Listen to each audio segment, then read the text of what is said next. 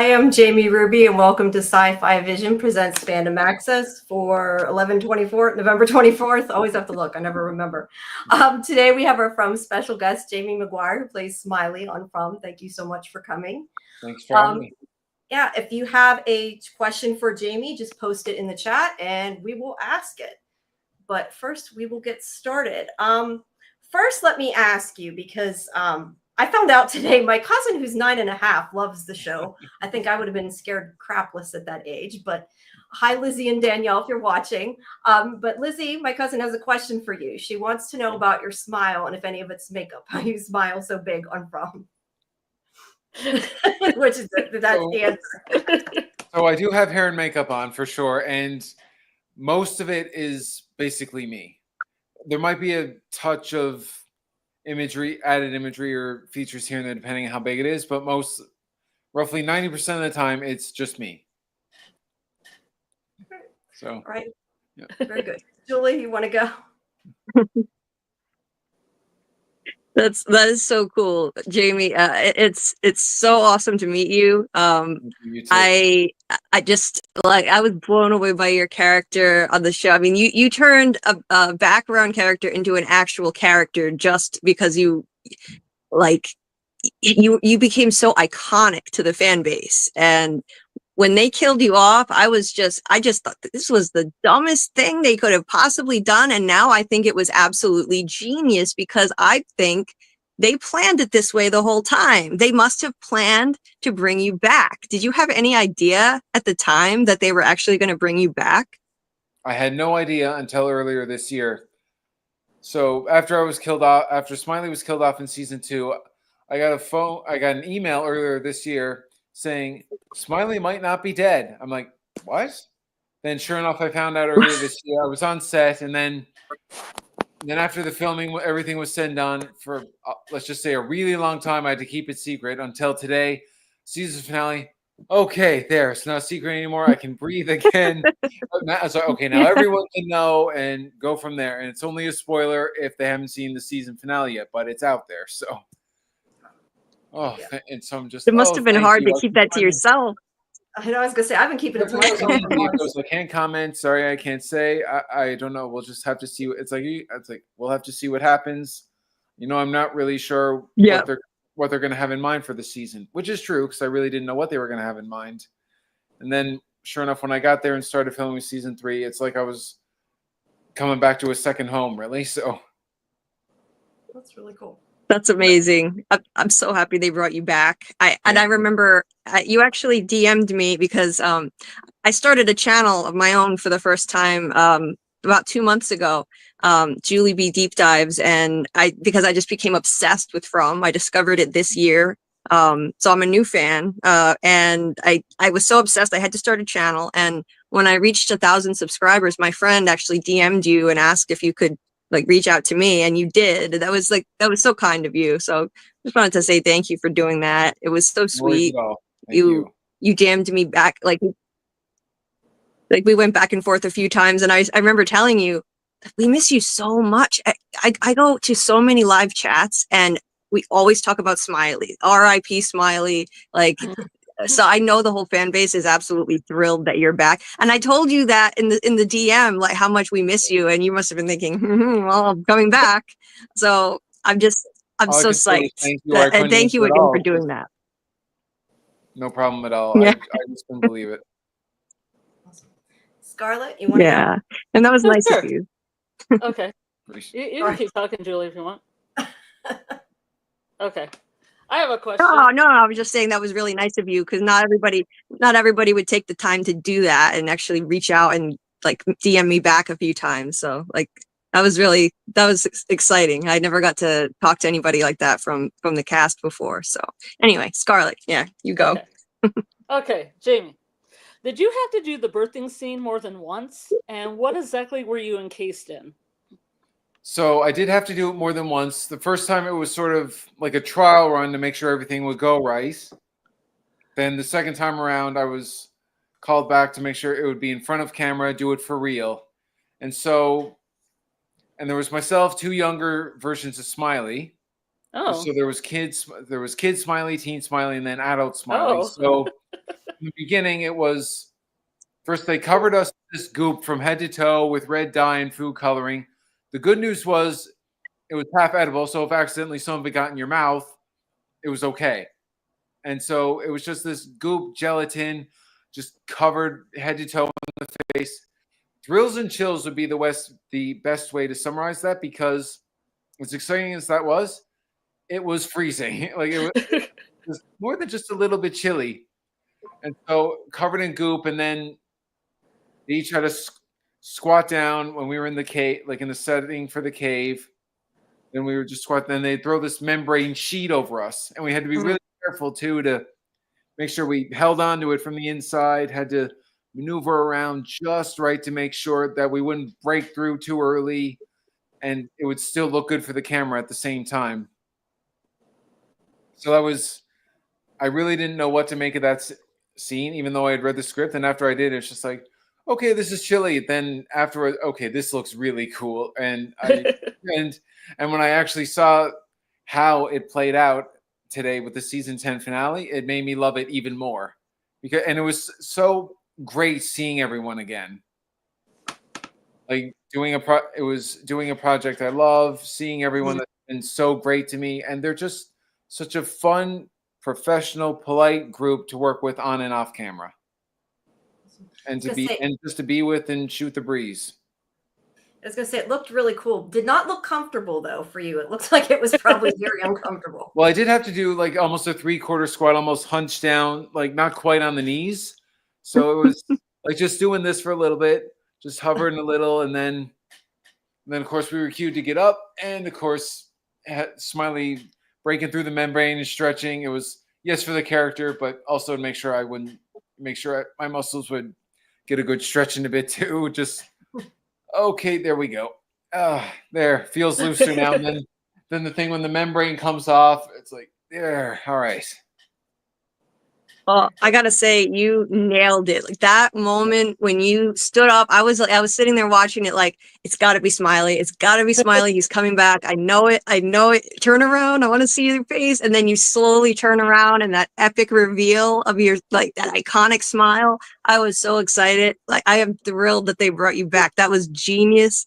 You are such an iconic, like, one of the most memorable parts of this whole show. So this is the smartest thing they could have done to bring you back.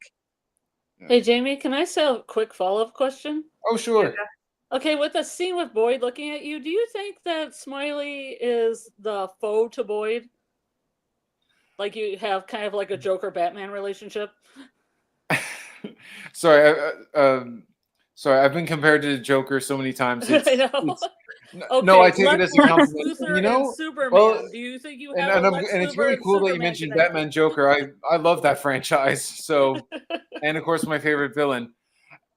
Well, I'm not sure what season 4 is going to bring, but after what Boyd did to Smiley in season 2, I kind of get that feeling between the big grin, the guy trying to make sure to keep his people safe, so to speak. Never thought of it before, but I could see that happening. So I'm not really sure what season 4 is going to bring. I'm just glad that they were able to have me back, have Smiley back, and do it in a way so brilliantly, and it would make sense, and it worked so well. Well, I was pretty excited because I thought you were only going to be in episode 9 for 10 seconds. I was real excited when you showed up in the. We were even thrilled with that. We were thrilled with that. We thought we were just like, we never thought we'd get that. Like, oh my God, Smiley popped up. Even though it was a flashback, people were just saying, "Oh my God, Smiley's back! Smiley's back!" And yeah, it's like, okay, I'm pretty sure I didn't tell anyone this. So, and it's like this is a flashback, and I'm still trying to keep all this a secret. It's like one more week, just wait another week, and then, like in my head, I'm saying about this. Okay, I just gotta wait one more week. That's all, and then once the season finale airs, then it doesn't have to be a secret anymore. But I know, right? I've been waiting to tell them. I'm like, when I invited you to come on, nobody knew, and I was the only one. I'm like, I'm thinking, just wait. You'll see the final episode because they didn't know it yet. So let me ask you. I know you don't know this yet, but I just posted an interview with Cordian. Do you think that they're going to come after him because he's saying that that Elsa's going to lead a revolution against you after what? You know, I'm sorry. A revolution against what? Sorry. Against Smiley. He says that Wouldn't Ellis su- is going to come after you. It That's what wouldn't he thinks. surprise me. I've seen a few memes on that where Ellis just wants to go bats on Smiley. Just well, there was one Maury Povich one that was just almost self-explanatory. It's just like, Ellis, you are not the. I was like, oh, dear. And Okay. I could honestly, I've seen that many memes. I just find it so funny, and I really don't know what to expect season 4. They're just such a great group to work with. However, the direction they're going to take it, I trust them. I really hope Smiley can continue as long as it fits in well with the writing, because they're great characters on the show. They're great actors off camera to hang out and be with. They're great people to be with. So I'm not really sure what direction it's going to take. I just trust them because of the work they've done. I'm not really sure what's going to happen. I'm just looking forward to season 4. I think we're all looking forward to it. So I have a question from Karen. She wants you to talk about the autopsy scene, how they did that. Like, was it Right. partially you? Was it all a fake? I mean, obviously the body was fake, but Oh how no! did they- Well, when they Or they actually open- cut in, it's me. yeah. No, sorry. When they cut in, it's fake. No, they don't Yes. cut into me. Well, otherwise I probably wouldn't be here right now. But the autopsy scene, because that's one of my favorite ones I've done. Well, apart from the rebirthing, the balcony, bus, and autopsy are some of my favorites, and I love doing it. I love being full on makeup, prosthetics, fake nails, teeth, the whole works. I'm lying down there, and I'm not sure if they cued the other cast or they let in the other cast members know when Smiley was going to do the finger twitch, but they would cue me either. I forget how they did it. It was either action or 1, 2, 3 twitch or something and go. But every time I did that, it genuinely freaked out one of the cast members so much that they actually said that's their favorite jump scare every time they watch or rewatch an episode because it gets them every time. Mhm. And It's one of my favorites. And I always love the whole, I guess, atmosphere you can call it on set, because it goes from, oh my god, it's like, because it goes from Boyd trying to kill Smiley to cut. It's like, oh man, hey man, how you doing? You good? Yeah, I'm all right, thanks. Give me a drink of water, I'm all set. And then offset, you got Christy freaking out over the autopsy and finger twitch scene, and cut Chloe and Jamie hanging out. It's like, hey, can I get my picture with you in this full gear? Yeah, sure, no problem. And it's on Instagram. So no, I just love that how it transitions so well. It goes from being worst enemies to such great colleagues, and I consider them to be great colleagues. And one day, should I be lucky enough to be considered their friends, I mean, everyone to me, they're cast, crew, fans, viewers. You're all friendly. They're all friendly to me. So I'm glad I've gotten to know them, and as nicely and as well as I've gotten to know them. So to answer the autopsy scene, it was really cool to do. And one other funny bit was I had to make sure I didn't breathe too heavy, because I didn't want. It's like, okay, you're a corpse doing an autopsy. You don't want, and it's like, and cut and out. Okay, there we go. It's like okay, why is his stomach moving during this? And what was worried was, and another thing that was worrying me was, okay, I really hope my stomach doesn't growl during this. It's like, okay, just think. It's like, okay, try not to think about food. Just remember, when you get home, you can have the steak the size of your head later. It's like, and cut. Okay, there we go. It's like, and then I couldn't really see or do much. So, how you doing, Jamie? Thumbs up. There you go. So that's funny. Yeah, it'd be hard not to move, I'm sure. Let's take a couple questions from the chat, and then we'll go around again. Nikisha wants to know how it feels to be so important to the From community. He's a bad guy, but we grieved his death. So how does it feel to know that we all love you so much? I really appreciate that.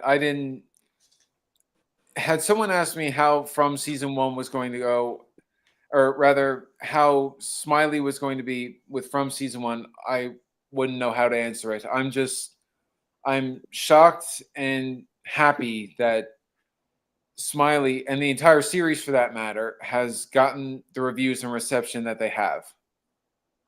I had no idea that Smiley would become such a well-known, let alone a well-liked character. But I really appreciate all the support people have given myself, the entire From team, and the series. And I just can't. I really appreciate it. I can't thank everyone enough for that. Yeah, I think you did a good job when it's a villain and everybody likes them because I've actually had a few people say, "Okay, you're the bad guy. Is it weird that we're sad that you're dead?" Or it's like, "You scare us so bad, we love it. Thank you for haunting our nightmares again." And this isn't sarcasm. So I'm just glad that everyone loves the series as much as they do, and for Smiley and the other characters to get such warm reception, I really appreciate that. Thank you. I know I'll never forget it. So, Julie, you want to go ahead? Yeah, that reminds me. You said haunting my nightmares. I have a friend who literally, my friend Petra. She literally had a nightmare that you were hunting her down, chasing her, trying to kill her, and she had to like go undercover and pretend to be one of the monsters so that you wouldn't kill her. Like that's how iconic you are. You are literally in people's nightmares, and in the best way though. Like that's how great you are now. You're back in this part. It does say a lot about you that you're a villain, and yet we all love your character so much. I mean, every single stream I've been in, people talk about it. People talk like, why did they pick you of all monsters to kill off? Well, for this, I think this was the end game for you to be reborn because of this genius story where the monsters used to be human. They sacrificed their children, and then they were cursed. They wanted immortality, and they were cursed to be like this. I mean, it's genius. It's absolutely genius. So I'm just so glad that you're back. And I did have a question I'm curious about. I'm curious. I've always wondered this. In season 1 and 2, you would always like run your hands over stuff like the banister and the plant, like you were fascinated by it. You looked like you were pretending to drive the bus. Was all of that in the script, or was any of that ad-libbed? And why do you think that they were like you were doing that? What was the purpose of that? No, all that was in the script, and I can't really say I can't comment for sure why that was, but I found every time I did that inside Colony House on the bus, it always gave it a lighter, sort of more playful, amusing atmosphere to it.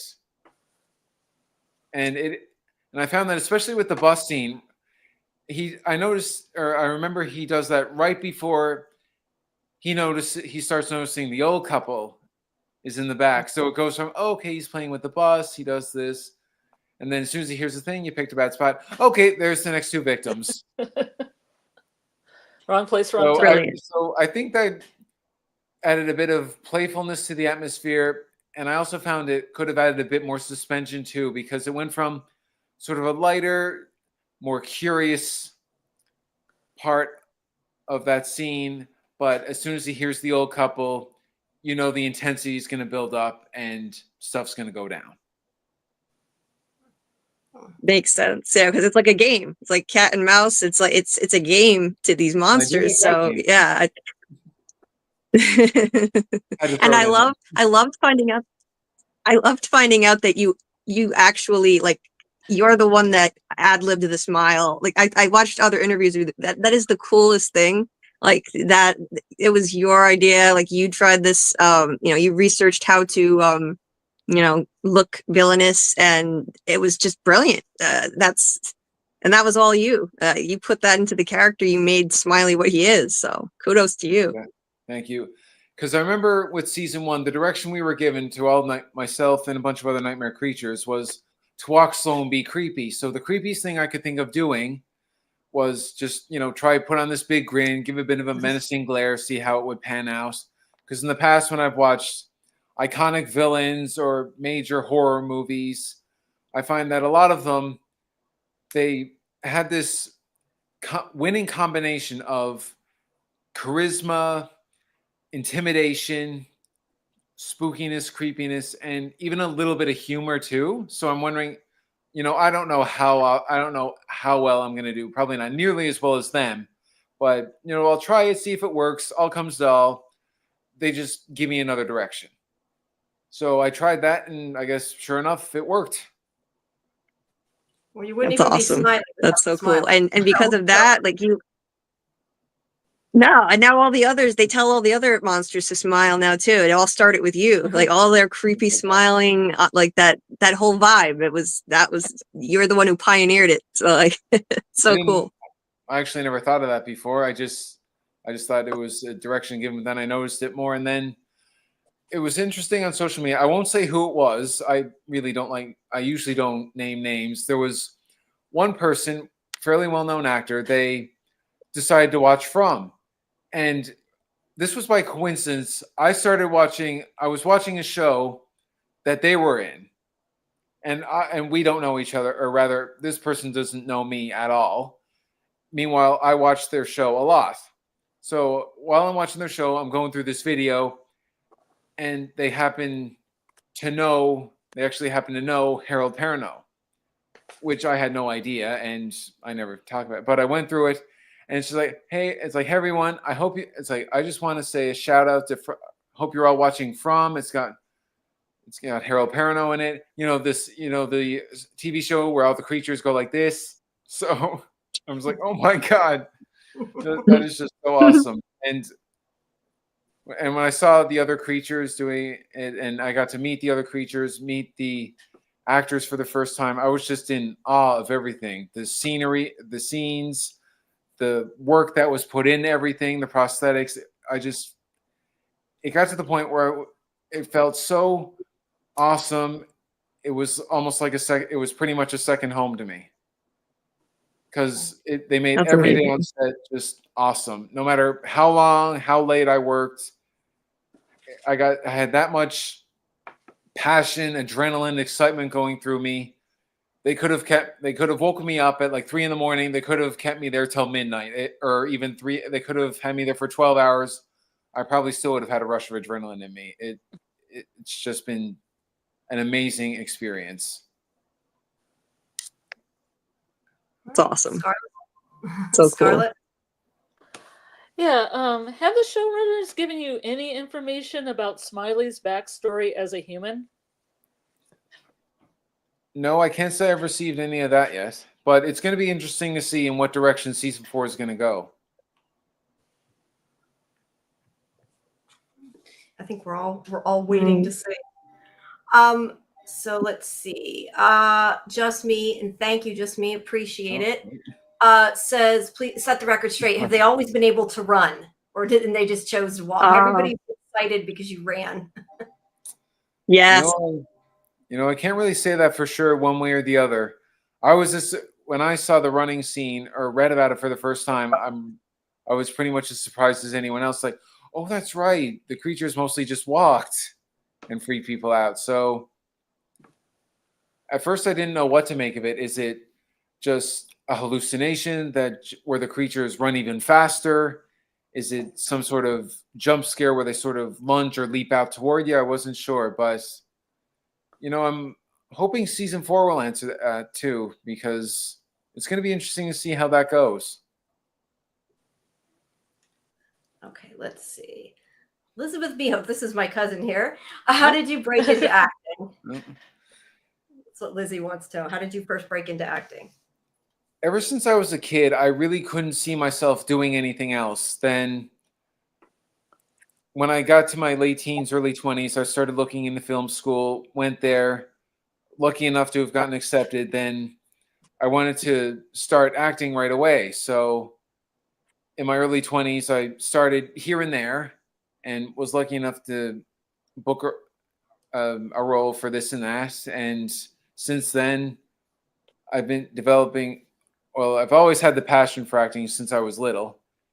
And then I guess since I became more comfortable with this, I finally got to break out of my shell a bit more, be outgoing. And I got to tell you, ever since From the broke out, it makes me more comfortable, more at ease, more confident from talking about the set on podcasts to meeting new people, specifically co-stars to vendors, other guests, just other and to fans. It's just been amazing. So had it ever since I was a kid, looked at film school, late teens, early 20s, then been in the industry for a bit, got this and that, and then was pretty much over the moon when I found out From got such the reception that it did.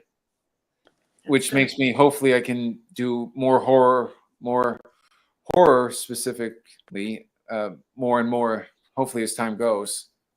And hopefully get to travel to more places, meet more people, and get more film work too. So All right, fair enough. I'm just I'm really happy and looking forward to doing all that in the near future. Let me, I'm going to pick a couple more from the chat and then I'll let you guys go again. But let me get through a couple of these. Dear wants to know, are you upgraded now? We're going to get any special powers or anything? Well, you know, it's interesting because whenever I watch everything from a Saturday morning cartoon, say back in the 90s, 2000s, I'm older than I look, trust me, and to big time movies, I find that whenever they get a new body or even the same body, just younger, I always feel that they're rejuvenated, they're stronger, and they have more energy, and their motives become heightened too, and the intensity rises in the scenes as well. Whenever, be it a hero or a villain, specifically the villains, because whenever a villain gets an upgrade or turns back the clock on them 30 years from being to, say, an old man to, or I should say 40 or 50 years, to being back in the prime of his life. Ever since I was a kid, when I'd watch movies and shows like this, I'm like, oh, okay, stuff's going to go down now. This guy or this woman, they just got a lot. This villain just got a whole lot stronger. And this is going to be really exciting. Be it upgrading, looking younger, transforming to a different creature. It really had me on the edge of my seat a few times. So I'm not sure how. I'm hoping Smiley's upgraded because, well, I just think it would be really cool. And well, considering the condition that they left the previous body in, throat cut, blood infected, autopsy, cut open, cremated. He said everything happened. It's like, okay, it's like your old body's ashes now. So how would that really work? So I'm not sure how it's going to go, but I'm really excited that it's so far gone the way it has. Let's see. What was I lost the one I was going to ask. Oh, I know what I was going to ask. This is what I was going to put on. Hold on. I'm trying to click it. Also, he says, is Smiley going to call Boyd Grandpa now? That's funny. And I've often seen memes or photos on the internet. We're on the sonogram. It's like a kid, and then or like a baby, and then it's just like my face on it, and just like Smiley's face on it. Yeah. Although that'd be kind of weird. He walks in Yes. like Grampy, or even funny, walks in or like just breaks down the door at Colony House and either goes like, "Mommy, I'm home," or just like "Hey, Tana." So, that's funny. so I'm not really sure. It's like, but or if Boyd tries to kill him again, it's like. It's like, Pop, please don't tell me you're going to do this again. So do you read a lot of the stuff that's online about the show? A fair bit here and there. I'm on a From fan Facebook group here too, and I'm always after season 1 finished, I decided to join a From Facebook group to see what other people thought of the show because I thought it was really cool to be a part of it, see how it would go. And I'm always interested to see how it would go and what people's thoughts are on it. From theories to what characters they like or not like as much. And I mean, I've had so many mixed reviews going from I hate you, you haunt my nightmares, I love you, you scare the heck out of me, yet I enjoy it. I thought you were dead. And it just comes with it's like I thought you were. It's like why are you back? It's like you do know I'm going to leave sleep over about this again now. It's like okay, I thought I could rest after season 2, but come on, man. Yeah, but that's the best part. Oh no, I often take those as compliments. It's like you're so scary. Thank you. let me ask you, I was going to ask you if you've seen any theories, but is there something like you really want to know? What do you want to know personally about the town or about the monsters? You know, I usually don't like to come up with too many theories or speculate because I just like every episode, every script that I see, every scene. I think of it as a nice surprise. Because that way there's no accidental spoilers in case the theory is right, or there's no accidental leaks either. Now, if I happen to see an episode early ahead of time, that's a different story, but I usually like seeing it as a big surprise. So I respect everyone's opinion, their opinions about the show, the way they want to see their direction going in, their thoughts on what they're hoping will happen. I just like seeing the episodes as they come, unless I get it early, of course. And for me, every time I see a new episode, I like that because I'm seeing it for the first time. There's no accidental spoilers. There's no like, okay, yeah, I saw this happening. Even scenes I was in, I'm like, okay, this is even cool. It's like, I know I did this. This is really cool all the same. It's like, yes, I did this. Yes, I remember doing it. But this is the first time I've seen the full scene doing it because I went from acting it out and living it to actually seeing it on film or on TV. And I like that because it's a nice surprise. Very cool. Julie? Well, I am somebody that really goes down rabbit holes with theories. Speaking of theories, and that's why I started a channel, because I was spending hours in Discord groups just writing paragraphs and paragraphs of what I think is going on here in this show. And so I started a channel. I do really long videos and extremely long live streams. Like my longest one was 11 hours, which is kind of insane.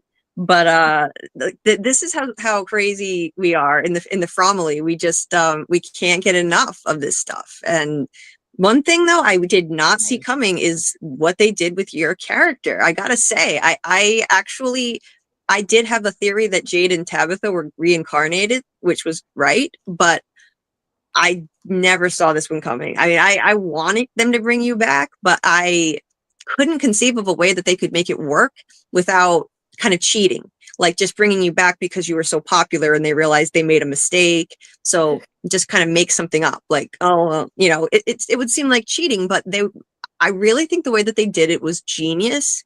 Right. Because if you were supposed to be immortal, then you were always going to come back. And of course you would be. We were actually, my Scarlett here is my co-host in my live streams, and we were joking. I was joking. I think she was serious. I was joking that you were going to be. Yeah, yeah, Scarlett. You thought that he was. That's why Smiley would come back. Sorry, Julie. A dream is a wish your heart. And I was kidding. I would joke about it, like, oh yeah, it's gonna be baby Smiley on the sonogram. I saw those memes. I never thought it would actually happen, but I thought it was brilliant.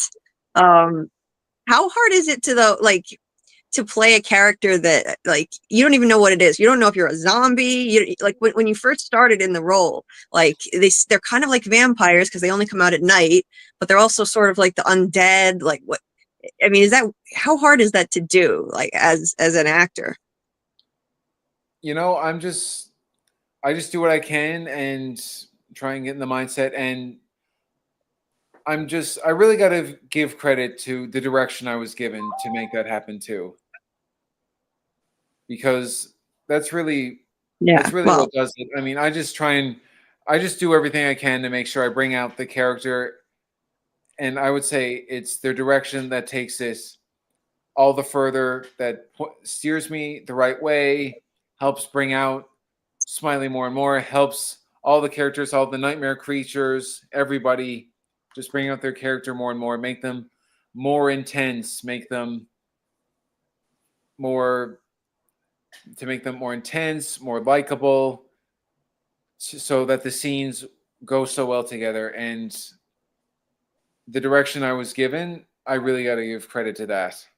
So I think being an actor, yes, it's not the easiest thing in the world for certain actors to do certain characters, but the direction I was given, I'm glad it was, because it was so well, and I'm glad I was able to do what they asked of me. Oh, you're so humble about it. You know, I love how humble you are, but I Believe really in think giving credit where you credit is just, due, and that's where I believe where the credit is yeah. due. So, I mean, I Well, was given the that's direction, watch, awesome. go, You and be know, creepy. So I just thought of that, and sure enough, so. And then they gave me direction for inside Colony House, the bus scene. Well, they gave me direction for all the scenes, but I'm really glad that I have such wonderful, knowledgeable people steering myself and all the other cast and crew in the right direction, because they make the nice. scenes all the more. Because with such a great team, you know it's going to be enjoyable. When you pull off such great scenes together, it makes it even more enjoyable. That's awesome. Yeah, that's so cool. But That's why yeah, it's never a dull you moment for me. deserve credit too, because you really you made that role your own. Like you put something so unique in it that like that character that made it what he is. And so I think you deserve some credit too. You should Thank you. pat And yourself on the back too for that. thanks. I would, but I don't want it to seem. I would literally do that now, but I don't want it to seem like I'm bragging or too much. But I gotta say, all the compliments I've received, some have been more unique than others, but I'm really grateful for all the compliments I've been given, the entire cast and crew the series has given.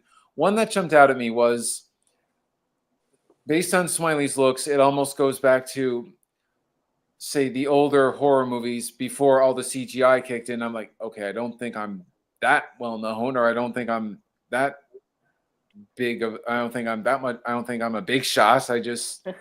But to be compared to that in a great light is incredible. And because I love watching all genres of horror, every decade and century in horror. I mean, I've seen it.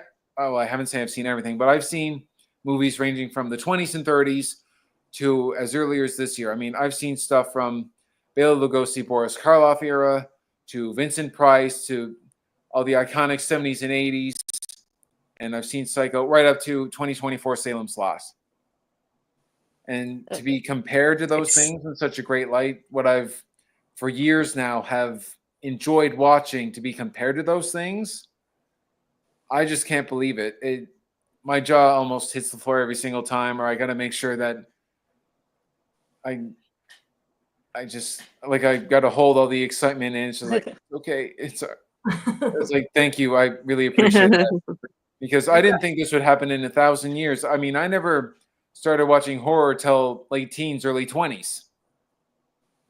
I mean, the scariest thing I watched when I was a kid was probably Disney or Peanuts or like Scooby-Doo on Zombie Island. That was pretty much it. But since then, when I got to adulthood, I'm just like, okay, worst case scenario, I watch this, I get a couple of nightmares, I learned my lesson the hard way. But over time, just learned to appreciate it more and more. And I'm so happy that the horror genre has become more well-liked, more well-reviewed over time, because it really is a fun genre to do.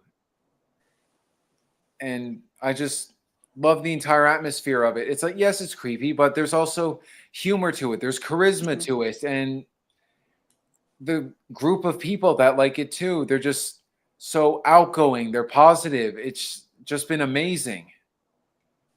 And when I went to a convention recently, saw all these people, from guests to vendors to fans. I had nothing but nice things to say about everyone. And to get such a warm reception, and I almost didn't want to leave. I just didn't want to leave Texas pretty much after I was there. It's just, and I'm not just saying that because I love heat. So yeah. You need to audition, because I don't remember. Somebody told me, they asked why you weren't in that. You need to audition for one of the Smile movies when they make another one. I appreciate that. I've heard that a bit too. Yeah. When Smile first got released, the first one person actually commented on a social media group saying, well, they done our boy Smiley wrong. They left him out. Yeah. And then when I saw Smile 2, it's like, okay, why is he not in this? But then when I looked at it, I was like, okay, you got Jack Nicholson's real life son, and like in my head, I'm going, okay, you got Jack Nicholson's real life son in it. You got the son of the Joker in it. So he's an accomplished actor who's also the son of a well-accomplished actor. So let's see, him, a guy who's known for freaking people out with and without makeup. So got it. So who wore it better? My vote will always go to Jack Nicholson. Ray Nicholson is no exception to that. I'm pretty sure I haven't seen Smile 2 fully yet, but I know if he's anything like his father, he pulled that off perfectly. So I'm sure. Scarlett, do you have a question? Yes. Yeah, I have 2 questions. Have you seen any movies with Lon Chaney in them? I did see Wolfman, yes. Okay. Yeah, I did see Wolfman, and I know this one's not horror, but I did see. Well, this one's not horror. I think it was him and Burgess Meredith of Mice and Men, but Oh yeah. but I am familiar with Lon Chaney, and I mean Vincent Price will always be number 1 in my book, but Yeah. But I do like. But Boris Karloff is amazing too, as is Lon Chaney, Bela Lugosi, Sir Christopher Lee. May all those guys rest in peace. And Yeah. I mean, I love pretty much all the horror franchises, and I think I actually have a shirt that actually has like the words Horror Squad written on it. Then it has everyone from Ghostface to Chucky, Michael Myers, Jason Voorhees, Freddy Krueger, Pennywise. If I'm leaving anyone out, I certainly don't mean to. I mean, I got the shirt. I'm still trying to remember everything. And I love I love certain horror movies more than I do others. But the direction they take it all in, even originals versus remakes.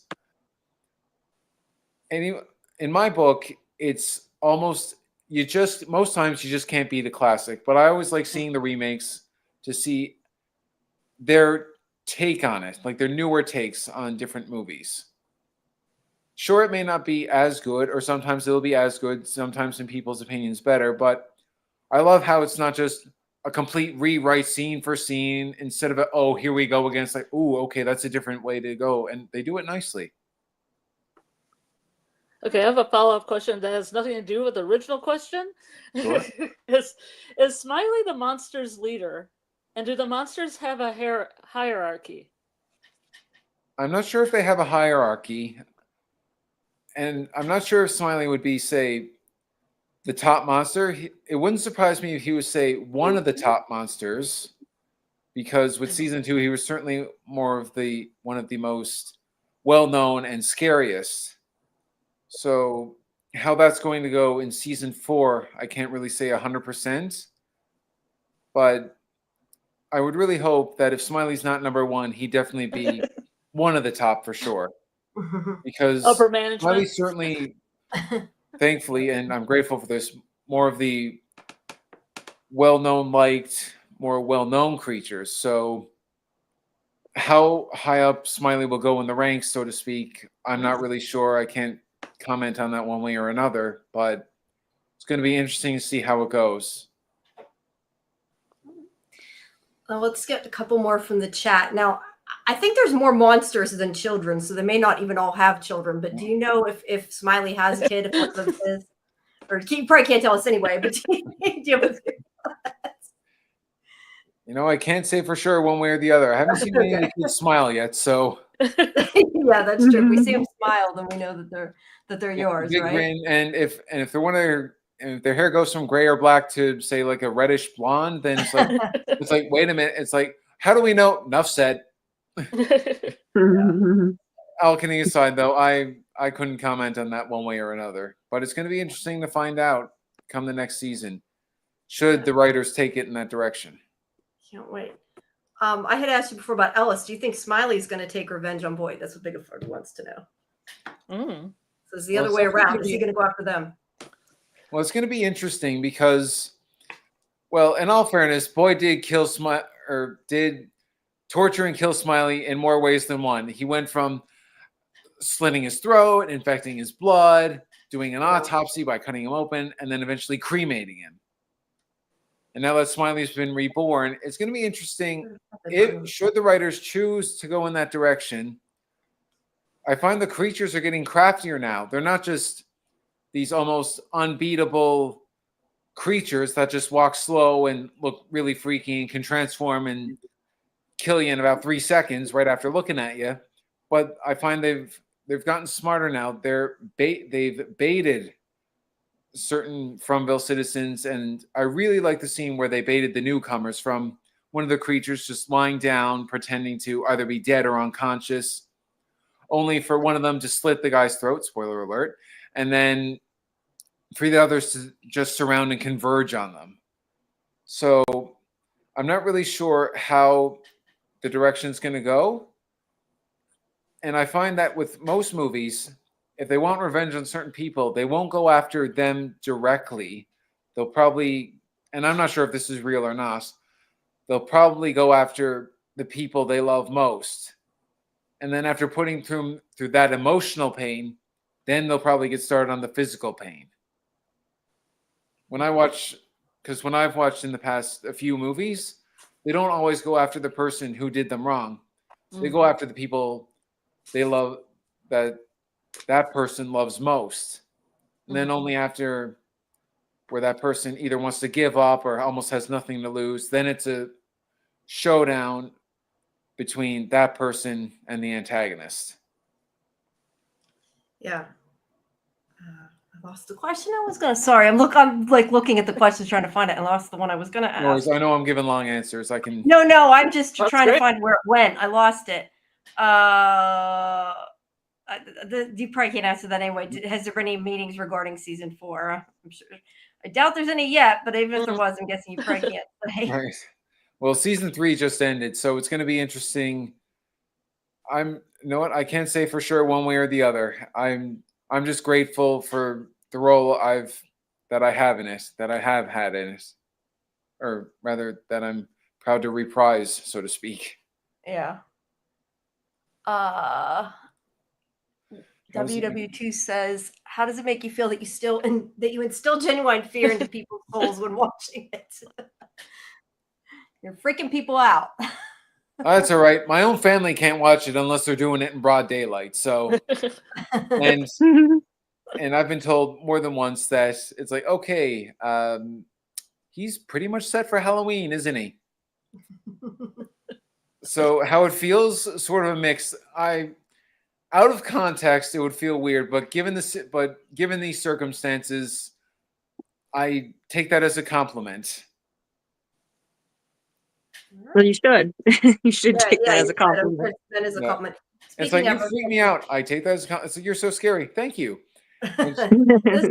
This is a comment that Gladys says are fantastic and a pleasure to watch, even though you don't have much dialogue. Your body and facial expressions are amazing. So that was a comment, not a question. That really means a lot to me. And someone once said this, I can't remember who exactly, and I'm really appreciative for whoever said this. They said, you're amazing. You do so much with so little, by which I'm pretty sure they meant dialogue. And I just couldn't thank them enough for it. And I really appreciate that. So thank you very much, Gladys. I really appreciate that. So you do a lot with just your face, so it's probably hard to not have as much to work with too a lot of times. Actually, most of the smile is pretty much just me. So it's just like, and there you go. All right. Well, Danielle, how many I was just gonna say, how many people could actually make such an impact with so few lines? That really says a lot about you and what you do with your character. I mean, I can't tell you how many times I've seen clips in live streams replayed of you saying, "I like this game," or "You picked a bad spot." I mean, I've seen so many memes with "You picked a bad spot." My favorite one's got to be where it's Smiley looking down on Sheldon Cooper from The Big Bang Theory, and then meanwhile Sheldon Cooper's like, "No, excuse me, this is my spot." I haven't seen that This one. is so funny. Any other projects? None that I can't comment on that just yet. But I'm really hoping, please God, in the near future, be it in Canada, the US, other parts of the world, that I'll hopefully have great acting gigs, especially in horror, in different parts of the world, because it just feels honored. And I just feel so grateful that people from different parts of the world, not only do they watch the show, but they love the character, and that should I be lucky enough to go there one day, they'd welcome me there. And if not all, a lot of these countries are on my bucket list too. So, hey, I'm looking, be it a vacation, film work, conventions. Hey, first flight there, I'll be there with bells on. So we'll have to look forward to look for you in other roles, and maybe it'll take you to a clear across the globe, hopefully. Well, here's hoping. Go ahead, Julie. Sorry. But it seems like you were just made for the horror genre. It's just you're such a natural. It's like it seems like it's what you're meant to be doing. So I could totally see you in all kinds of horror roles like this. Although I hope you stay on until the very end of From, like however long it goes. Oh, I really hope that's the case. But you know what? If someone before From, if anyone had come up to me or anyone who knows me and said, he might be well known in horror one day. And it's like, oh yeah, right. Have you seen his House of Christmas? It's like, sure. It's like, but he's got such a big, okay, the guy's got a big grin. And your point is, but after seeing From, like, okay, I know what you mean. So you need to send out Christmas pictures to people, like with your big tree. Actually, there was a Christmas photo. There was a photo of me. Like I dressed to the nines for the holidays, and there was one where I'm in a suit. There was one where I'm in a suit, and there was one that's like, okay, I'm not sure if we should be more or less terrified of him now. It's like and I found that funny because at least with Halloween, it's like, okay, we know what we're getting. It's like, okay, this guy is freaky and he's dressed up for Christmas. And he's not even saying Merry Creepmas. And he's not even looking, and he's not dressed as the Grinch or Krampus either. Although, but it's a very Smiley Christmas. Yeah. Oh, yeah. Go ahead, Scarlett. Do you have a favorite From character? It's really hard to say that because I've met so many of them, and I find that every character in the show, Fromville citizen or creature, they have their own strengths and values. They bring their own unique persona and attributes to the series. It would be really hard for me to pinpoint what one is my favorite. Because after seeing the show, after seeing the series, after seeing the seasons, the show, every episode, meeting so many people, I'm just glad I got to meet everyone, see all these different characters. I just think it all goes so well together. I don't think I could pick a favorite. That's fair. Thank you, Dieter. We see that. I got another question here. Right. Just Me says, during the Colony House massacre, what was the substance used for the fake blood dripping out of your mouth, and was it gross? It definitely wasn't gross. If anything, it was pretty cool. Because I love the industry so much. I always like seeing what they use and how they apply it. And so yes, don't worry, it was fake blood. And yes, it was, and it wasn't me bleeding either. So I'm pretty sure it was mostly food coloring. So the only concern I had, being diabetic, the only concern I had was, okay, this might raise my blood sugar a little bit. Worth it. I get to look really freaky and doing a scene I love on a project I love doing. So just like put this in the mouth, have it drip down a little on the clouds. Just as long as you don't pass I out. I know. Sorry, you could only see my hair there. I'm pretty sure there was a big orange light going up there. It's just, but no, it was just awesome. And when I did prosthetics for the first time, I had never done that before, so it was pretty cool to see how and what they used and how it was going to work. And I just loved everything from the fake blood to the prosthetics, the mask. The end results have been fantastic to look at in the mirror and to see on camera. Yeah, how long does that take to apply, the prosthetics you used? Okay, so the prosthetics, so the full-on Smiley creature mode gear, I would say takes roughly 2.5 hours, give or take. As for the hair and makeup, depending how long I'm overdue for a haircut, maybe half hour to 45 minutes. And it's funny because when I was my very first day on set of From, going back season 1, I almost had a mop head going on. Like, it had been a long time since I had a haircut, and I was like, okay, don't cut it yet. And I just, leave it long, see what they want to work with. And then sure enough, after they had the haircut, the first thought was, yay, I can see again. And then it was, I wonder, well, the second thought after that was, I wonder how, filming this is going to go. But sure enough, after I was walking around a little bit, left the trailer, it was almost like it was an interesting, almost before and after thing. It's like, who's that guy? It's Jamie. No, really, who is that guy? Because my hair was that long, you could barely see my eyes. I could barely see him in front of my face. So it was just, since day one, it's just been an amazing project. And I'm glad that I consider myself lucky for my character to have gone in the direction that it has, and for the series to have gone in the direction that it has. Karen wants to know, and you sort of talked about being in Texas, but are you going to do that, of any conventions or anything, or do you hope to?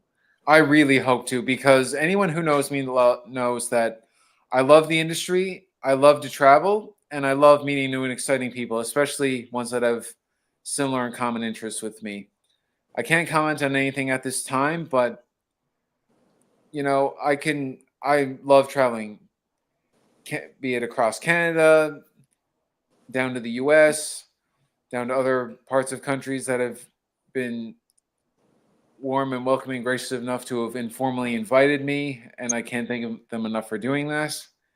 And I also like learning new languages, and whenever I go to a new place, I always like looking up either official languages or highlights or sites or must-dos.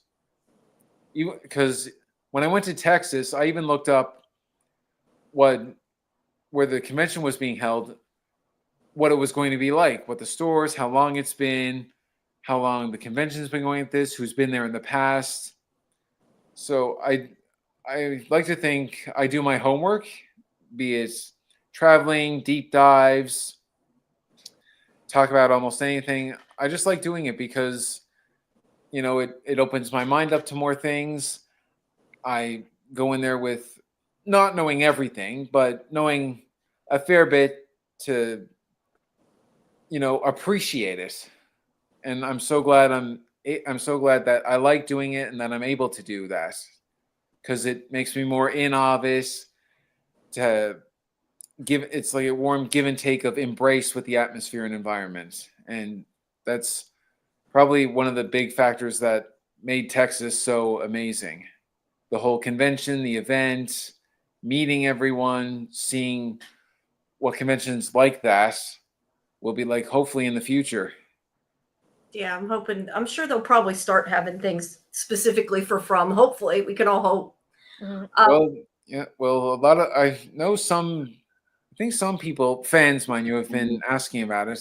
How that's going to go, I'm not sure. I'm just grateful to even be hopefully thought of for a category, be it for From, or any convention, or horror con in Calgary or down in Florida, because I've not done Halloween Horror Nights yet. So that's that's fun.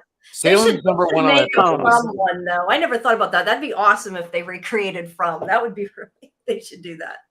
Someone actually pointed that out to me. He's like, okay, can they do that? I'm like, I'm not really sure. That's not up to me. Although that would be an interesting concept if Halloween Horror Nights did like a From night here and there. If they did like a Nightmare on Elm Street this or Halloween that. But looking at different places around the world that I've seen with Halloween, Ireland, Prague, Halloween Horror Nights, number one in my book is Salem, Massachusetts.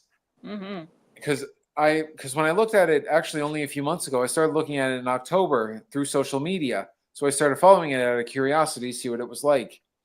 I couldn't believe they followed me back. I was so grateful for it, and just made me appreciate it more and more. Because every time I was like, okay, why am I not there right now?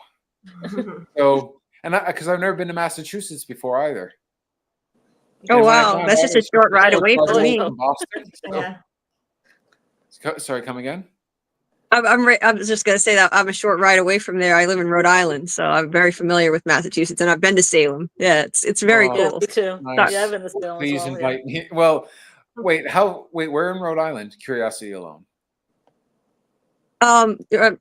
Short drive away from Providence, from Providence, cool. Rhode Island. Yeah, I live in West Warwick. It's a suburb but near Okay, cool. Providence. Haven't been in New Yeah. England yet, so that's why I'm asking. So Mhm. I Yeah. just really hope you're there. And because when I see like what they do and how long they celebrate everything in Salem, I'm like, okay, these are almost all of my favorite characters in one place. Why am I not? I mean, Yep. going there, I'd feel like roughly 20 plus years younger. Mhm. I'm pretty sure propped in there. Now, how well any cast of film will be recognized in Salem, knock on wood somewhere, that would be fantastic. But me, I'd be like a kid at an amusement park going, oh my God, can I get my picture taken with this character? Can I shake hands with that character? Can I go into this store, please? I promise not to buy out the entire store in one day, okay? I do have some impulse control. I was just gonna say, I know that you've been here a long time, and I know it's getting really late for you. Oh, no worries at all. Oh, it's all right. It's actually, it struck midnight a while back, but whenever I'm doing stuff like this, I get such adrenaline. It doesn't really make a difference to me what time of day it is. And I've lived in different parts too. So jet lag, give it a day or two, I'll be fine. But my biggest concern is as long as I'm not keeping you, I'm all right. So Okay, well, I was gonna say, let's let Julie and Scarlett go again, ask another question, and then we'll. So I want you to get some sleep. Go ahead, Julie. Oh no, I sleep very little anyway, so it makes no difference. It doesn't make much of a difference to me, and I don't have a lot on the go tomorrow morning either, per se. Well, maybe hopefully getting a bit more decorating for Christmas done, but aside from one last tree, it's mostly just odds and ends around the house. I was gonna say, be Nice. careful what you wish for because sometimes we go 11 hours. Yeah, no, I don't think he wants to be with us. I remember there was one time I did an interview. I won't say what, or there was one time I was talking to someone, just having a natural conversation. I remember, I don't think I got to sleep till 2:00 in the morning. And I was up at either 6 or 7 having breakfast. Oh. And you know what? And I remember one night, I'm pretty sure when I was luckily enough, a buddy of mine was kind enough to pick me when I was done on set with From one night. It's like 2 or 3 o'clock in the morning. My friend was nice enough to take me back to my place, and then so I could just crash out for I don't know what you want to call that, late morning or early morning, and then just take it easy. And that's why I said time, place, jet lag makes no difference to me. It doesn't matter if I'm there for half hour, an hour. It doesn't matter if I'm there 8 to 12 hours. Because I get so energetic, enthusiastic. It's just such an adrenaline rush, such a sensation. It's like, okay, I'll sleep when it's done. How's that sound? It's like, okay, wait, you guys sure you're done? You don't need me? It's like, okay, all right, no big deal. All right, have a great night or morning, I guess. Either way, take it easy. See you around. Nice. I was wondering, I'm amazed by the set that they built up in Nova Scotia for this, the town, with all the building facades that they constructed just for this show, and I remember hearing in other interviews about the caves, how elaborate the cave area is. That scene that you just had in that episode 10, that was so cool. Just seeing you coming out of that weird pod thing surrounded by all the other monsters. What's it like filming in that cave area? Like that looks like so much fun. It was pretty cool. It felt like it actually felt like the real deal. And where I've lived before, I've actually gone inside ice caves. I mean, when I lived in Alberta years ago, we used to go a bit of, just leisurely hiking, and we used to slide in our stomachs inside an ice cave, go up and just see what everything was like. Then walk into a cave. When I walked in there for the first time, it was like stepping into another world. Because it goes from, okay, you're behind the set, you walk in there, okay, this is awesome. And I remember the first time I did Colony, I was inside Colony House too for the first time. One of the first things on my mind, and I'm just like sitting on a couch that was there, I'm thinking, okay, this style of house is really amazing. And actually see myself one day in the future owning a house similar to it, or at least decorating for the holidays to look at, because the main area had such a great place where you could decorate for the holidays. It was high enough level where it was fantastic. So for me to step on set, being inside a house, inside a cave, be it even in the woods for that matter, it just, as soon as like I'm in camera, it's like a whole other world, whole other universe. It's just, it's surreal.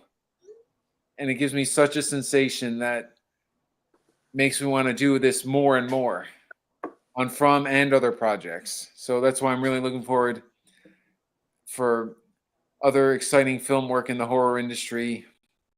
Please God, roles that'll be as well known as Smiley someday, and as well as the rest of the cast. I mean, that would just be dreams come true, Christmas coming early, one or two of my birthdays rolled into one, however anyone wants to put it. Well, I'm sure you're going to get there. I know it. I know it. You were meant to be doing this, Jamie. Really. I just can feel it. Thank you. You're a natural. So, and it's so kind of you to give so much of your time, be so generous with us. So it's just it's so nice of you. It just says a lot about you. You're such a humble person, and you just seem like a lovely human being, really. Thank you. It's just a pleasure to talk to you. You know, we appreciate you coming on the show and giving us your time and giving up your sleep. Hey, I give up my sleep on a regular. Well, I shouldn't say give up my sleep. I usually go to bed early and I wake up early, but some nights, I mean, last night I couldn't go to sleep for love or money. And knowing what was going to come tonight, it almost felt like, and I know it's still a month away, but it almost felt like Christmas Eve because, think of it this way. A kid's so excited for what's going to come the next day. He or she can hardly sleep. To wake up in the morning knowing that there's going to be a nice surprise, in this case, the season finale in store for them. And then just knowing you're going to have an adrenaline rush until it's time, until you go to bed. Yeah. And I've actually felt that the same way when I was getting, not only going to Texas or waking up in Texas, going to a convention, but I was just so eager so I could wake up and get on a plane so I could start my journey to Texas. That makes sense. I mean, that's how excited I get. I mean, I count down the weeks, days. If I really can't sleep, sometimes the hours. Then, nice. As long as it's, as long as it's within, say, less than a week long, then it's like, okay, 7 days, 6 days, 5 days. I mean, I could count to 90 plus hours, but, let's just reach the 48, 72 hour mark first and then just go from there. Well, you must have been so psyched when they called you to come back on the show. I mean, how did it feel being back with the cast again? Like being with everybody amazing. Again. I'm pretty sure, I'm not sure if I said this earlier, but when I met most of the main cast with season 2, seeing them for the first time, it was just awesome that they came up and introduced themselves to me. And they did it so politely, naturally. And then with season 3, it felt like coming back to a second home. And I got to meet some new and exciting people. Getting a haircut, I met Ian for the first time. With season 3, I'm getting a haircut. Ian walks in. It's just like, hey, it's like, hey, Jamie, Smiley. It's like, hey, Ian, right? And then sure enough, after he was done, Scott comes in. And we introduce ourselves. And I just found that to be so cool. And interacting with them. And even though I had met Harold before with season 2, I see him walking around. We just happen to be going in the opposite directions. As soon as he sees me, he goes, hey, Jamie. I'm like, Harold, great to see you again. It just felt so great. And parts of the crew member, it felt great to just shake people's hands and just see such friendly, familiar faces again. And just, it was a whole welcome back, thank you, great to be back deal. It was just so amazing. I almost in the trailer, I almost choked up. I was so happy. It's just like, okay, it's like save for one of the days. Come on. And then even, and at the risk of sounding corny, even this morning when I looked at the finale, what people were saying about myself in the show, it's just, all right, keep it together, come on. It's just like, because it just felt so amazing. It feels so amazing to be part of such a wonderful experience, to be part of such a sensational crew. And for having such great people like yourselves reaching out to me, to interviewing me, to thanking me for being on your show, when really I should be the one thanking you, which thank you again 50 times from 6 ways to, let's say, from Sunday, but today is, well, technically it's Monday here, so I can't thank you enough. So. We're glad that you came. We appreciate it. Always. Scarlett, do you have another question? Then we'll Yeah. get some sleep. Would you want Smiley to get a different clothing in season 4 or still rock the cardigan look?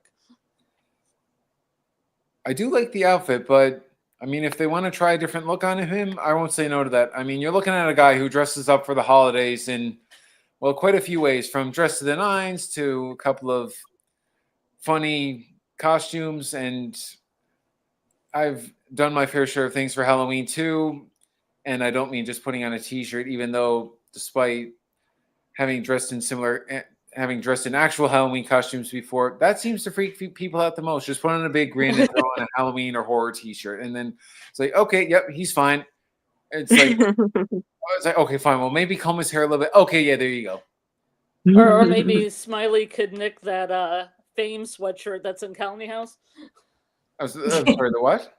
The Fame sweatshirt for the TV show Fame. It's about dancers. Oh, right. Oh, Fame. Sorry, I couldn't hear sorry. you at first. That'd be an interesting take. It'd be, oh, geez. I could see that as a meme being for almost every like parody music video. And so, like do an original thing, throw that in, or like one of those, what is it? Oh, yeah, Ghost. Oh, right.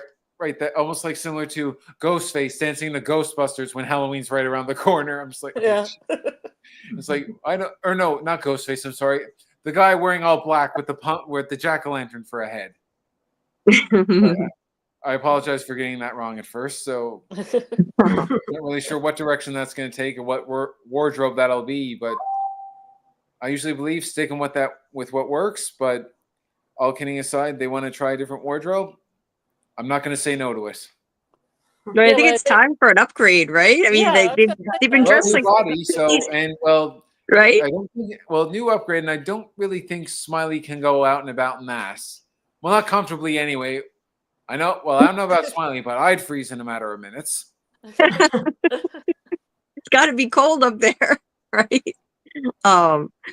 But like they're all dressed like they're from the 50s and 60s. So it's like, when are these monsters going to update? They've probably been here for hundreds of years. We think this place has been here and they're still dressed. Like, that's the thing that we question a lot in the fandom. Why are they still dressed like they're from the 50s and 60s? Are they ever going to change? Like, they couldn't have always looked like this. So yeah, like we're wondering if Smiley's going to have a different wardrobe now. Maybe he updates. I don't know how this works. Goes from the current look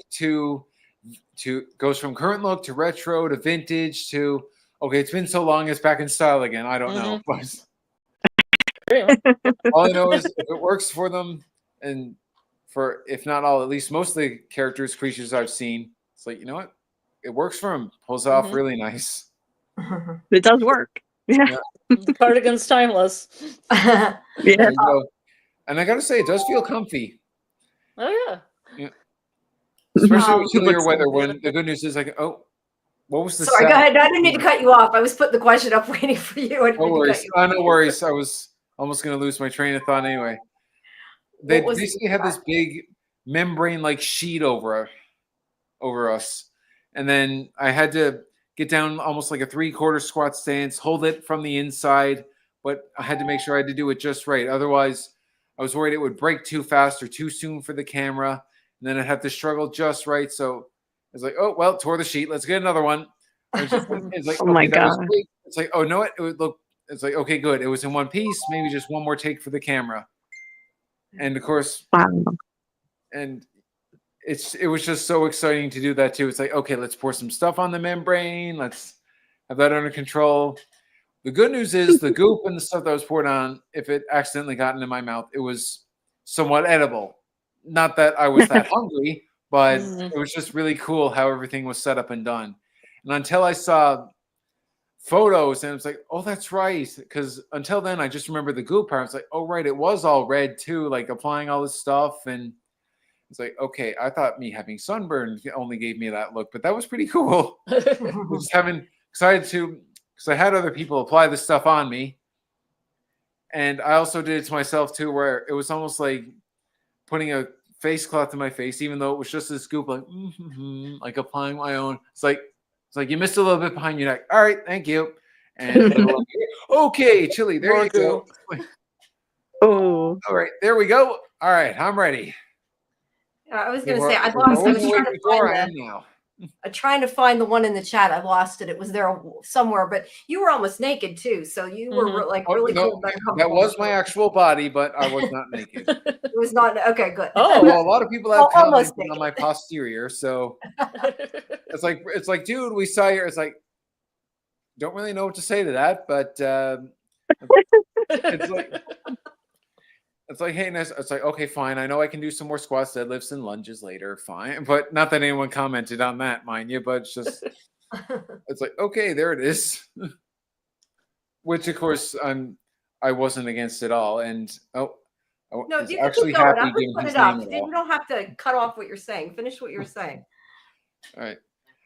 No, it just felt really, you know what? It was a cool scene to do. And a lot of people asked if it was a double or were you naked the entire time? No, it wasn't a double. No, I wasn't naked. I did have stuff on that did cover me up, and plus I was covered enough in goop anyway. So insulated. Yeah. So, but I was definitely not naked. I can tell you that much. Well, that would have been so weird and awkward. Like I would never be able to do a scene I would have felt so weird, like if I had to do a scene like that. So you did have something covering you up because we couldn't tell. Yeah, well, I did have something cover up me, apart from the goop and red dye. But yes. So no. Not that, and no, it wasn't a bodysuit, but it was enough to say I wasn't naked. So. At least I was going to say, with the way people are screen capturing this, I don't think you want to be anyway. What? No, I mean, that didn't come out right. I mean, the way they screen capture the show all the time and take 20,000 pictures. I just meant you wouldn't want to take it on a show like that, or they'd be splashed all over the internet. Okay. No, I just said because I couldn't hear you. That's all. Oh, no, okay. No. I just said because I couldn't hear you. I mean, I've heard everything under the sun now, so. It makes no. I mean, I just said because I genuinely couldn't hear you. No, it's okay. I mean, I've heard everything too. Is that actually you? It's like, okay, please tell me you weren't naked the entire time. It's like I wasn't naked at all.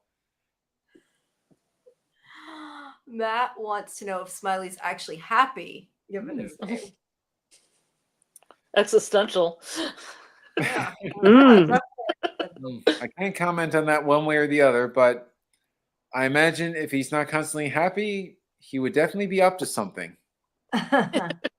Well, I mean, despite it being his name, or even though it's his name, smiles when he kills people. He smiles right before he dies. That's true. Yeah. And well, I mean, who wouldn't be smiling when you've been rejuvenated and reborn? So, so it is an interesting question, though. It'd be interesting to see how that goes. Yeah. Here's another one that's interesting. You probably can't say, did you hijack the pregnancy? Or, so in other words, were you originally there the whole time, I guess, is the question. Or did you hijack? That would have to be the definition of hijack a pregnancy. There were younger versions of Smiley in the membrane before then.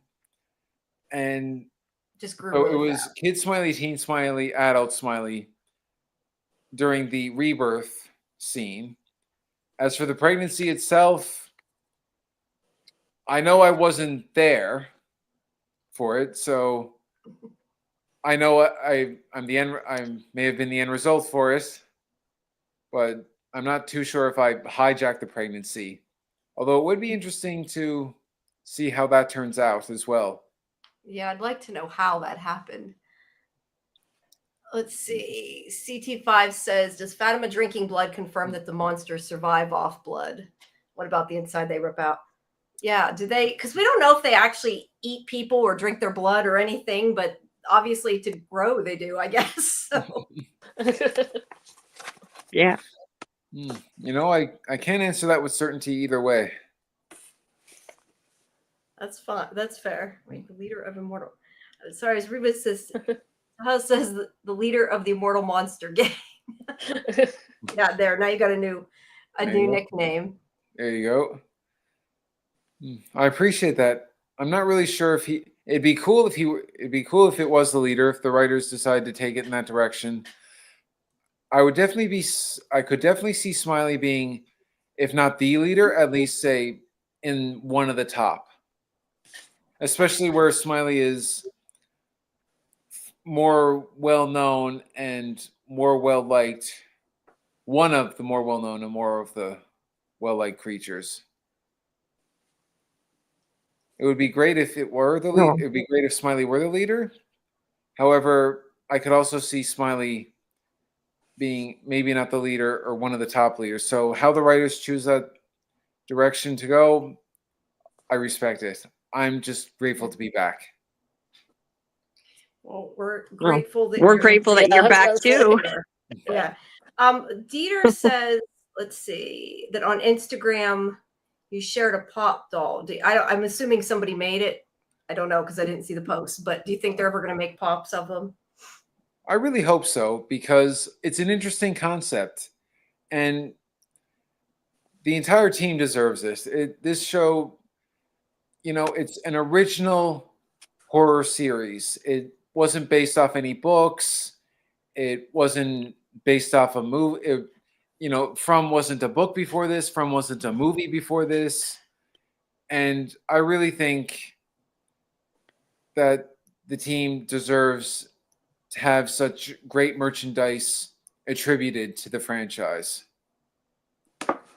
I'd buy it. So if it's going to be, so I really hope it will be made for real for hopefully all the characters, and it'd be interesting to see how it would make it look too. Yeah. Well, they have those custom ones now. I don't know that you can add an expression, but it might not work for Smiley, but you can at least pick out things, you know? I'm not sure either, but it'd be interesting to see how it goes, and it would be really cool to, please God, if not in the next few months, at the very latest, this time next year, if they haven't fully done it yet, it's like this or that. Almost, I don't know if you want to do like a monthly release of the thing, like certain series of ornaments or collectibles. I just think it would be a really fun direction for them to take. Yeah. Let's see. Just Me wants to know if you have outtakes on set where you laughed through an entire scene. You know, as a joke with season 3, when they were applying this stuff to me, more than once there was often jokes saying, "Okay, this should be on a blooper reel. This is hilarious," because I have a low tolerance for cold environments and climates. Every time they slapped it on me, I was like, "Oh, okay, yep, there you go," or just like, and just thinking of like any warm song, I was like, this is okay, yep, there you go. Because like the entire time, it's like, okay, serious enough. You slap this guy hard enough so you can change. It's almost like a different track station. You can just play a different song or make a different noise. Like, okay, yeah, didn't see it coming. It's like, okay, if I wasn't awake before, I definitely am now.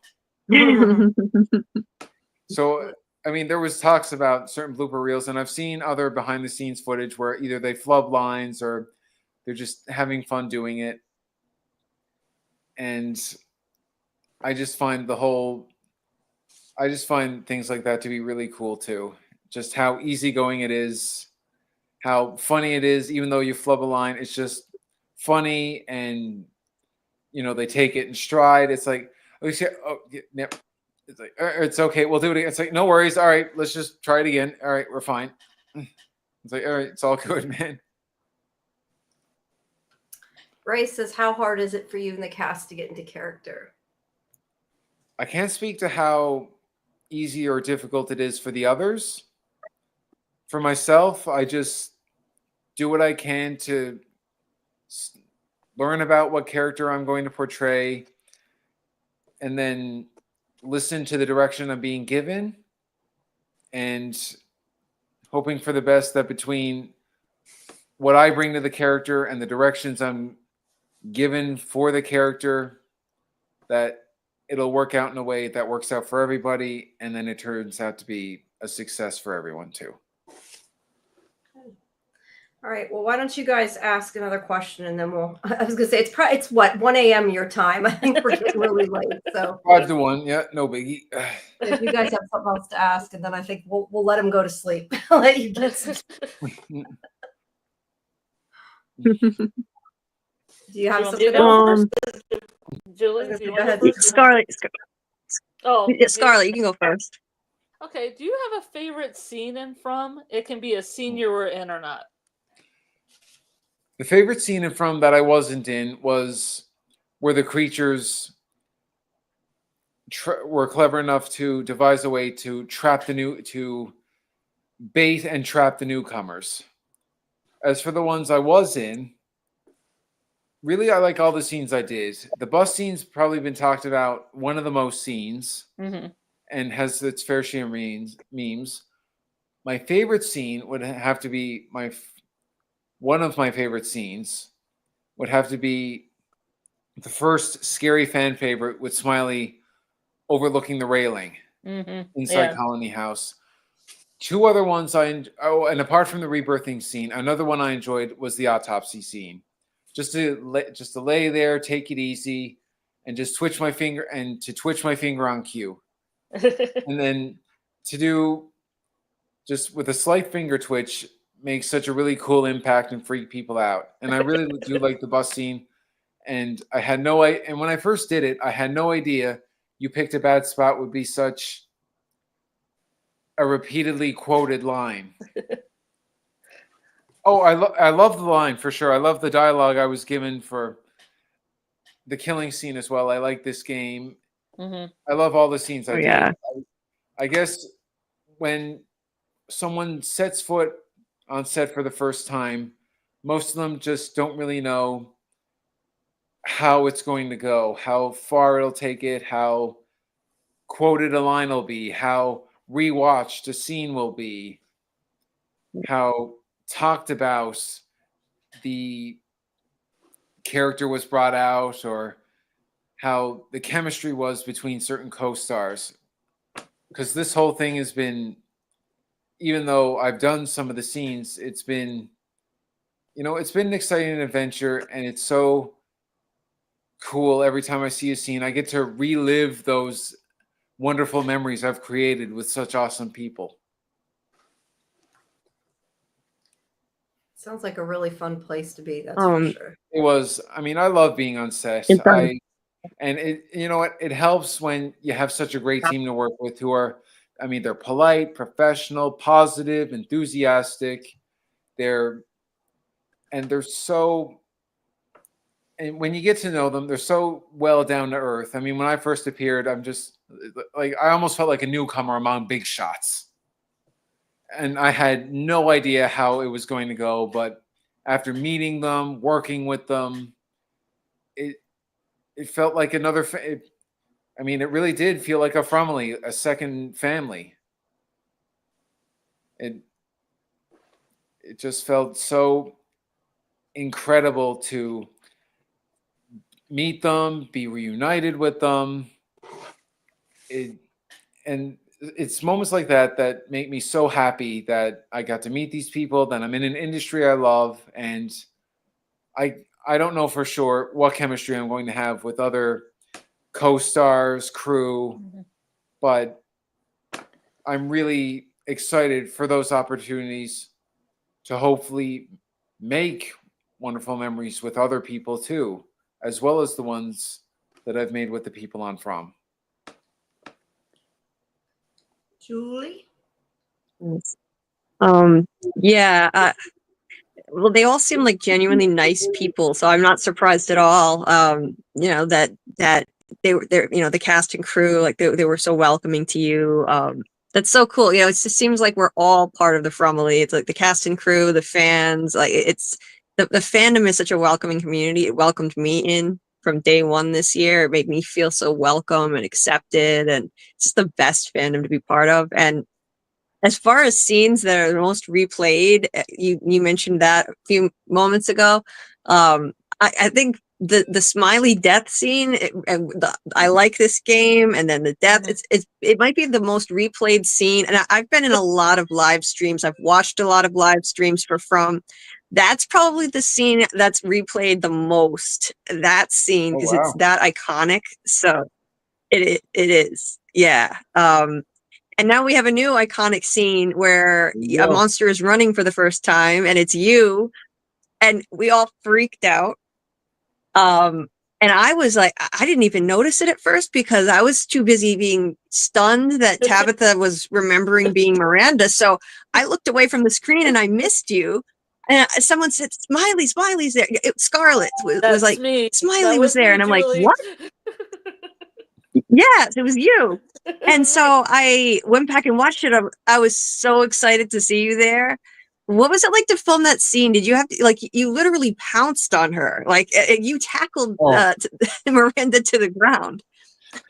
Well, I believe in giving credit where credit is due. So I was there for the walking out and charging, but they had a double for full-on creature mode do that. For that's not double. Tackling. Stunt double for that. Well, you did the most important part, which is show up with your iconic smile and make us all thrilled that you were back. I like to think all the parts were important. So every part I do appreciate the compliment. I was really grateful to meet everyone, and it was really cool it was myself, the double, and the person responsible for putting on the full-on makeup prosthetics, the three of us just shooting the breeze at one point before we got called on the set. Nice. So I was going to say, just me said, has anybody been injured? I can't comment on other scenes that people have done, but I'm thankful enough that no one has been. Apart from doubles doing their job, rather, apart from doubles doing their job well and professionally, I can't say for sure one way or another if anyone has actually been hurt. By which I mean, aside from one double tackling another double to the ground or like reenacting a falling or fighting scene, I'm happy to say that, to my knowledge, that no one has gotten hurt. Well, that's good. And no, because everyone there is pretty.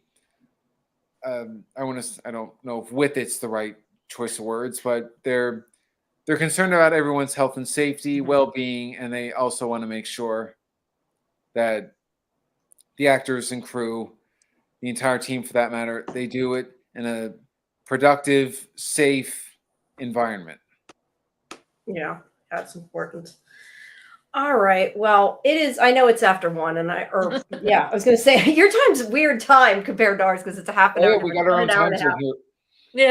Yeah. I know that. There we go. Sorry. Oh, good. I held it in. All right. But thank you for coming and for staying so long. We appreciate it, and for answering all the questions. And thank you, everybody, for giving us all the good questions. I think I got almost everybody's. Some people more than one, but we got through most of them. So no worries at all. Thanks again for having me so much. Yeah, sure. Hopefully you'll be in next season, and we'll have you back again. Not a problem. And feel free to drop a message. And I know it's a few days early, but happy early Thanksgiving to all of you too. You too. Me too. You too, Jamie. So nice to meet you. Yeah. Nice to see you again. Bye-bye. All right. Bye. Take care. Good night. Night. Good night. All right. I was going to say, do you know how to log out? There he goes. He got it. All right. I am going to turn my camera off. I don't know if you guys are going to keep yours on or not. Yeah, I'm going to with that. I'm gonna turn mine off and just chill now. I need to get some water. I need to get some water too. Oh, I Yeah, like the but, little from sign. I didn't even see your from sign back Yeah, then. yeah, it's been there. It's on my background. But thank you everybody for the great questions. Thank you again to Jamie for coming. I think I got most of your questions in. If I missed one, I apologize, but thank you for them. And I forgot to I'm bad at my advertising. You guys know that. I didn't say the stuff at the beginning.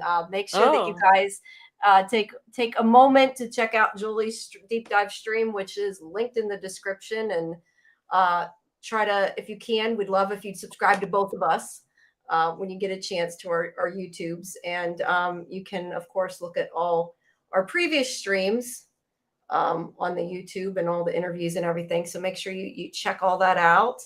And for anybody who doesn't know, which I've said it so many times, you probably all do know by now, but Tuesday at 9 p.m. Eastern, we're going to have Elizabeth Saunders, who plays Donna, live. And like we did tonight, so we'll have her answering your questions. So make sure you guys tune in for that. And we still have John Griffin and Jeff Pinkner coming. I'm still trying to find the date, but they will be coming. And I think we're going to also get Sean, I don't know how to say his last name, Majunder. Majunder, I think. Yeah, who plays Father Khatri. I have to get that interview up, and then but yeah, he seemed like he wanted to come, so hopefully he'll at some point we'll get him here too and talk to him. I had a good conversation with him the other day. So nice. All right. Yeah, how did you Matt said about your sign. Where did you get your sign from, Julie? Actually, it was made by an amazing fan in the Fromley, Nick L. He made a whole lot of really awesome from merch, some talismans, talisman keychains, coasters like this. Cool. Yeah, and a few other different designs too. This is just one of them. But he does beautiful, beautiful work. And he sent me a whole box full of this stuff. I'm going to be doing my first giveaway of some of this stuff, some of the talismans and coasters and keychains on Wednesday in my live stream. And yeah, and that sign is just, I had to hold on to it. That one, I just love it. So that one I'm keeping. Yeah, that's pretty cool. I like that. Yeah. Them. All righty. Well, we might as well get into our deep dive, I guess. We're going to be here a long time as it is. For any of you who don't know, who haven't been with us before, we now will talk about all the details to the episode and meaning behind everything and what we think, what you think. We want to know what you think. Make sure you put it in the chat and we'll put it on the screen. But yeah, we're going to talk about the season finale. And I think we're maybe going to maybe do another episode maybe next week. We haven't really discussed it, but we're not done quite yet. I know I would like to do an episode maybe talking about everybody's theories and kind of why they work or don't work, that kind of thing. I think would be fun. So we'll see. Oh yeah, definitely. But yeah, like I said, check out everything, and on the links in the description is, like I said, is Julie's deep dive channel. So make sure you check that out, and we would love if you would subscribe to both of us. That would be awesome. All right. Well, what did you guys think of the finale? I'm going to be trying to tweet that we're starting our deep dive now while you're talking. Oh, wow. I'm going to tweet and talk at the same time. You guys talk for a second, and I'll be typing. Where to start? Oh my God. This was just mind-blowing, completely smashed even my highest expectations that I had for this. I mean, in a good way, like completely exceeded my expectations, gave way more answers than I ever saw coming. I mean, it confirmed some of my theories, but I was just surprised that it confirmed them now. Like the reincarnation of Jade and Tabitha.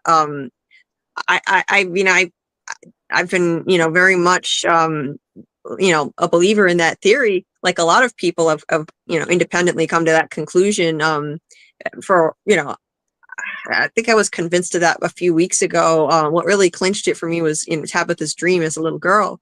But to see it confirmed, like flat out confirmed, like for once, something wasn't ambiguous. Jade was yelling up at the sky in that one scene because everything has been so damn ambiguous. And he was just like, in that moment, he was all of us, just like, why didn't you just say that? Just tell us what you want, damn it. That's what I felt. exactly.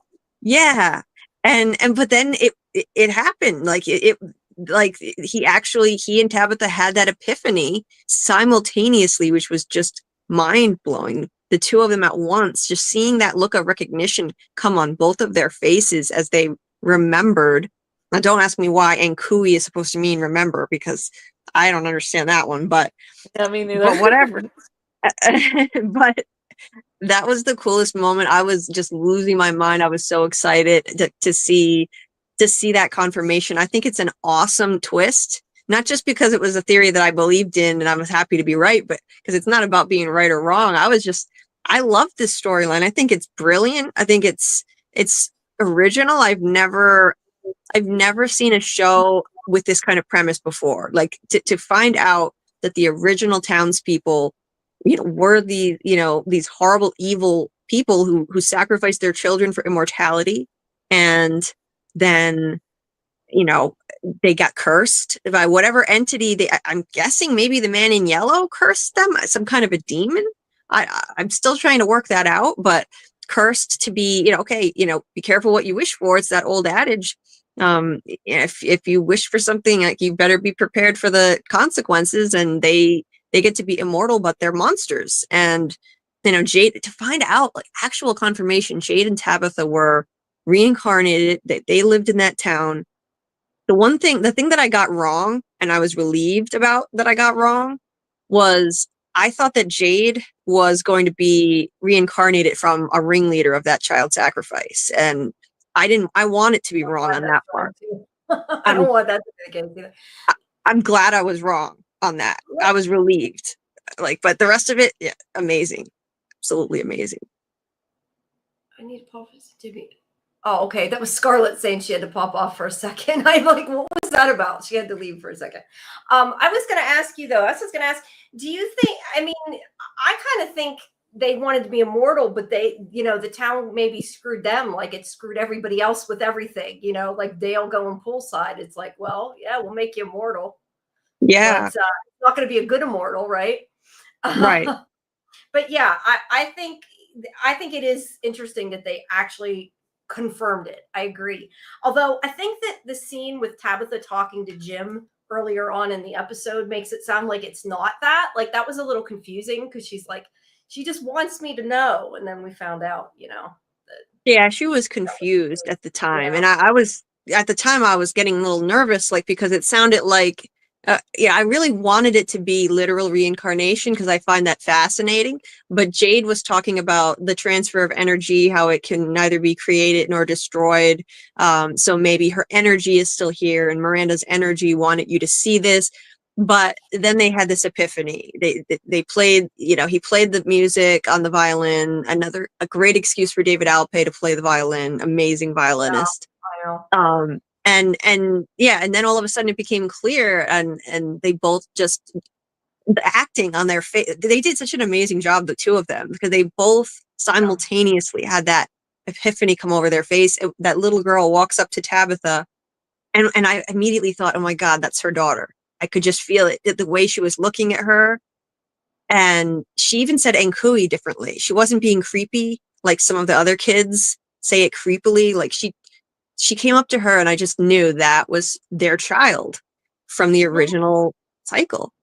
Yeah, that was one thing I was going to ask you. I was curious about, do we think that was actually Jade and Miranda's kid, or it was from before that, I assume? Like, whoever they were before was kids, yes. Not actually Jade and Miranda. Okay. That's kind of what I thought. Just me saying, and they're talking about how they're not monsters because they didn't sacrifice the kids, the two of them, and just me saying in a sense they're still mortal. Kind of. Yeah, kind of. I would say kind of. Yeah. And we know, I would say the monsters are truly immortal, though, because we thought, Smiley can die. And clearly he died, but he came back. So right. They're even Right, more exactly. immortal than we thought. So yeah, in a way, Jade and Tabitha also, unfortunately, they did become immortal because they're reincarnated over and over again and forced to come back here. So it's like the same thing happened to them because they failed to save the kids.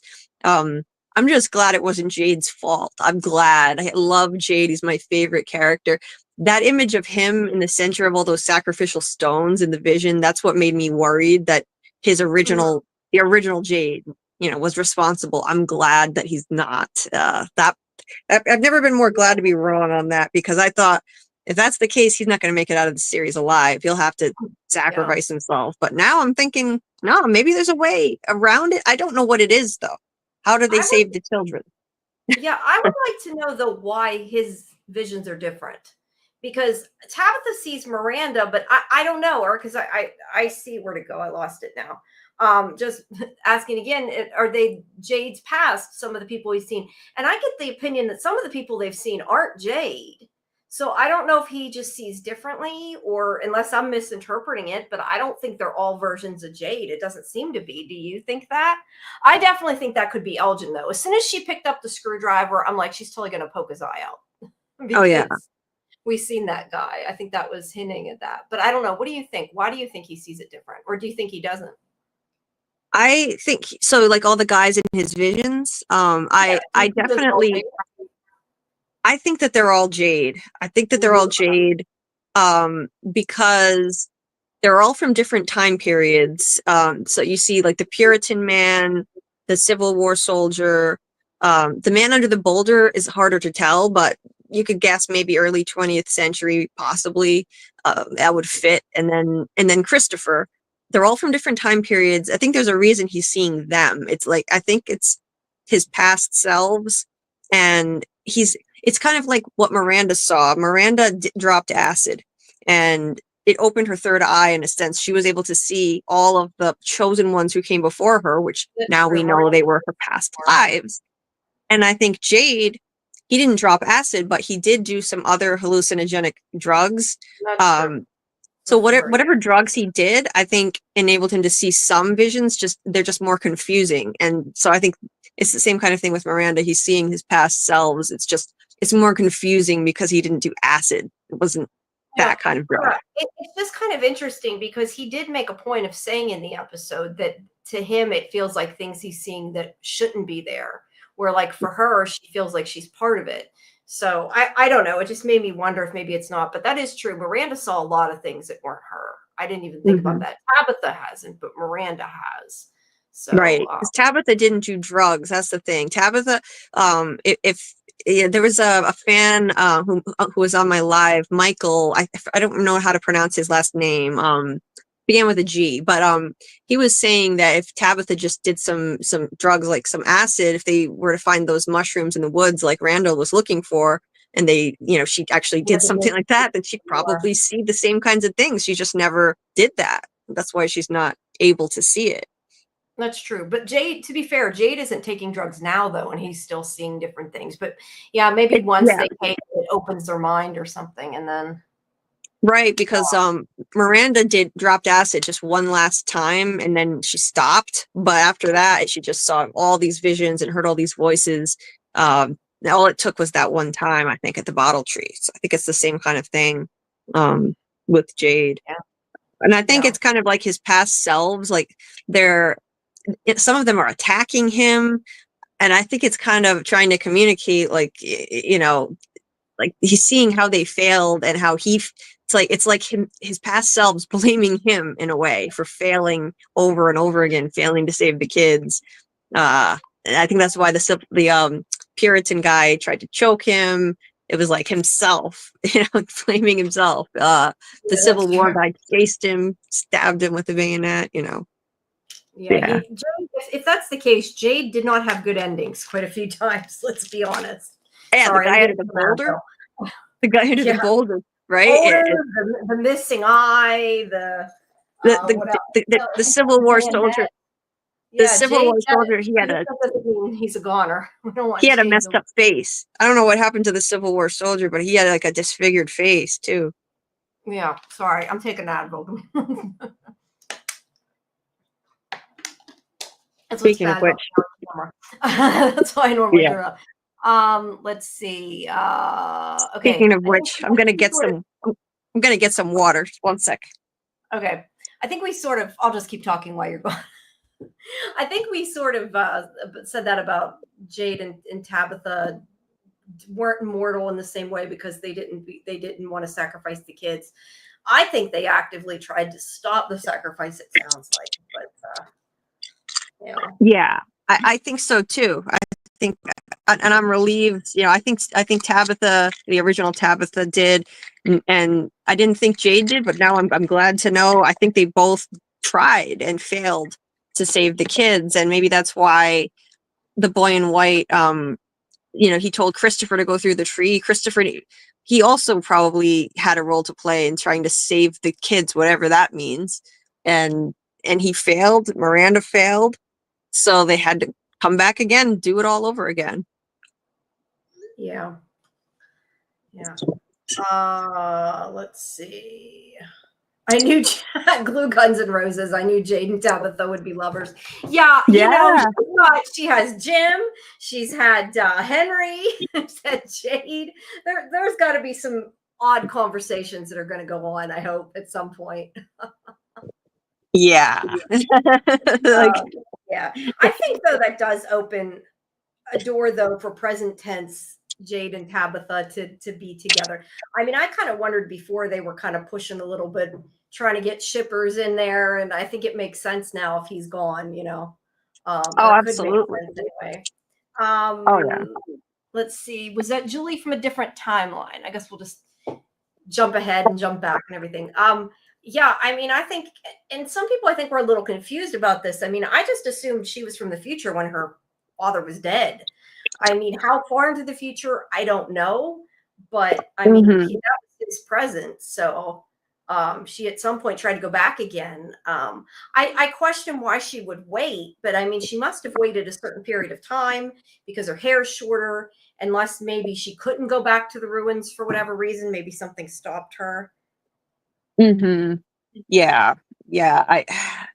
It was so confusing. I had to watch that scene back multiple times. And like, she looked so different. You know, she had the chopped off hair and the cut on her face. So yeah, it's apparently, it looks like future Julie, and she's trying to, she said, like, we need to, you know, I'm trying to change the story or something. Yeah, which is what she was trying to do before. But Ethan told her that she wouldn't be able to. I guess she didn't listen. She keeps trying to do it again and again, apparently, in a time loop. Yeah, that was out of left field for me. I did not see that coming. I got to say that I did not. No, I didn't either. I was really surprised. We got a lot of things in this episode, and everybody, I did put the link for the StreamYard in the chat and pinned it if anybody wants to call in. Yeah. Let's see. But yes, I think so much of this episode was so shocking to me, a lot of it. I figure the only reincarnations, oh, that was something he was saying to somebody else. Sorry, I realized the just me meant that isn't for you, Jamie. Just ignore me there. Still the Sage says immortality makes many forms and is often a raw deal. Yeah. I never understood why anybody would want to be immortal, if I'm honest. I think that was a bad idea from the get-go when they wanted to be, you know. Oh yeah, definitely. And the question is too, who did they make this deal with? Who promised them immortality? This man in yellow? Like, who or what is he? Yeah. Is the gigantic mystery that we're going to have to tackle now until the next season. Like, he had these black looking eyes, like demonic looking, and yet he's wearing this weird yellow suit. Why the yellow suit? I don't know. Maybe it is a reference to the king in yellow, like a lot of the fans think. Lovecraft. It's interesting. Yeah, I don't know, 'cause I still don't know about that story, so I got to go back. I need to at some point read part of that. Yeah, I feel like I need to do it too now. I've never read it. Yeah, I know. It's like, we're gonna have to take the off season and start going into all these different things. Yeah, Scarlett wants to do like the from book club. I kept getting text with questions and stuff when he was on. I'm like thinking, I hope he can't hear my phone. I don't understand why when you turn the volume down on the phone, if you have the screen on, it keeps beeping anyway. It's annoying. Oh yeah, that's I didn't hear I don't anything. mind. I just was worried everybody could hear it because it kept beeping. I didn't hear anything. Okay, good. Glue Guns Roses says they're talking about monkey's paw wish. They got what they wished for in the worst way. Yeah, I mean, that's kind of what it is. I tend to think it might be the man in yellow that gave it to him. I mean, Fatima said it told them they could live forever. We don't know what it is. I mean, I kind of assume that the man in yellow is the top entity. I think that's what we've sort of discussed before, that maybe he is. I definitely think there's something that is controlling or maybe not controlling, but in charge of them all. Yeah. But hopefully Smiley's in charge of the creatures anyway, right? Yeah. Let's see. I lost where I was at. They never say. Aunt said they never said you're going to die, but they never explained it. You're going to become that creepy lady or the leader of the band and yell. Yeah, I don't think they told them what living forever meant. But who knows? I mean, for all we know, maybe they were originally human even when they lived together, and maybe they eventually what do you call it, evolved into that or something. Because we don't know how long they've been there. Although the fact that they're all wearing whatever we want to say it is 50s, 40s, whatever clothes, it kind of makes it look like they came then, but I don't think they could have. It seems like it was going on a long time before that. Definitely. Especially the cave drawings and stuff. So that's the confusing thing about it, why do they still look like this? What did they look like before? Because they obviously didn't always look, like 50s and 60s people. So you wonder, okay, when did they change clothes? When did they update? Because clearly, all signs point to this happening in probably the Puritan times. That's the oldest vision we've seen yet from Jade and in Miranda's paintings too. Well, the other thing is if there's multiple versions of Jade and Miranda, or Jade and Tabitha, there's multiple ancestors, whatever you want to call it. Not ancestors, but I mean, there's multiple versions, multiple cycles, whatever you want to say. They couldn't be from that time period. I mean, it would have to be way before. So, definitely. Yeah. Just Me is saying, saw a pic of the cave drawings. They showed two people off to the sides, not participating in the sacrifice. Yeah, and that it could be Tabitha and Jade. I heard that theory. I've seen that. People say that. And I think that's a possibility, but yeah, I don't know. I want to get a closer look at a lot of those paintings and drawings and stuff. That's why I want to take time now that we have time and look at all these details and everything, go back. Oh, absolutely. Just I still need to go back to my screener because either I'm completely deaf and missed it, or they added Acosta's name, because I did not hear that the first X amount of times I watched that episode, and Kenny clearly said it twice. So it's things like that. I want to go, they add things and you never know. So let's see. The monsters get bodily immortality. Their bodies reincarnate. In a sense, they could be seen as soulless, but that's pure speculation. Yeah. Well, they're evil at any rate. Whether they're soulless or soulless or not, I don't know. They're definitely evil. Right. Yeah. It doesn't get more evil than killing your own kid. They also look creepy. I mean, who wants to? Yeah, that's kind of doesn't look great. Take reincarnation over being a monster. Yeah, I would too, but I don't know. I wouldn't want to live forever either way. Glue Guns and Roses says we were all wrong about this being a horror story. It was a love story with Jade and Tabitha. Yeah, maybe Pistol for the Town. Maybe. Not sure about that, but I guess we'll find out. No. Let's see. I loved when Boyd told Elgin that the picture he was looking at of his house was missing the boat. I loved when Sarah picked up the screwdriver and I thought she couldn't be redeemed. Yes, all great moments. I'm not sure what the point was the boat wasn't there. Do you get that? Because somebody else, I don't know who it was, earlier mentioned the boat was missing. I think that maybe that was a clue that the kimono lady was deceiving them because,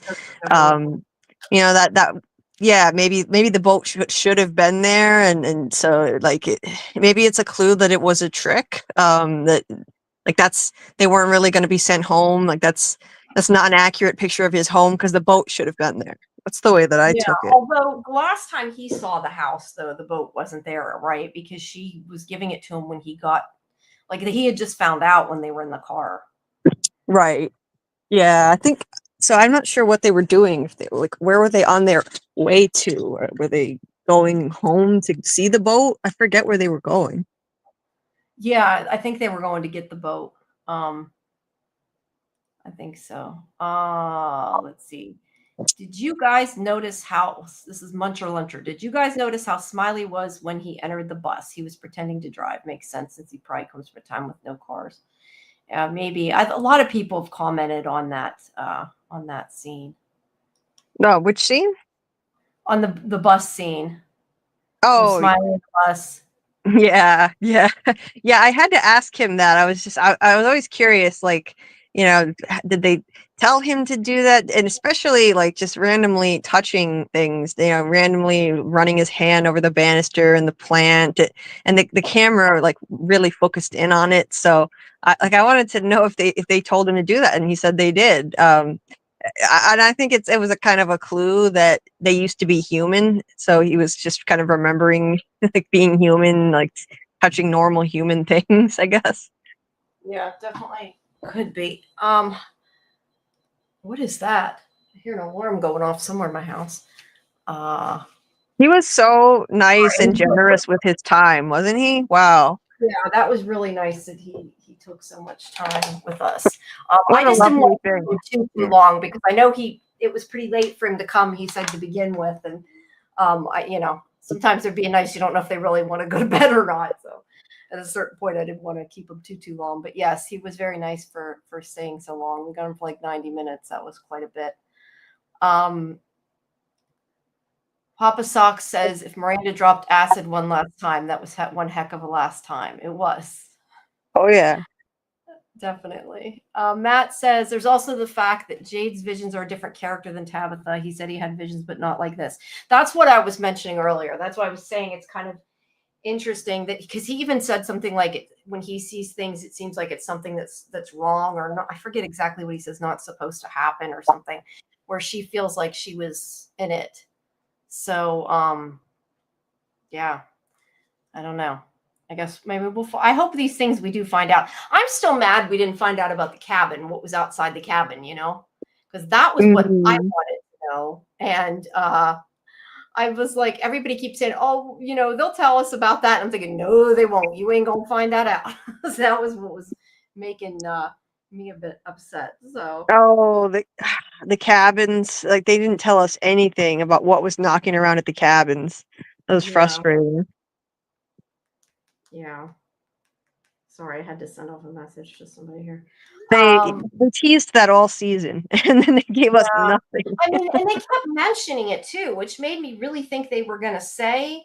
I mean, like there was so much going on, and we got a lot of answers, but I almost kind of wish they hadn't brought it up because it seems like it was brought up just to be dropped. It was weird the way they did it. Yeah, I thought so too. I don't know. I know it's going to eventually come back, but I feel like that's the question. Yeah, I feel like they should have given us something more. The knocking around at the cabins, the walking around. It was teased too much for nothing to happen, for nothing to come of that. Yeah. Yeah, I just hope it doesn't. I mean, well, we're going to have to wait over a year no matter what. So I guess it really is kind of a moot point. There's Scarlett. Okay, let me bring Scarlett back onto the stage. Hello. Okay, you guys talk for a minute. I got to get up for a second. I will be back. I'm going to mute myself and you guys talk. Julie. Yes. Julie. Guess what? What? I won that cameo. You're kidding me. Yay, I want to do a cameo, everybody. Oh my God. You so deserve it. Oh my God. Oh my God. You deserve it like more than anybody I could think of with everything that you've contributed to the channel with my live streams, with our lives. It's the amount of dedication you put into it, like I can't think of anybody more deserving. That's fantastic. And it's funny because you were out there promoting it, trying to tell people about it so they could win it. Get other people in. I thought, I'll get other people in and I won't have a chance, but that's cool because there'll be more people in there, right? So Yeah, that's amazing. That's amazing. But I'm it was really my happy for you. destiny. It was my destiny. Well, I'm really happy for you. I want to That's see if I can terrific. get. I want to see if I can get him as Jade playing the violin. Yeah. Oh my God. I That would don't be know if that's an crazy. option. That would be crazy. Maybe. You could try. You could put in a request. No. But yeah, And he a does. request for a cat shirt too, but I don't know if the actual cat shirt is copyrighted. But maybe this any shirt with a cat on it. Yeah. Well, yeah. I don't know. That. I mean, yeah. That's one of my favorite. I don't know. I don't even know what my favorite outfit of his is. I love all of them. Mhm. The I like the '70s disco fever shirt. I like that a lot. But the cat shirt is a favorite for sure. You saw my cameo from David Alpea. He Mhm. does amazing cameos, and like that's the thing about him is he does this so genuinely. There are people who do cameos who they literally just take whatever script that you give them and they read it. You can Mhm. see them Yeah. reading off of a piece of paper, and it's not genuine. It doesn't feel real. Like they're actually Yeah. like saying something from the heart to you. Like they're just reading off a script, but Yeah. he just actually like he was clearly speaking off the cuff and not just reading from a piece of paper, which was really cool. And like that's they don't have to do that, like you're just paying them to say something for a certain number of minutes, and but certain people go the extra mile. So I'm excited for you to do that, to get that. That's great. Yeah, it's been a good night. Yeah, right. Oh my God. It's a fantastic night. We had Jamie on here for like an hour and a half. Yeah, so excited to see Jamie. That's so great. Oh my God. Yeah, that's so exciting. And he was so generous with his time to stay that long and answer so many questions. I didn't expect it to go that long. So I was kind of dying over here, sitting in a really uncomfortable position with like my pain getting Yeah. out of control, but it was worth it. It was worth it. I can't say I have any regrets because I normally do these lives leaning back in my Yeah. recliner, and That's what I you couldn't said. do that.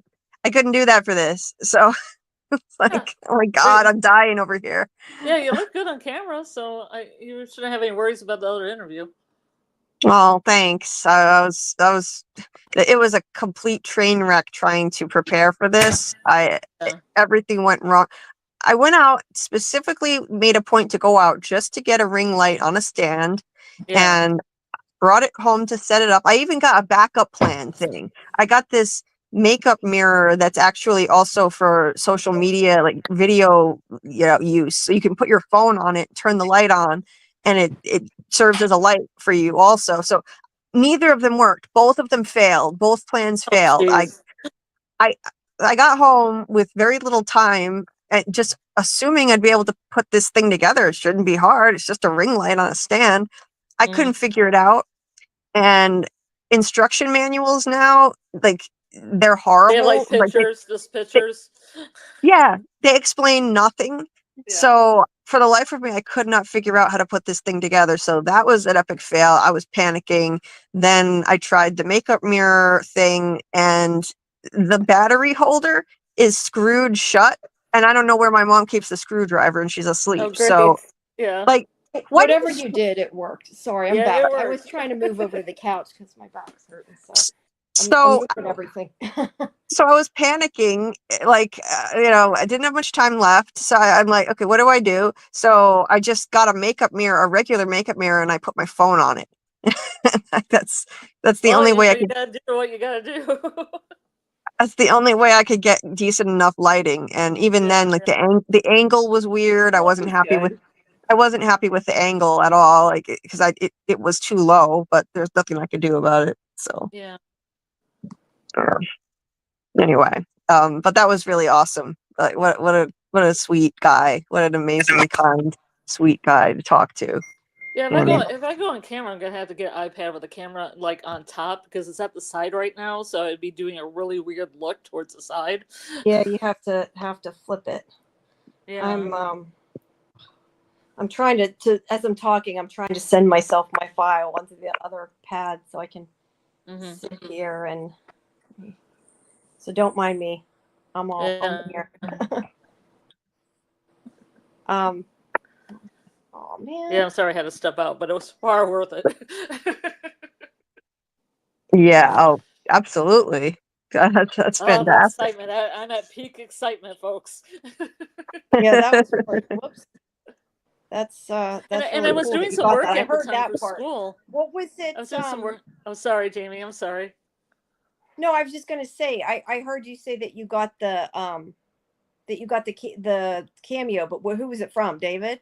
It was from it was through Cyber Queen Media. They were having a giveaway. Oh, that's cool. And I said I was going to drop by like real quick, but then the interview went really long. I thought it was going to be like 30 minutes. Yeah, I didn't think it was going to be that so long. I jumped over there, and they almost gave it to somebody else. So I'm very, very happy that they didn't do another drawing because I wasn't in the vicinity. Yeah. Yeah, you don't want them to not give it to you. Yeah, no doubt. But you got it, so. Yeah. Here. I'm trying to send myself my files. I'm getting there. and the thing is, I was doing work for school, but then I was also drawing a picture, but I didn't draw one of Smiley. I drew one of Ellis. So that's that. Oh, okay. Okay. All right. Well, let's. I started a face. It ended up like Ellis. That's how I work, I guess. Let's see. I'm trying to see where we have another. Did he? Anise is asking. They missed part of the chat. You can restream it if you go to the live YouTube page, but no, he was saying that was him, but he was not completely naked. It was pretty much the answer, right? Sorry, ladies. Yeah, sorry. Elgin or anybody has a tried wardrobe. to amplify Some of these are like random. Elgin has a good wardrobe, but only one eye. Yes, only one good eye. That is true. Is it wrong to like Sarah? She was cold-blooded. I like Sarah, so I don't think so. She's altruistic. She gave her she wanted to save Boyd's soul, and she did. Yeah. By the way, if you guys want to put up any of the questions from the chat, since I switched to the iPad, I can't scroll back very far, so you might have to do that. I can't. I forgot it deletes everybody's chat, so I don't want to get hours behind. But yeah, I can't sit on the. Oh, I'm knocking shit down now. I just can't sit at the computer desk for that long. My back is killing me, and I hurt my neck the other day doing something. So. Sorry to hear that. That's okay. I know you're hurting too. I can't get the rest of the chat. I don't know why it disappeared. It's not just like since I joined, it only goes back so far, which really stinks. Yeah. I was dying during that like my pain was getting so out of control, but I couldn't move. I had to stay sitting in that position. I can't sit like that normally. Like I have a legit disability, and but I was like, no, I'm gonna tough it out. I'm gonna tough it out, and I did. It's not easy though. Well, See, this is why I don't go on camera. Well, no, but I mean, it was good. You came on at least for a little bit, and you got to see him. He got to see you. But anyway, if you see I wanted to actually anybody any quotes or whatever, you can put it up. Feel free to jump in. I don't have the technology. Oh, are we able to do that? I didn't know we could do that. I can't do it. I keep trying it. I can't do it. You can't do what? I can't put things on stage and take things off stage. No. I meant no. You can't do that. But I meant if you want to tap the things in the chat. That's what I'm meaning. That's what I mean. They say to put things from the chat on stage, and I can't do it, and I can't take it off either. Oh, can't you do that, Julie? I thought you've done it before. Not on your stream. No, not on your. I think I'd have to be some kind of a moderator to do that, like in your settings. Didn't it Biggerford say add us to Teams or something like that? I don't know. I thought if you tapped on the chat or hit the chat, I thought it automatically went. It gives the option, but it doesn't work when I hit on it. That's weird. I thought it did because you're in StreamYard.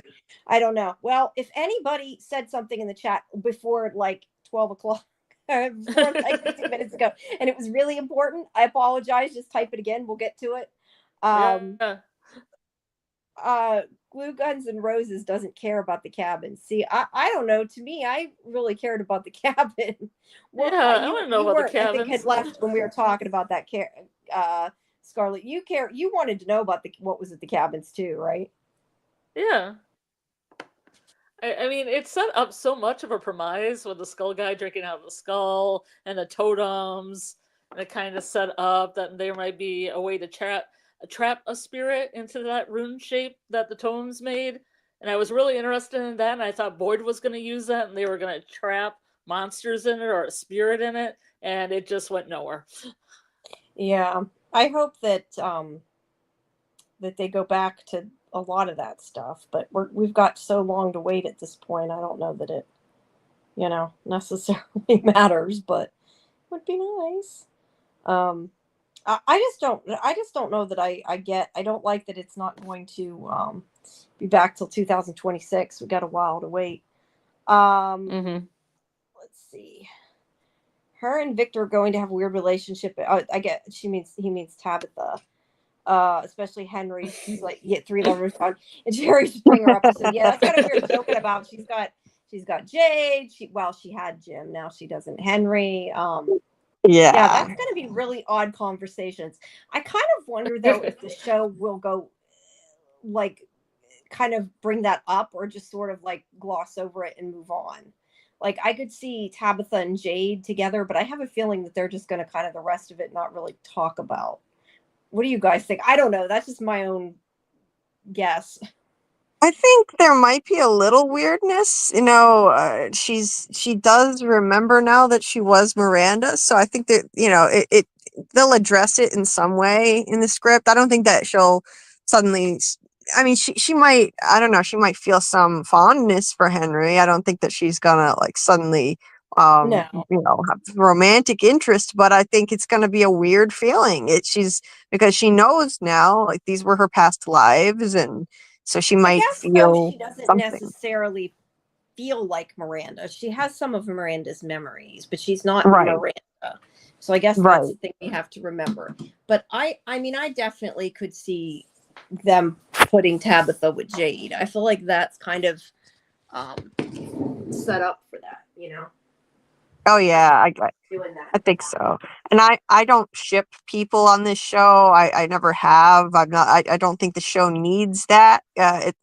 This is something left over from the days of just pure network TV with 20 something episode seasons, and no matter what genre show you're watching, even if it's say a crime drama, for example, there would always be romantic subplots. So people would automatically start shipping people, and so it's still happening now, even in shows like this where there just isn't time for these kind of extraneous storylines that are not necessary. But in this case, I wouldn't be surprised if Tabitha and Jade like maybe they do wind up together in the end, because they were together in the beginning and they remember now. So in this case, maybe it wouldn't be so irrelevant.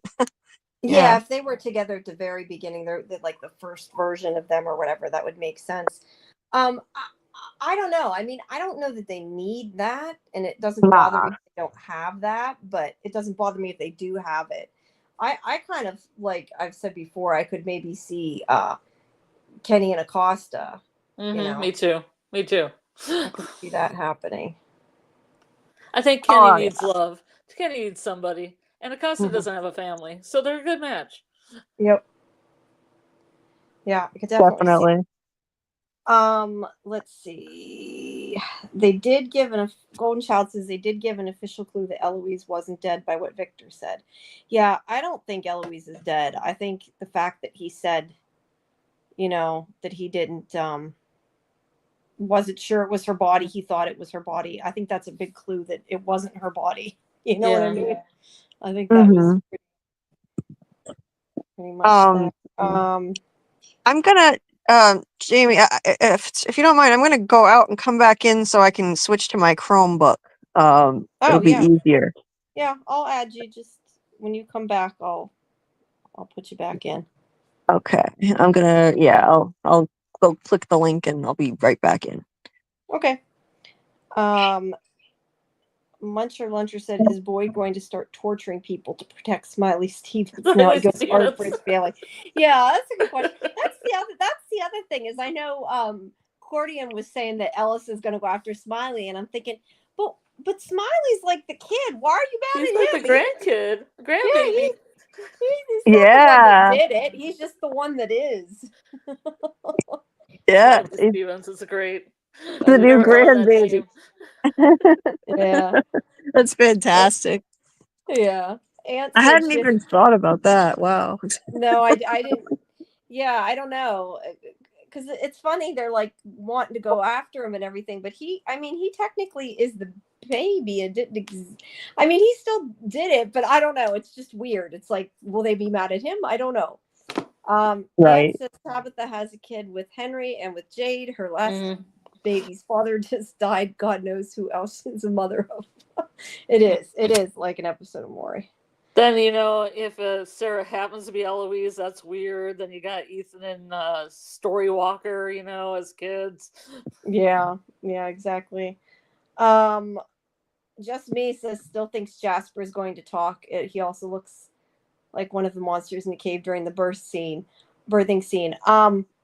I didn't notice any of the monsters looked like Jasper, but I know we all kind of want to hear Jasper at some point. Mm-hmm.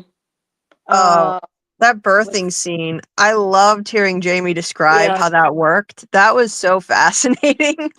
There was a child, like a little kid version of Smiley and a teen version of Smiley. The thing is it's so weird that they did that because you couldn't really see the different versions of him. I didn't see it.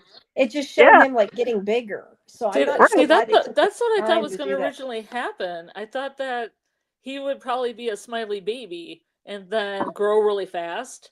Yeah, we didn't get that. We got really, really acceleration, which I thought was just going to be a baby, and then they find out next season that it's actually Smiley as he grows. I would say that there's either one of two things: either that was the plan and they changed it, and that's why they actually made the other versions, and maybe they filmed something, or which it sounds like they did, but or maybe they were, like you said, going to do that, and then they decided they wanted to reveal it this season, so they didn't. Because otherwise they would have had to keep it way too long. Well, it was a good finale. Anyway. This is funny. God Rosa says a fake Thomas did say they ain't your kids no more because they're Jade's kids. Yep. Oh, yeah. Aunt thinks she was Abby at one time too. I do know a lot of people think Abby was somebody who is reincarnated, and I know somebody did say in the chat, and I apologize because I don't know who said it because I lost that part of the chat, but had said that they think the people that have the dreams are maybe reincarnated. I don't know. I mean, I think right now Jade and Tabitha are supposed to be the only ones there that were reincarnated because there's a reason they were, like because of the children. But yeah. I mean, that doesn't mean it's not possible that somebody else could be, Yeah. Right now, I think it's just them. I think it's just them. I think the other people that are chosen to be there, they're selected to fill certain roles. Like Elgin. I think he was brought there to fill a certain role, and things like that. So, but I don't think that they're all reincarnated anymore. I was thinking that maybe up until now, but now it just doesn't make sense. To me, it makes more sense that it's just Tabitha and Jade.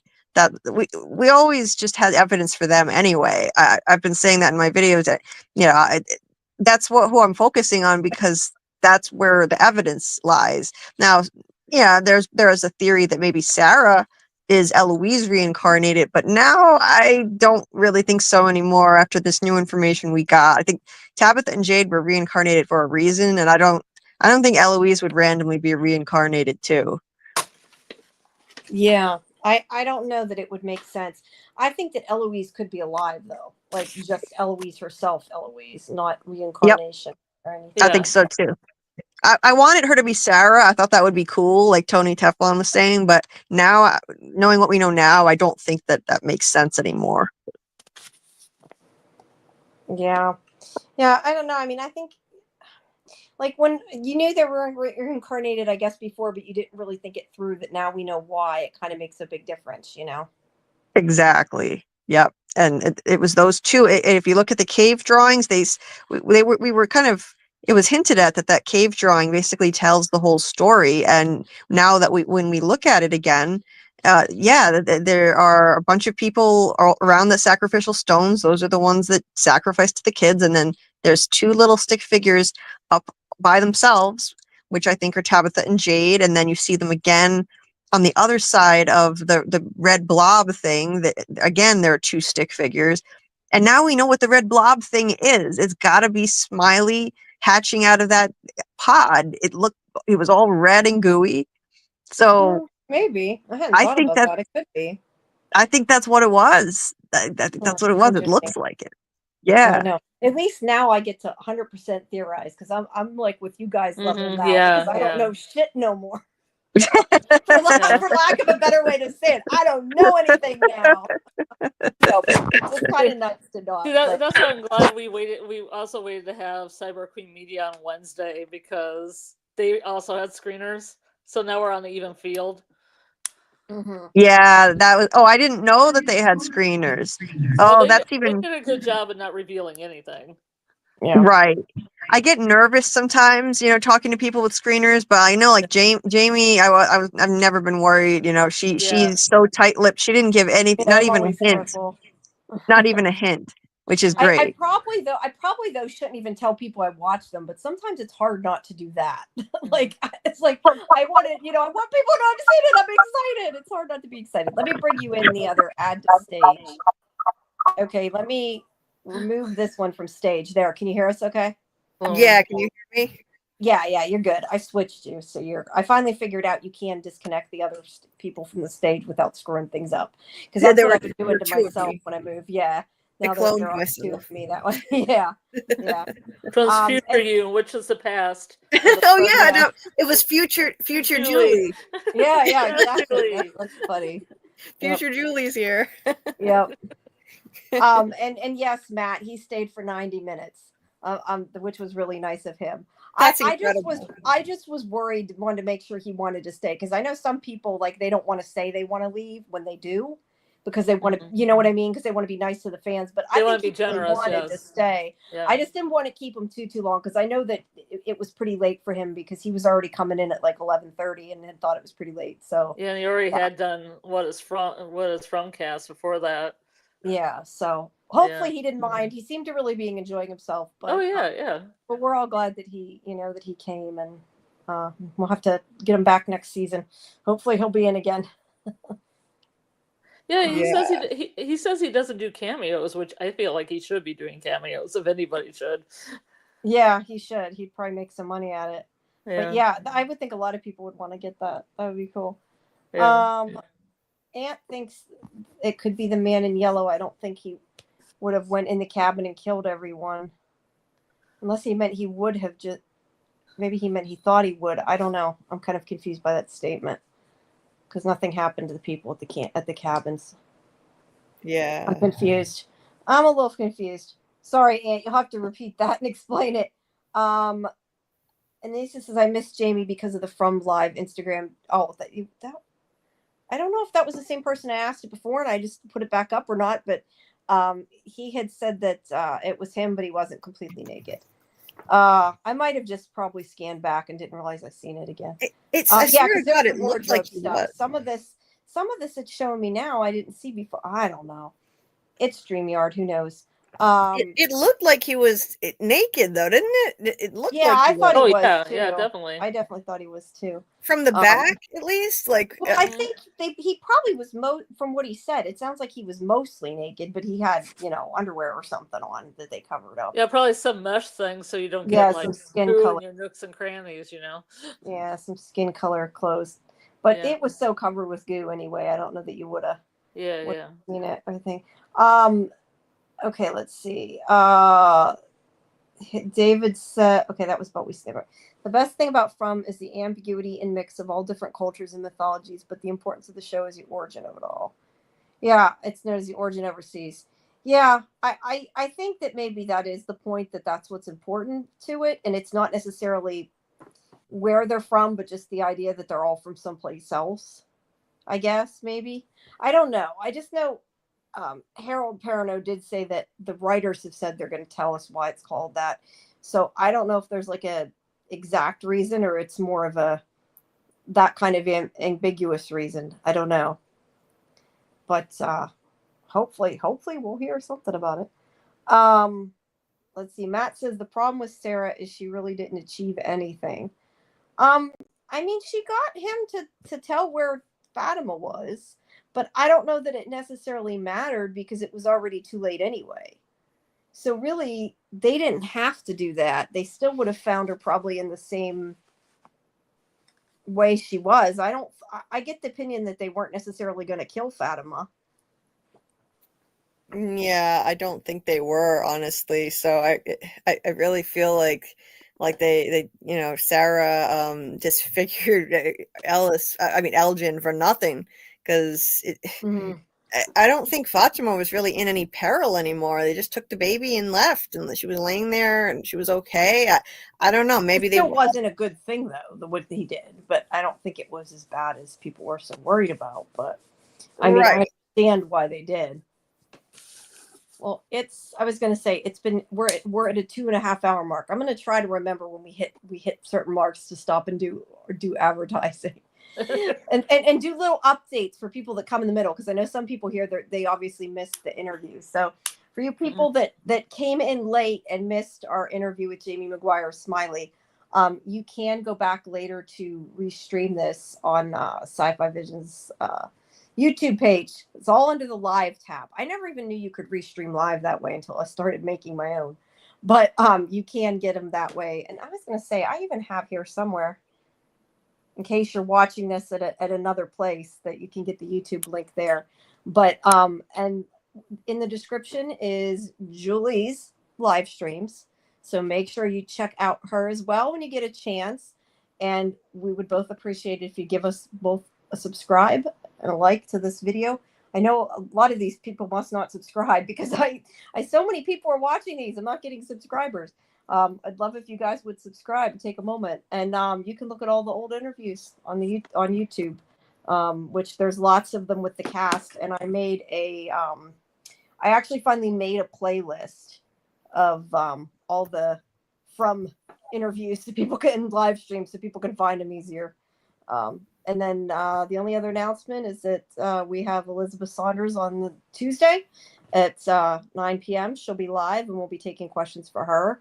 And we still have John Griffin and Jeff Pigner at some point coming. We're just waiting for an update on the date. And I assume that Avery Conrad is also rescheduling, but I haven't been gotten any more information about that yet. But as soon as I find that out, that'll all go on the socials. All right, back to your regular scheduled program. Sorry. I know people jump in the middle and they miss a lot of what was going on. So yeah. See, why did it must all of a sudden update the chat, because now the ones that were there are gone. I don't understand how the hell StreamYard works, but feel free, people, to repeat things, and don't be mad at me. I can't help it. My back's hurt. Have you died before? Sorry, go ahead. What device are you using? An iPad? I'm on an iPad. Yeah, I don't. It just all maybe that's update the chat. You know what though? There is still a starred thing. So what I could do is probably put them like star something I'm going to ask, and then I won't lose it. Maybe. I don't know. It's weird. Because like Glue Guns is saying, pass that on to the writers. I'm not sure what that was about because I can't get back to the rest of the chat. We need to stay up on it, I guess, a little bit better. Let's see. So that was what I was saying. So the monsters have died before.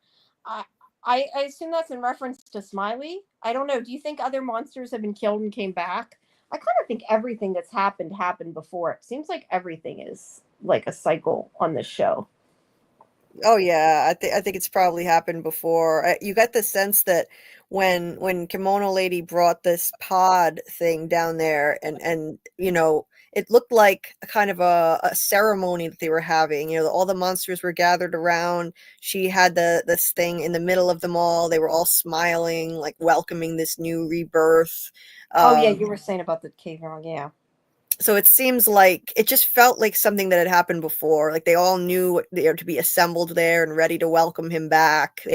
Normally they're asleep during the day. You know, they were all there and ready, and it felt like it's That's happened true. This before. was during the day, wasn't it? I didn't even think of that. I never. Mhm. Yeah, so clearly they don't have to be asleep. They just we're assuming can't be outside. Right. So Yeah. that's interesting. Glue Guns and Roses said she's one. Oh, excuse me. She's wondering about the boats in the cave drawings. Yeah, I don't know. I know a lot of people are mentioning the references to. I know last night on a chat that I was on, they were talking about the nautical references, but there's a lot of references to boats and water, and but we don't see water yet. So is that what is that relevant? I don't know.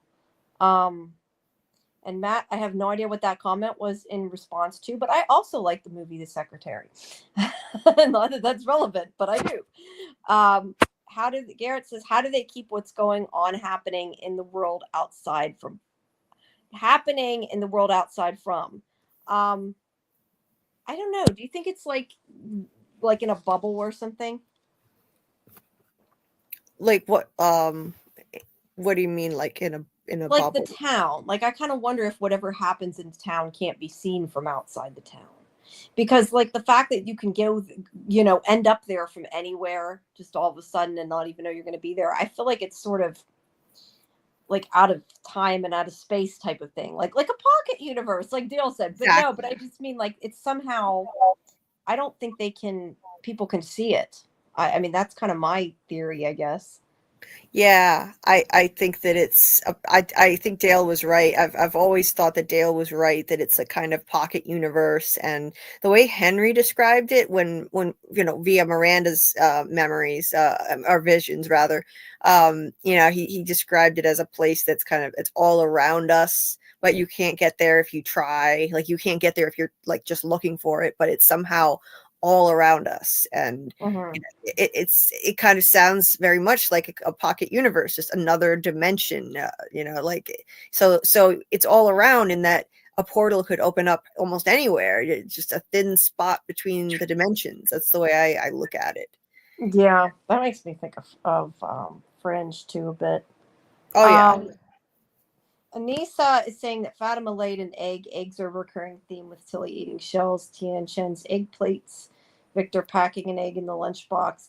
Am I the only one that doesn't think it looks like an egg? I thought it looked like a baby that was still in, I don't know what it's called, like the sac, the placenta. I don't know if that's the correct way to describe it. I never thought it really looked like an egg, but everybody's saying an egg. No, I don't know if that's more a comedic thing that people think an egg, or if they really think that. Yeah, it definitely did not seem like an egg to me. It looked like it had some, like Jamie was describing. It was like a membrane all around him, or all around this blob that was supposed to be him. And then he just kind of, broke out of it. Like, so yeah, it's definitely not an egg, but it's a funny way to think of it. Well, it was kind of egg shaped, but I don't think it was like an actual egg. But I've seen other people say that. That's not just her. A lot of people have said that. So yeah, I don't know. They're talking about the flesh colored underwear he probably wore. That's not really relevant, but yes, you're probably right. Let's see. And then Matt saying thinks it is a show about origins. David's right. The Black Boy in White said the answers are in the beginning. Yeah, it could mean where they're from. Yeah, I mean, exactly. That's what it means. I do think that, or do hope that if there is more of a meaning than just everybody's from someplace else, like they will tell us that. Right. Because we need to see more. And Anissa said she may have starved to death if they never found her.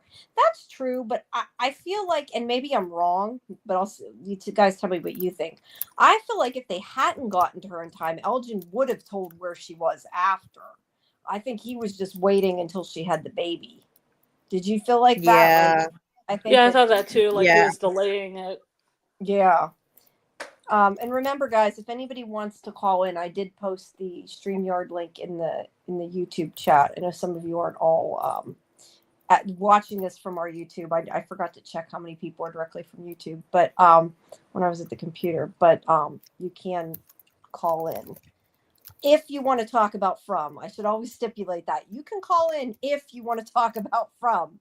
But if you do call, I do plan to call in. Please post in the public chat first that you're going to, so we know you're actually part of our conversation and not going to post porn. Let's see. Garrett says it's kind of like this anime ReZero. Guy dies suddenly and tries to avoid dying again. Basically, he retains his memories. Yeah, it's what reincarnation is. I'm not sure what ReZero is, though. I haven't heard about that. Let's see. Just me. Old interviews from Helix. Yeah, I have interviews from a lot of shows, but yeah, Helix was awesome. I don't know if you guys even know what that is, but I actually went to the set for that when they did a press tour, which was really awesome. They don't do press tours with digital press really anymore. Whoops, I clicked on something before I meant to. Sarah did, yeah, they could have just followed Elgin. That would have made more sense in a way to like not tell Elgin they knew. Because I kind of wondered that too. Like, why not just let him go where he was going to go and sneak and follow him? Right. Wait, what is scuffling? Sorry? Okay, it stopped. There was like a noise. Yeah, I didn't know what that was. Yeah. This, I had my finger. I think that's where no, that's the other. Yeah, that is near the speaker. I had my hand near it. That might have been my fault. Oh, okay. Sorry. I didn't even realize I did till you said that. I think I did that.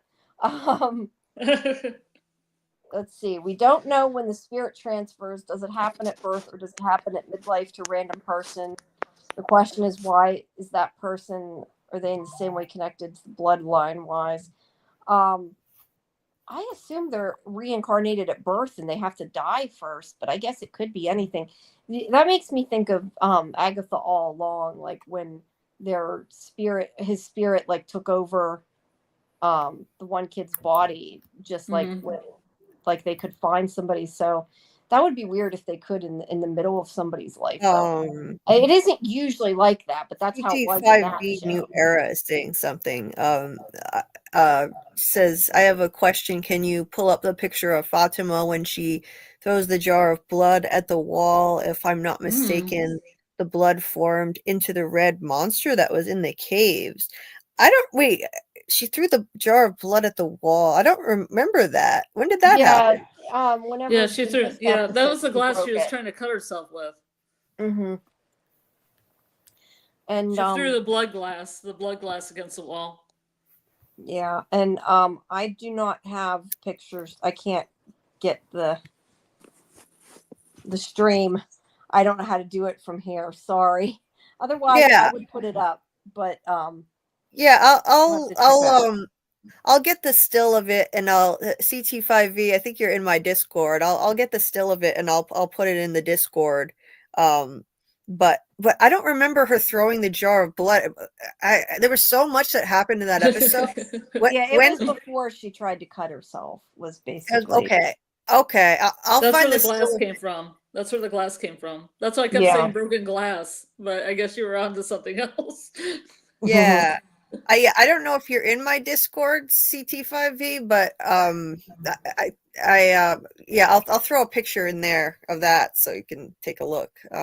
That's an interesting point. I definitely think that Smiley busting out of that pod like thing, that to me, I think that's the red blob. I think that it really resembled it, and I think it represents the fact that they're immortal, and if they get killed, then this is how they're reborn over and over. That's why it's painted on the cave wall. That's definitely what I think that means, which is really fascinating. I never thought that we were literally going to get a Red Cthulhu monster. It's not the right kind of show for that. I always knew it had to be symbolic of something, or it means something else. And it's just I just love it. I think it fits perfectly. Yeah.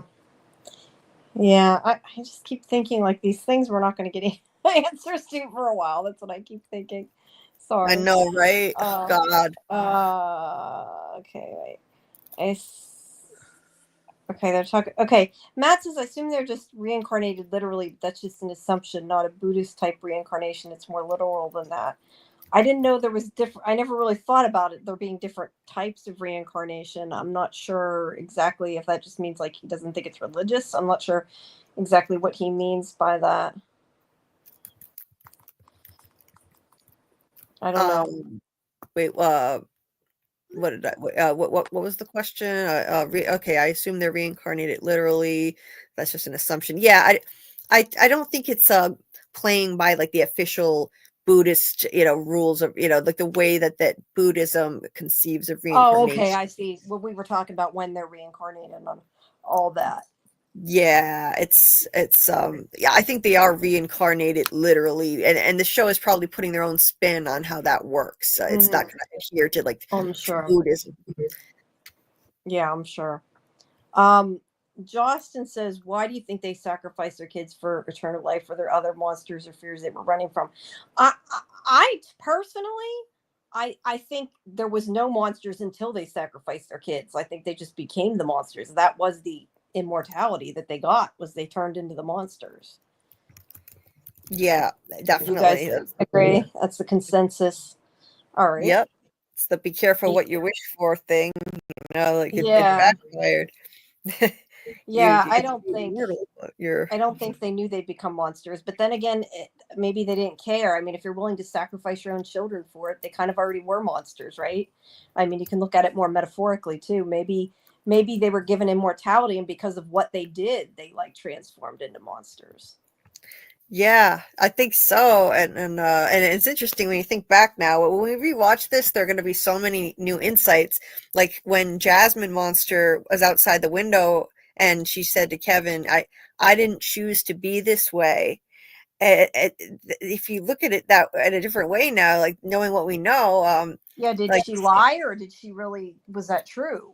I think it was true, like she wanted immortality, like the original version of her before she turned into this thing that's not even really alive. It's just it's this creature now. But yeah, she didn't choose to be this creature. She literally didn't. She wanted. But she chose the immortality that led to it, probably. Right. That's the difference. But you got to wonder too. Some of them are older than other ones. Like it's kind of interesting because I assumed that they were all sort of from the same generation, but they may not have been. Because like she's really young compared to the other ones. But I don't know that the monsters actually have children, so I doubt that that's the case. But we lost Scarlet again.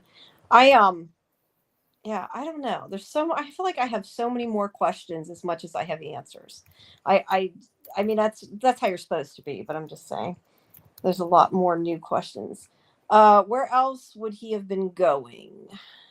Also, no guarantee torture was going to work. In real life, torture doesn't work. People will say anything. Yeah, I'm surprised he kept so quiet and kept being like, I won't tell you. Because I didn't know that it would necessarily work either. I agree with that statement, but it's TV. So, let me ask you, Julie. I did want to ask you. I thought that those scenes were like really, like they were kind of hard to watch because I did not expect him to do that. Did you really think Boyd would do it? Like I know he was threatening to hurt him, but I don't know. I didn't quite think he would. Yeah. And then he smashed his hand. I'm like, well, he did. Yeah, I didn't think he'd go through with it. I was really surprised that he did. I figured like, and he had a look on his face like he was kind of faltering in his resolve to do it. He was, it looked like he was going to, back off and stop it, but then he really went for it. I was shocked, and then it showed his hand all mangled up, and like this was a dark moment for him. I mean, this wasn't enough to break him. Sarah, kind of saved him from that, saying that she's already given up her own soul anyway after what she did, so she didn't want to let him lose his. But he did like what he did, it did take away from who he is a bit. You know, it was like, I wouldn't say it broke him, but it lessened him, like as a person, in kind of in the way that, you know, that moment that Kenny smashed Sarah's ornament, that, you know, that was again, it was just like not in character for him, and it made him kind of less, I don't know how to describe it, like, you know, a smaller person. And with Boyd, like this, like this was just not who he is at all. So yeah, I think he's gonna struggle with that, like knowing what he did, that this is not who he is at all, even though he didn't go as far as he could have. Yeah. That hand was really mangled, right?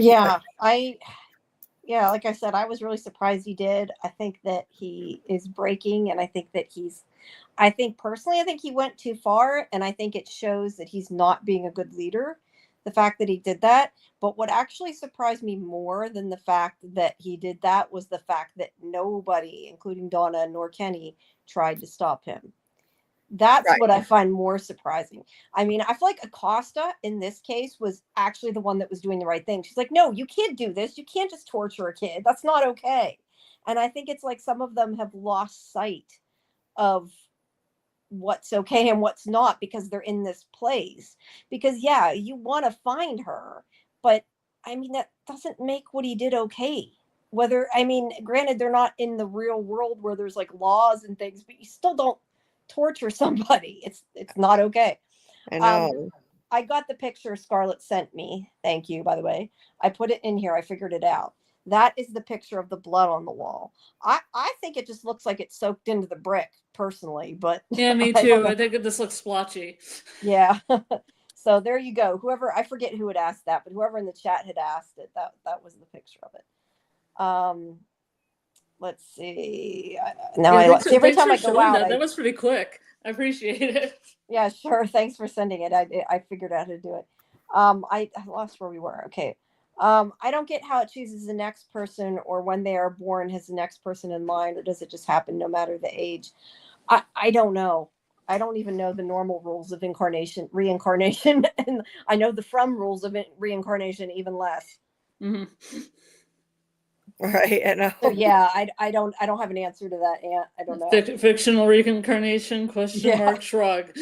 I mean, I always assume when they talk about reincarnation, it's when they're reborn, like literally. Mm-hmm. I mean, usually reincarnation is at birth, but is that the case? I have no idea. Yeah. Matt's like right. Going through a cycle. So in real life, rules don't apply. Mm-hmm. I assume that when Miranda and Christopher died, they were reborn as Jade and Tabitha. You know, that's kind of what I was thinking, but that would make sense, because if you think about it, how long ago did Victor's mother die? She died 1978. Yeah. So, well, that I don't think Tabitha's definitely not that old. So I don't know. No, she's about the right age. She's about the right age. Well, that would make her like, what, 46? Yeah. I don't think she's supposed to be quite that old, but I mean, the actress is around that age. Is she? I thought she was 30. So I don't know. Oh, not that it necessarily matters. I don't know. I thought she was younger than I was. Maybe she's not. I don't know. Because I'm not even that old, so I don't know. I think she's 43 or 44. Okay, then maybe she's 43.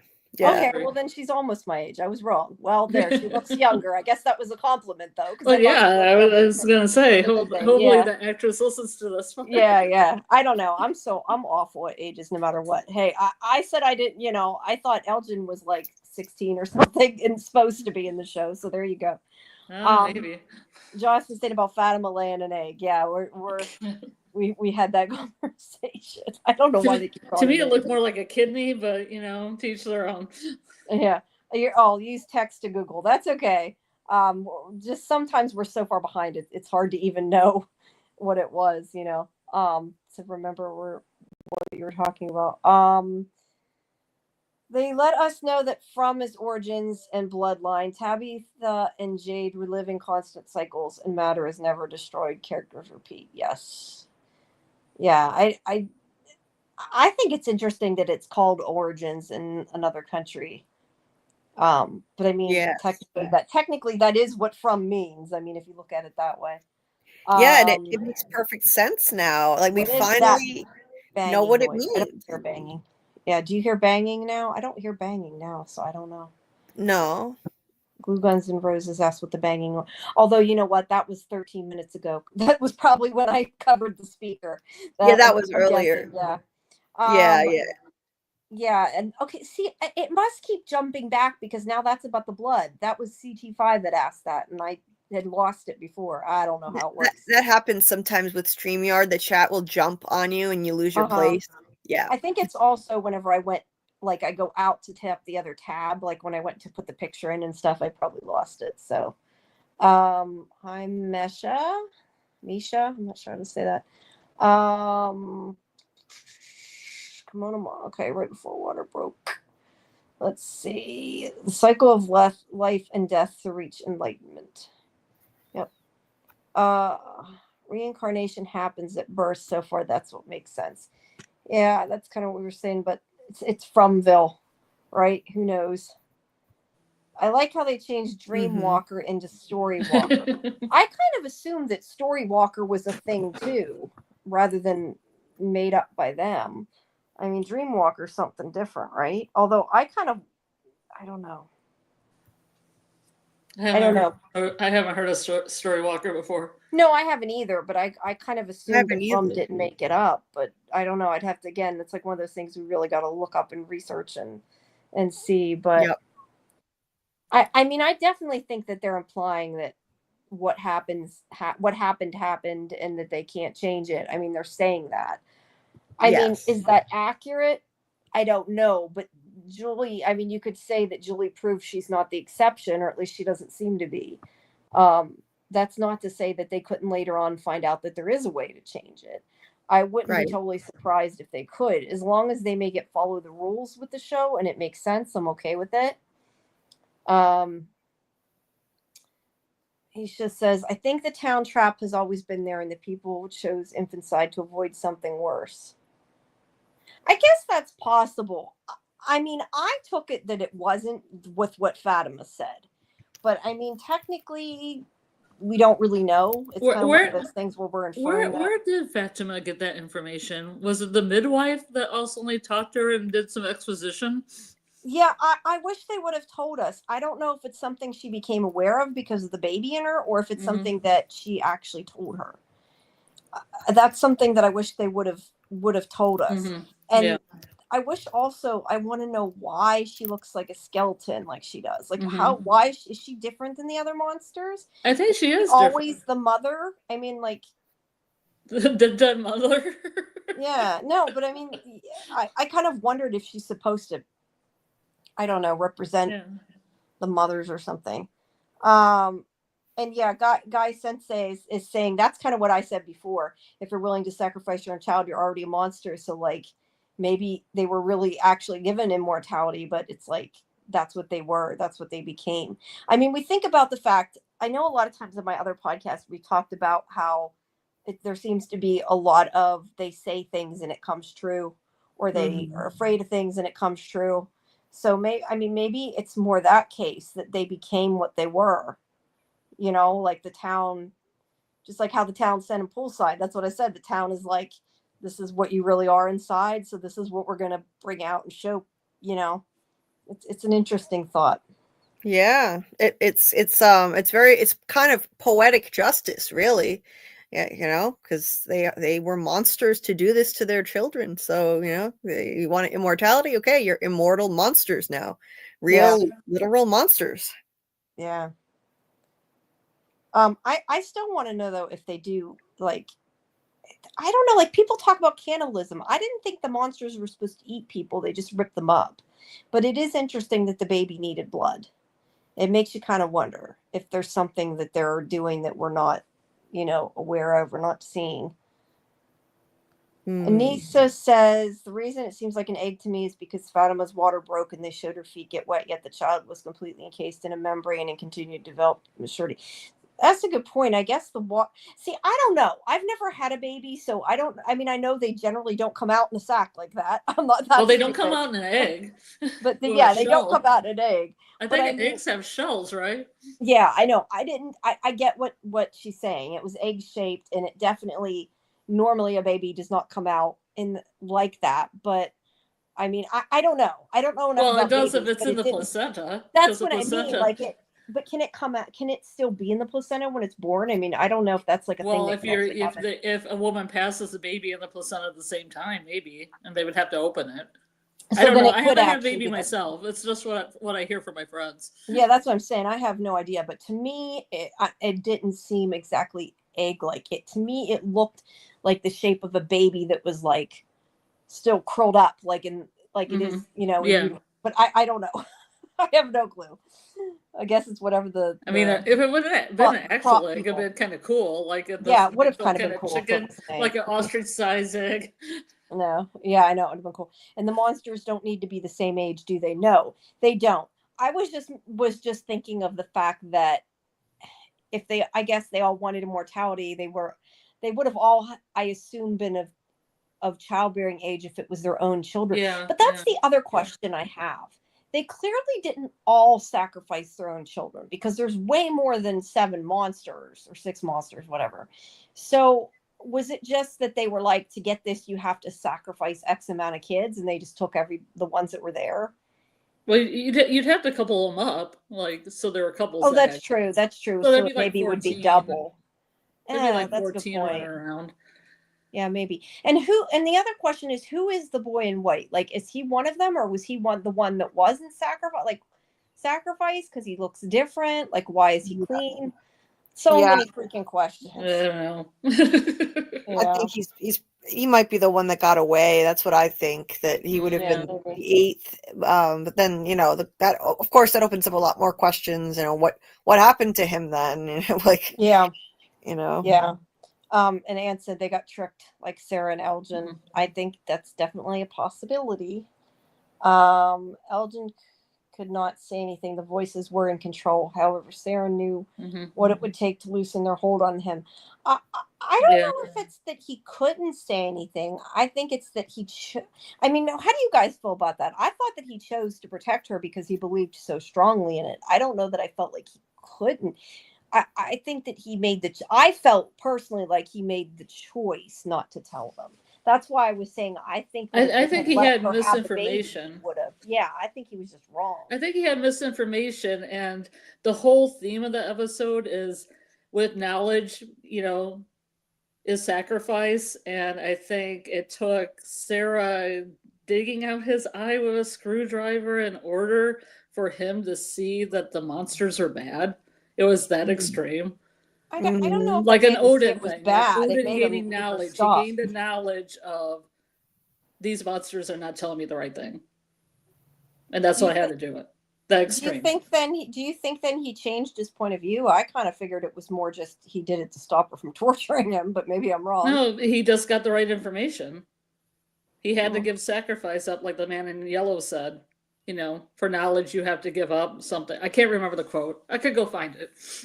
Yeah, that makes sense. I like that. He said something like knowledge has a price or something like that. I can't remember. Yeah, that makes sense. Yeah, knowledge has a price. It's along that way. Yeah. Yeah. Max says thought it was an amniotic sac. That's more what we meant. I said I don't know what it's amniotic called, sac, but that's what I. Oh yeah. Yeah, knowledge. He says knowledge comes with a cost, and Elgin's cost was his eyeball to get him back on track. Yeah, well, I still question if he's alive or not, because you can't. I mean, yes, she could have just poked his eye out, but like at the same time, if she poked hard enough, it could go into his brain, and he might not be alive. It's hard to tell. Well, she's a genius with, I think she's done this before she even came to Fernville, so she's probably a murderous genius.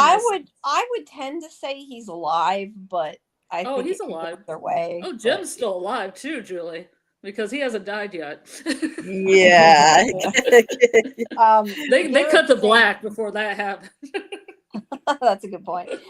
Garrett's saying that they have Boyd now. He's a villain. I do think, and I said that, I think that he went too far. I think he went too far, but I don't. I think Sarah stopped him before he went the last step. Yes, definitely, but I still think he kind of went past the point of no Yeah, return. yeah, but you know what you're gonna do? Omelet break a few eggs. and Glue Guns and Roses is saying they're all just responsible. I agree, and that's what I was saying. I was surprised what Boyd did. I was more surprised they didn't stop him. I at least expected Donna or Kenny to stop them. They kept doing that comical run down the stairs, run up the stairs like they were in a sitcom, which was really weird. It's like everybody go downstairs, everybody go upstairs. Yeah. Like, is this supposed to be dark comedy or what? Yeah, it kind of was. I don't know. I will say, if people watch the interviews that I posted today, because I posted like 4 out of the 5 interviews. I still have to finish Sean Majumder's yet, but the 4 interviews, that's why I saved them for the finale, because a lot of them, I asked them, how is this going to affect them? The fact that they let this happen, because I think it's a big thing they didn't stop it. So yeah, I thought Donna was pretty underused in the finale. Yeah, she's been underused recently, but I don't know. I felt like before this episode, and I think I had said this to you guys when we were on before, I feel like Boyd has been putting his family first, which isn't necessarily a bad thing, but when you're supposed to be the leader of the town, that isn't what you're supposed to do. And I think that maybe right now she would make better choices, but I don't know. I mean, after this, I kind of feel like, well, maybe she shouldn't be leader right now either, because she let him do it. I don't know. I'm kind of not sure how I feel about that. And Dieter's saying you did the video good. You did get it to work. I'm surprised that was with the cell phone. It looked good. Thanks, Dieter. It was a last ditch effort. I had to just, think on my feet and okay, what can I use? I can't use my ring light stand because I can't put it together. So I used my makeup mirror and propped the phone up. So it wasn't the best angle, but it was. Well, hey, I used to, before I got my webcam, I used to take my iPad and get a whole bunch of books and stack it really high so I could tilt it at the right angle. So there are ways to do it, but yeah, it sounds like something I do. It takes a lot of effort. Well, I hate that usually the laptops, they're such a low angle, it looks really awful. That's why my camera is attached to my monitor. I don't got to do anything.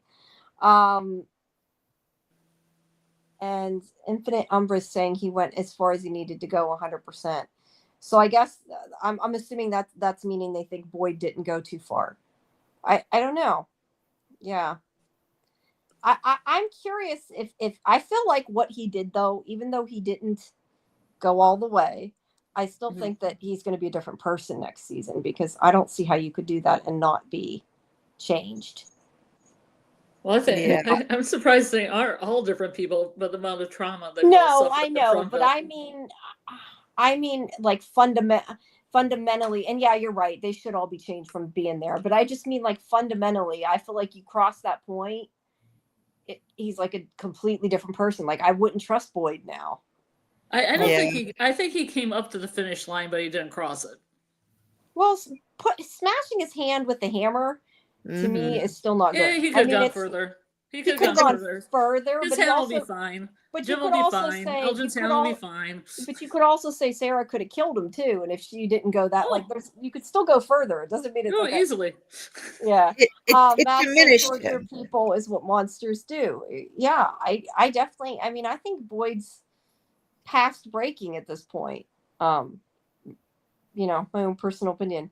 Glue thinks that he's a good leader. Acosta uses real world rules in Frumville, except when it comes to her. Yeah, I still feel though, in this instance, she was right. I don't know. I don't condone what he did. I don't care if it was to find her or not. I feel like there could have been a different way to do it.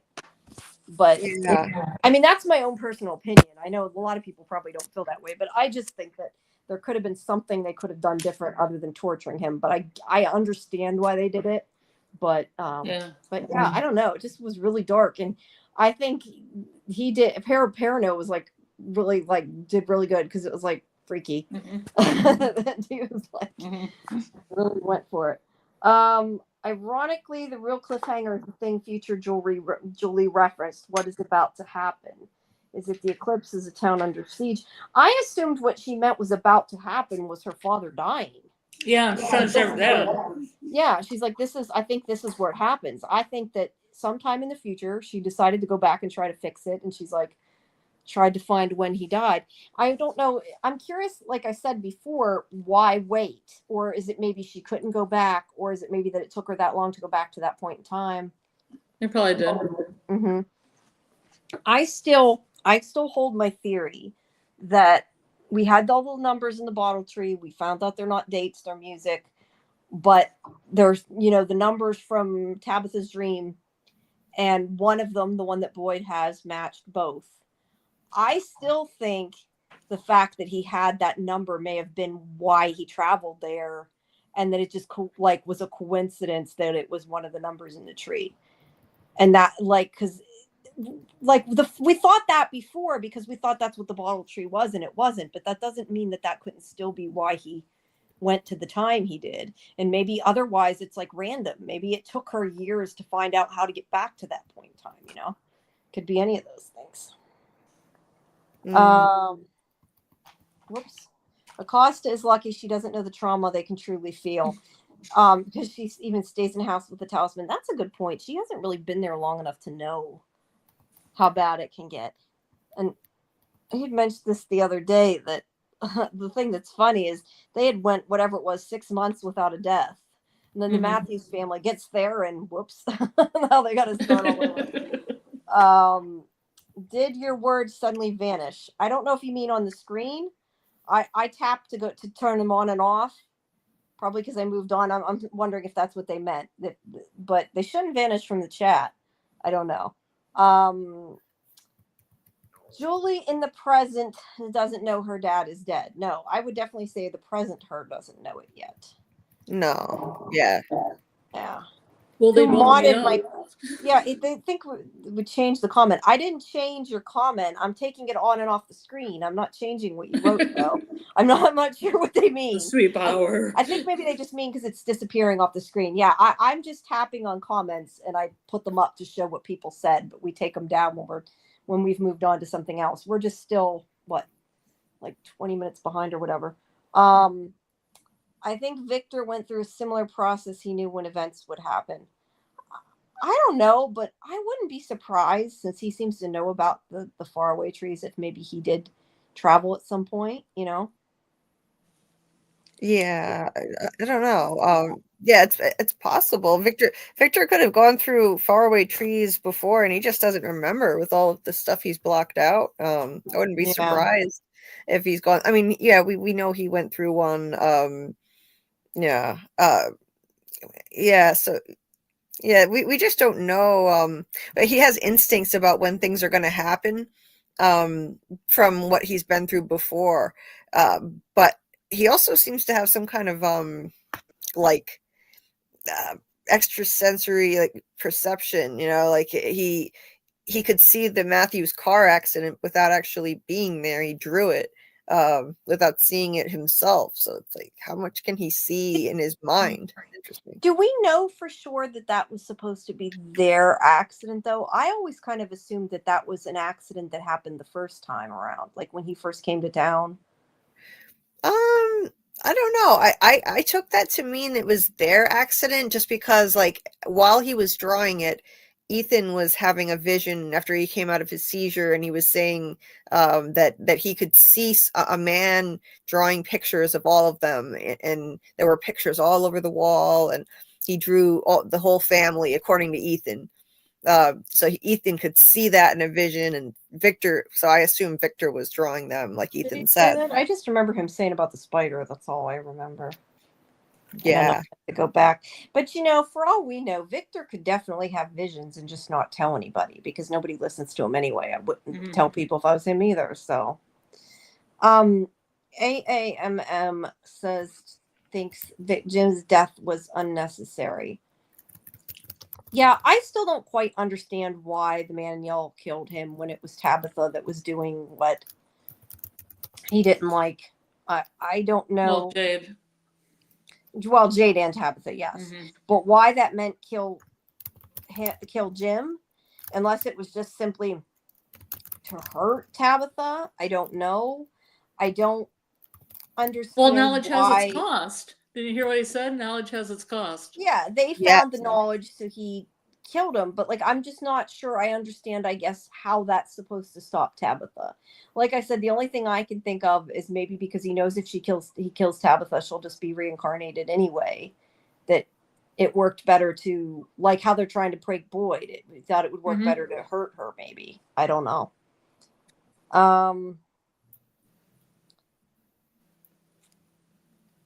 Matt says, excuse me.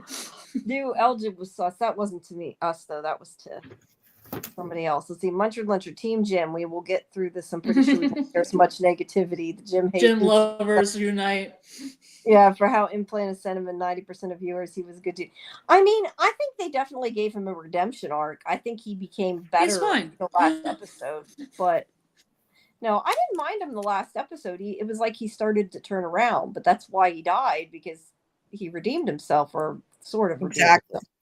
Yeah, Yeah. that episode was just loaded with foreshadowing. I talked about it in my video, and I just said, that I was certain that based on that episode that he was going to be the major death in the finale. I didn't think he'd be the only death, but I thought he'd be like he was my number one pick, and it was just, there was way too much foreshadowing with his family. The biggest thing was the speech that he gave to Ethan. It just felt so much like parting wisdom, telling him that this place it wants you to blame yourself when bad things happen, but you have to, as long as you are doing your best and trying to take care of each other, that's all that matters.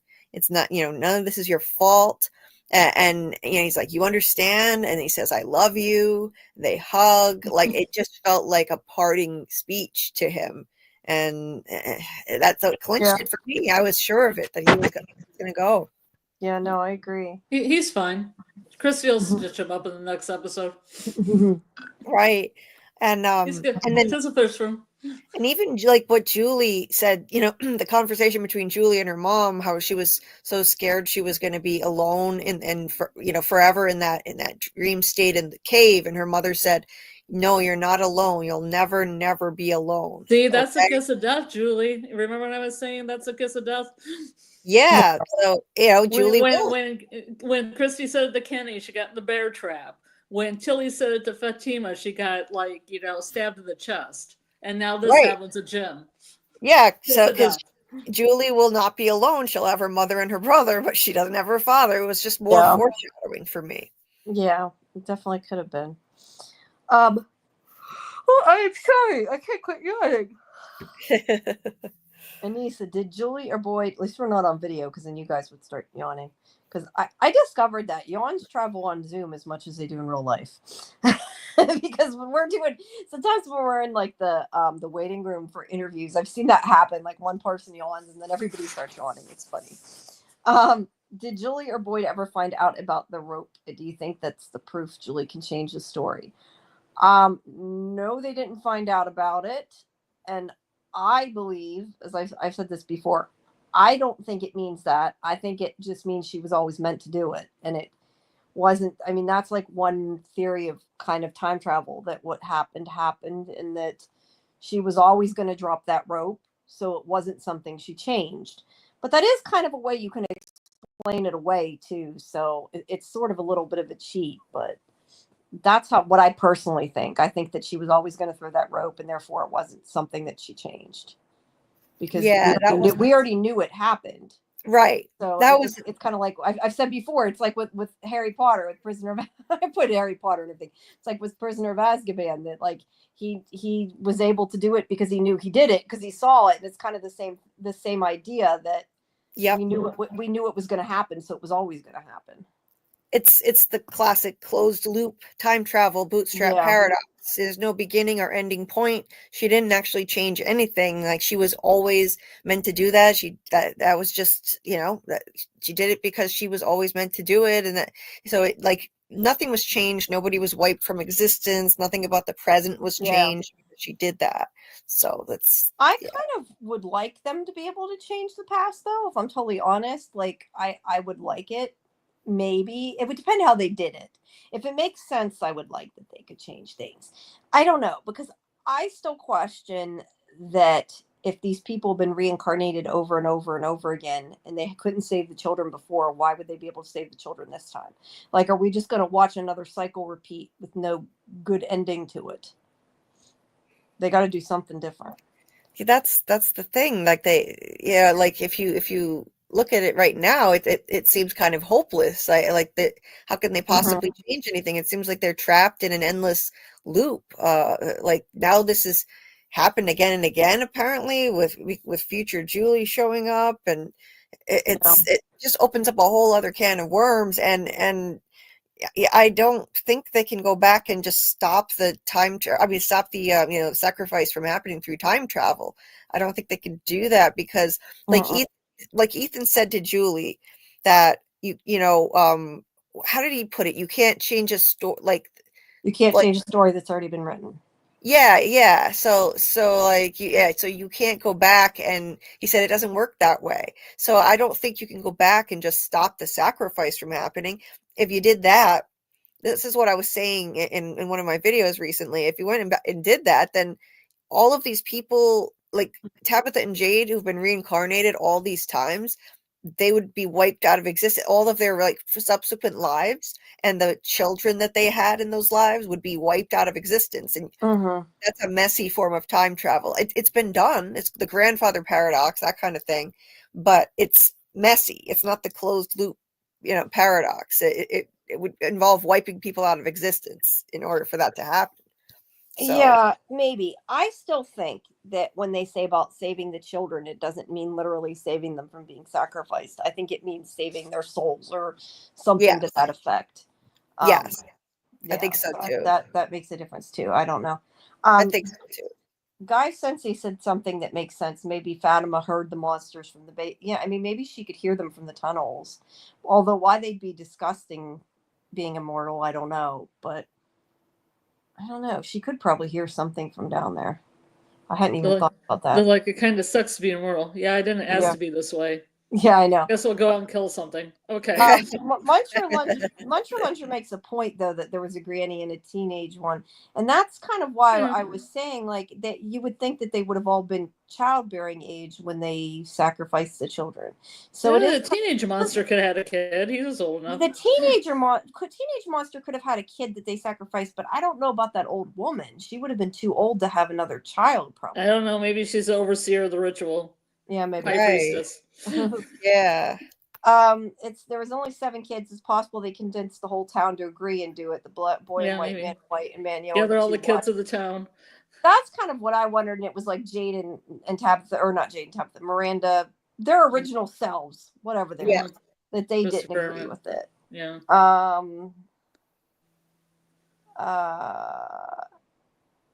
Yeah, Dieter's again saying that you were born for this, and I guess you didn't see the chat. You're a rock star. That's what Dieter says.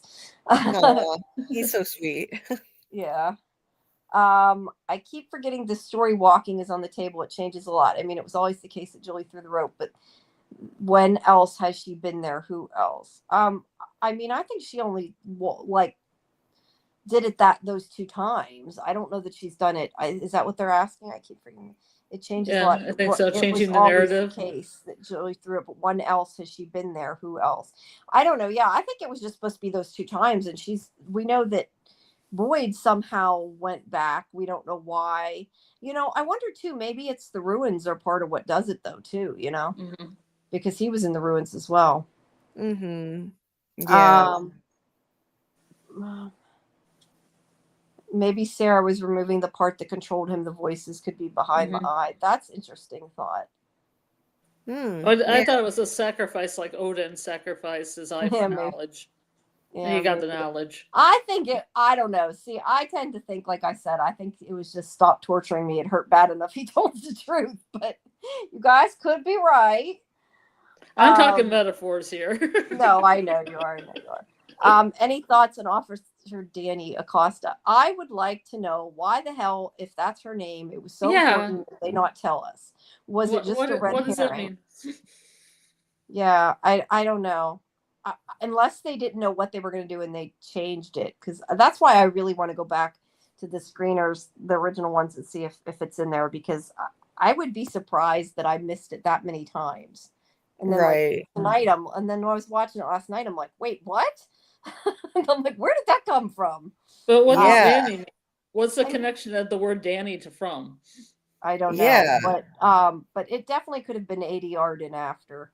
I mean, there's sometimes effects and things missing. So, Oh, did they mention it tonight? Did they mention it in the episode? well, Kenny called her Danny twice. Oh, okay. I missed Oh, that. Yeah. you missed it. Well, then maybe I did miss it the first few times I saw it. I don't know. I thought I like, as soon as I heard it, I was like, how did I miss that? And then like he repeated it. I'm like, where the hell did that come from? So I don't know. I might have to guys- take a little waylay and look at that up on the television. Yeah. Guy Sensei says Acosta is naive. Boyd and Sarah had to do it. Now we know that Smiley and the monsters are immortal. Yeah, I don't know. I still think they could have found another way.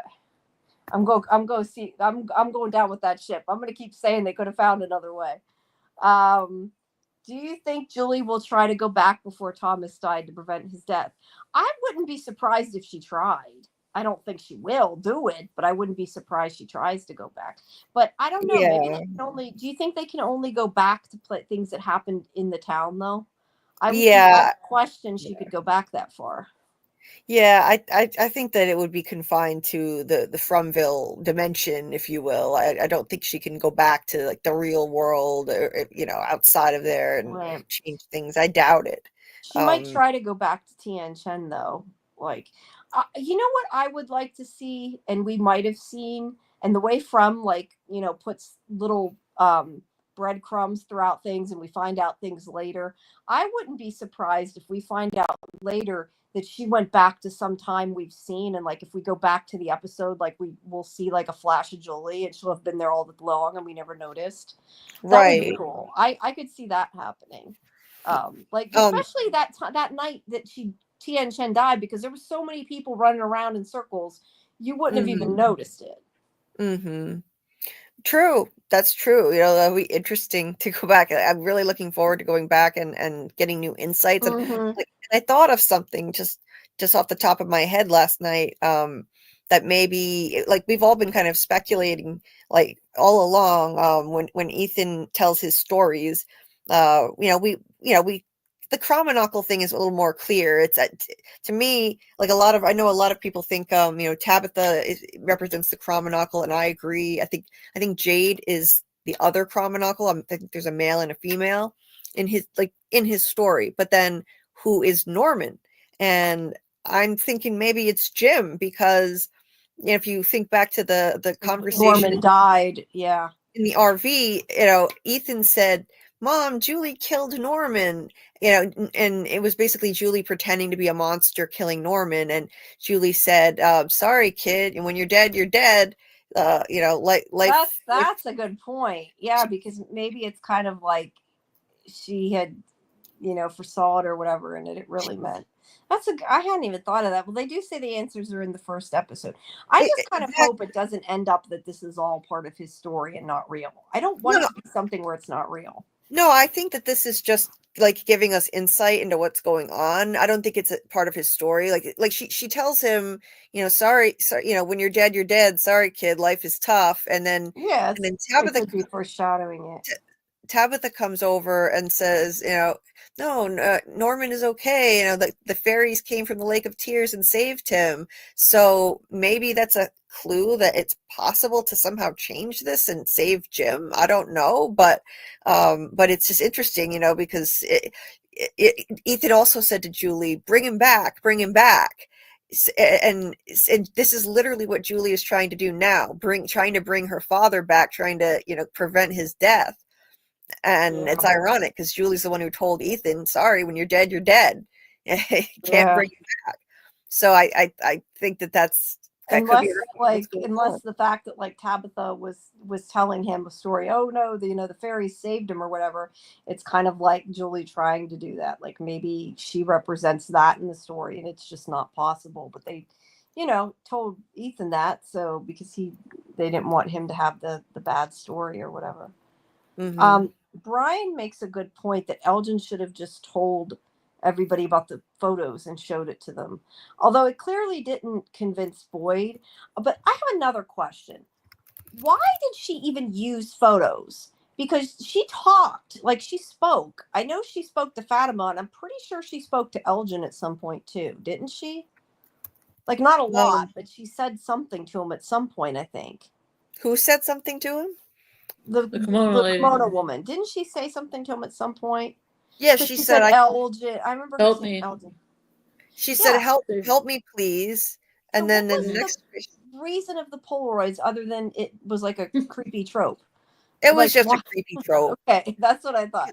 They Because watch endless. she also said, I can save you. I can save all of you. I can help you get home. So she could have just told him, but That's what I mean. Like that would have been a lot easier. Visually more stunning through Polaroids. But you know what though? I think that it was maybe a way of persuading him, by showing him like this kind of magic trick, like she you've got this picture here that like pictures of things that shouldn't be there, picture of a root cellar, then we saw that picture of Boyd's house. Like this is kind of showing him like oh, this is legit, like this is real, you can believe me, rather than her just telling him. So I think they did kind of serve a purpose in that way. Yeah, that's true. I just quite kind of wondered why, like because it wasn't necessary to do it as much as she did, I guess. But it's it made visually it seem more pretty. creepy. Yeah. AA said a lot of people have done worse, or have people done worse than had their eye poked out. I don't get why people think she redeemed himself. To me, most of the town will seem like she can still snap at any time. I don't know if I think that I don't know if I necessarily think she redeemed herself. I like how they did it, but I mean, she still was wrong with what she did. Yeah, But Clawtree's right. That he is kind of a hypocrite with like. She got results. I don't think. Yeah, I don't take it to mean that she redeemed herself at all. It's like she herself said that she already lost her soul. So this was just another unspeakably awful thing that she was doing, and like she'd already lost her soul. So what else does she have to lose? She'll do this for Boyd so that he doesn't. She's going to protect him. She's yeah. protecting Boyd. So this isn't redeeming herself at all. Yeah, I mean, I think maybe she's trying to redeem herself in the sense that, like, she wants to do something to help because she caused so much grief and everything, but it isn't necessarily redemption. I will be right back, guys. I don't know where the quote is to take it off the screen, but I will be back in a second. I'm going to mute this. Okay. Yeah, I don't. What were we talking about? Sarah's redemption.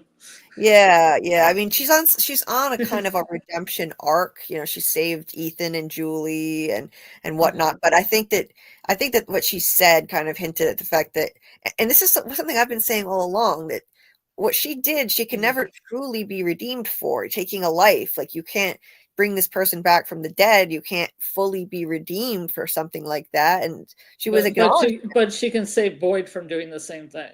Exactly. So she can help him. She's doing what she can to help, but she can't redeem herself fully. She's got that piece missing, Julie. That piece missing. She's got that one piece missing. Exactly. She'll always be a broken person. That little piece of the snowman missing, like where the heart should be, it represents her.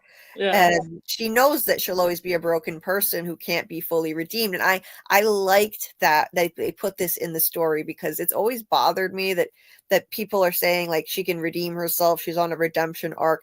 Once you take a human life, I don't care what reason you do it for, you can't be fully redeemed. You just can't. But I like that she's doing what she can to help, and I don't think she's an evil person. She was manipulated, but I guess they've all taken lives, actually, because Boyd shot Abby and Acosta shot Nikki. Yeah. Are they redeemable? They've killed people. Yeah, I mean, that's true. But I mean, but with Boyd, it was like it was a necessity, to save everyone else because she was literally on a rampage killing people. So like, I feel But like it then was, Sarah thought it was going to save everybody too. yeah, but like when she did that though, she killed somebody who wasn't hurting anyone. Abby was in the act of killing people. Yeah. Boyd had to stop her. It's completely different. Sarah killed an innocent guy laying in a bed injured. Mhm. And left the door open and got an old man killed as a result, Mhm. and tried to kill a little boy. Like, Yeah, yeah, but she was also possessed by voices. it's just that it It doesn't gets matter. Like, messy. but she, like, what she did with Ethan was premeditated. She wasn't possessed then. She was walking around all day with a scalpel in her pocket. Well, she Like, was possessed. She got the Well, thing on she her arm was to kill the listening boy. to, yeah, she was listening to the voices just like Elgin was. but I don't think she She was was possessed the entire time. She was walking around. She was No, I thinking don't think about she it. was She, possessed. she was talking to Christy, debating it all night whether she should do this. This was premeditated. Yeah. And So see, that's my point. She questioned it. Elgin didn't. Why? Yeah. yeah. Well, because Elgin was convinced the kimono lady was an angel. Kind of like Midnight I Mass. guess. Have you ever seen Midnight Mass? It's kind of like the same Most of same it. I never feel. saw the end. Yeah. Mood. Let me ask you guys a question now.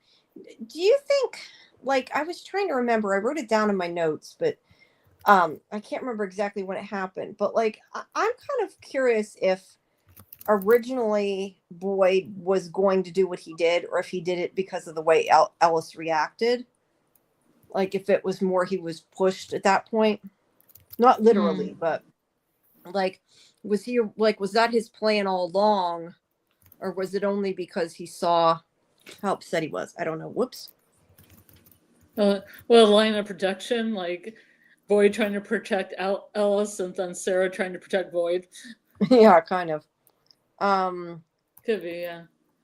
I don't know. I guess because I didn't swipe the chat for a while, some of it disappeared again.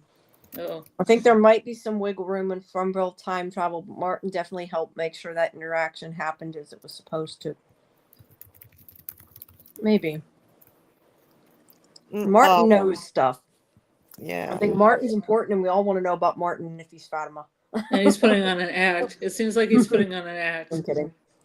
Yeah, it does. Or did with Julie. It was a scene with Julie. Yeah. Brian P in the chat, I just noticed, said something that is so true. Like, the end beginning connections, it's very similar to Dark. Like I'm not going to say spoilers, Scarlett. I'm not going to say spoilers, but I just want to draw a parallel between a catchphrase between the two shows. Like on Dark. I'll just leave. Okay, I'm not gonna spoil anything.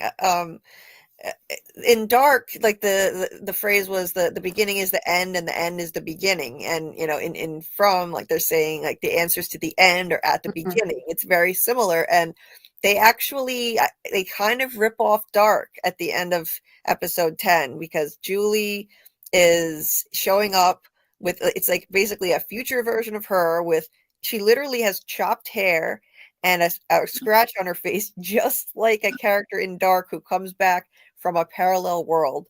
And she literally has a chopped up haircut and a scar on her face. It's the same thing. So it's like, I feel like they kind of borrowed some inspiration from Dark there.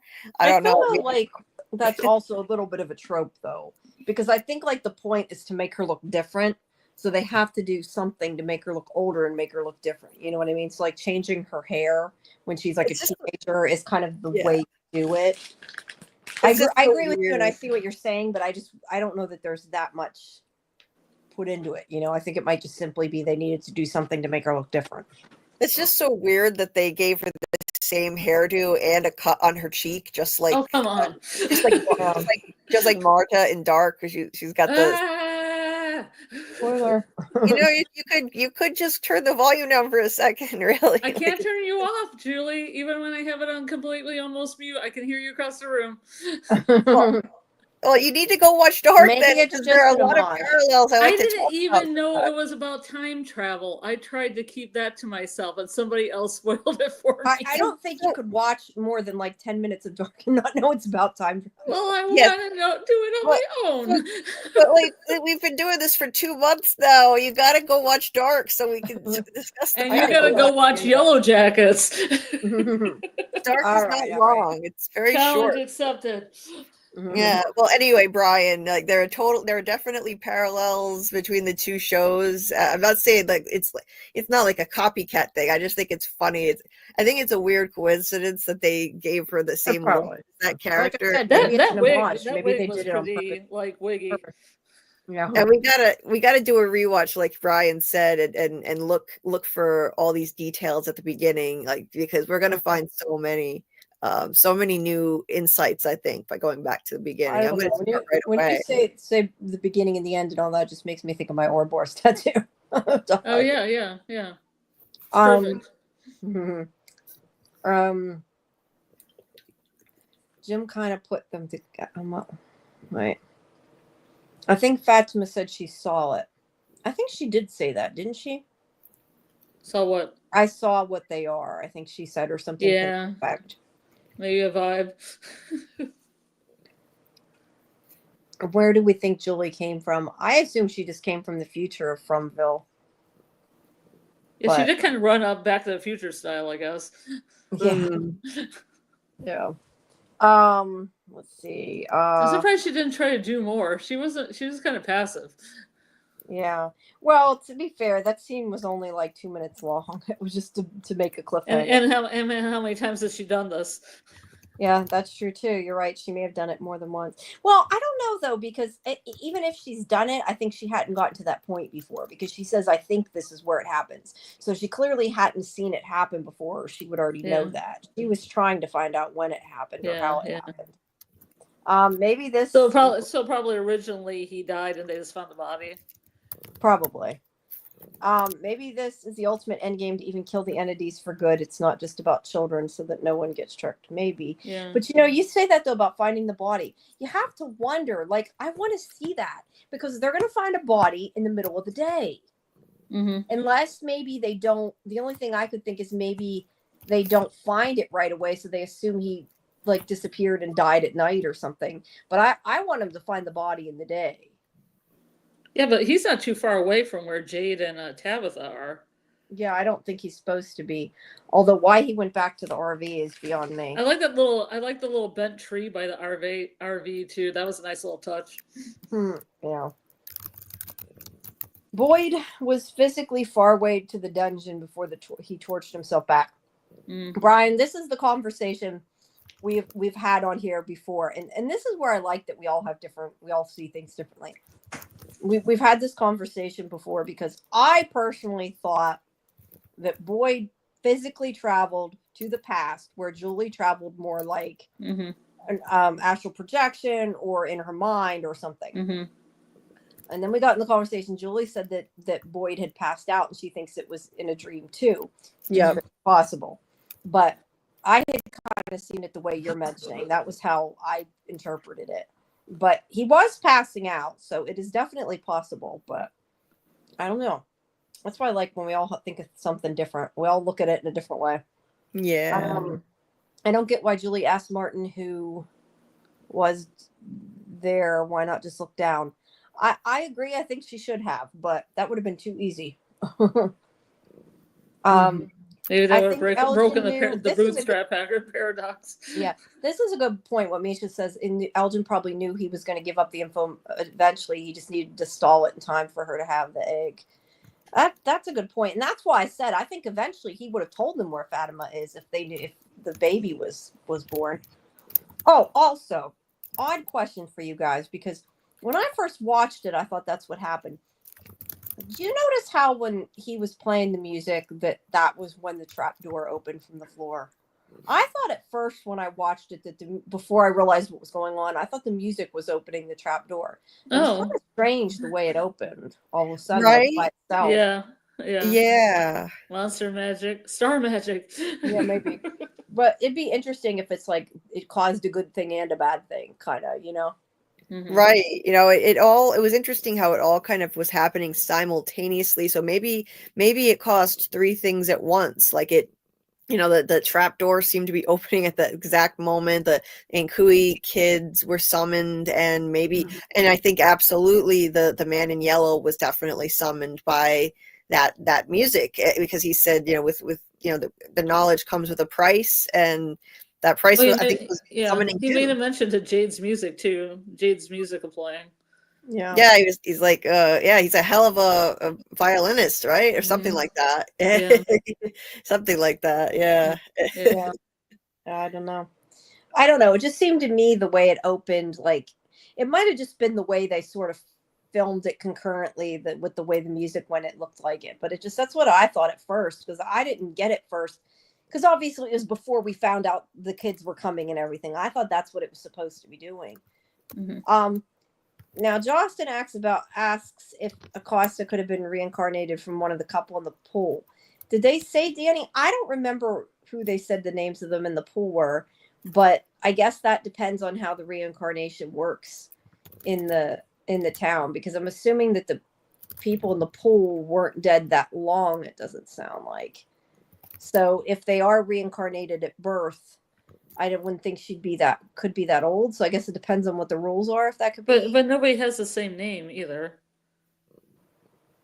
I don't know. I don't remember the name of the people in the pool. They might be right. No, I mean Miranda, but Tabitha doesn't have the name Miranda. Jade doesn't have the name Christopher.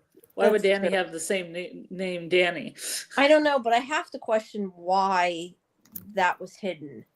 I I have don't no know. idea. I wonder. I wonder if it's more the case that she knew they weren't telling it till that Danny and episode, Shay. and she was afraid to say something. It was Danny and Shay. Was it? I couldn't remember the woman's Well, I name. think Danny and Danny Shay. was the guy.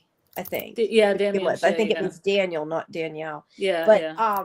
but I don't know. I just have to wonder, like, was there a reason she didn't tell, or was it just she knew they weren't revealing it and she was afraid, like, because they're afraid to accidentally give something away, that she's like, oh, I can't tell you, because she didn't know if she was allowed. But they It's acted very like it was a big possible. reveal, and it wasn't a big reveal at all. Yeah, that's why I'm saying I wonder if she was just afraid to say, and it never was. Or maybe it's to create excitement.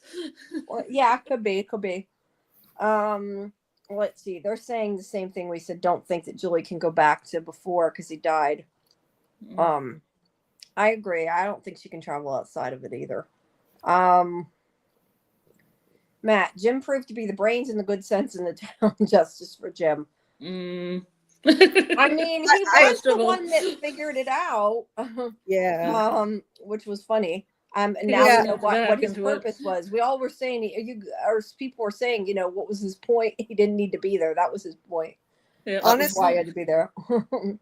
Honestly, I never thought I would say it, but I was feeling like the same, justice for Jim, because as much as I disliked a lot of things about his character, his anger issues, his manhandling Victor and Jade, I didn't like that. But at the end of the day, he got a really unfair deal. I mean, he had to pay the price for things that were not his fault at all. The man in yellow said, "I warned you." Well, what did he warn him about? He said, your wife shouldn't be digging that hole, Jim. Yeah. That Why? was like a while ago, though. But by the it wasn't that long ago. But by the time he said that on the radio, it was too late. Jim ran down there and Tabitha was already in the hole. There's nothing Jim could have done to prevent that. And that kickstarted this whole thing. Tabitha dug the hole. That's when she started seeing kid after kid after kid. She saw the first one in the cave. And that set everything in motion. Yeah, and maybe that's the knowledge he means. And then right up to the end, Jim like was trying to tell them, like, this, you don't think this is a little bit suspicious? Maybe you shouldn't be doing this with the music, because Jade was like figuring out the music way too easily. And Jim said, you don't think that's kind of convenient? He was trying to talk them out of doing it. They went ahead and did it anyway. And he stepped up. Actually, he grew as a character and listened to Henry, and he supported his wife. He didn't invalidate her ideas and her feelings, even though he went against his own better judgment, and he supported them with this. And what did he get for it? He got killed. He got unalived. It's messed up. It's messed up. I kind of wonder, though, and I don't know the answer, but I kind of, because of the fact that he said that, and it's like, why is he talking now about what she did back then? I get what you're saying, like it led to it, but I kind of almost feel like that line about, I told her not to go, I told you she shouldn't have went in the house, I think was more just to say, hey, that was me on the radio, like for us to realize that. I don't know that it had more meaning or not. Little shout out.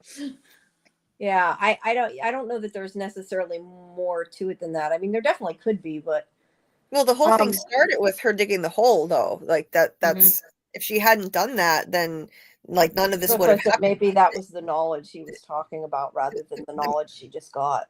The man in yellow even said this didn't need to happen. Like, but Jim didn't do anything to cause it. He was innocent. I told you to stop it. Damn it! You didn't do a good enough job. That's oh no, Jim! No. That's why I kind of feel like it, like his death was a little bit Tabitha's fault. Yeah, because they kept going. Now let's see. Brian says Julie saved Norman after killing him was for shattering successful type travel loophole. Could be. Don't know. She used photos because someone in the writer's room likes Polaroid. That's why I said I think it was just a good trope. And they were direction to go places. I mean, I definitely think they were to tell him where to go, and they were helpful in that way. I just kind of questioned why she kept using them if she could talk to him. It seems like a waste of it, you know. And yeah, a lot of the Brian says there must have been a lot of spare cartridges of film. I think it was just like unlimited film.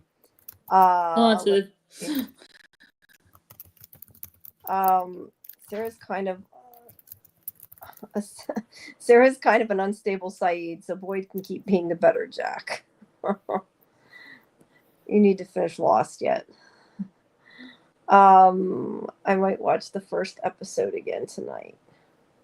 I kind of want to go back and watch it too. We still didn't see that picture of Julie out from the camera when her and Elgin was in the basement, and she don't know what happened to Elgin that was her friend. You know, she never.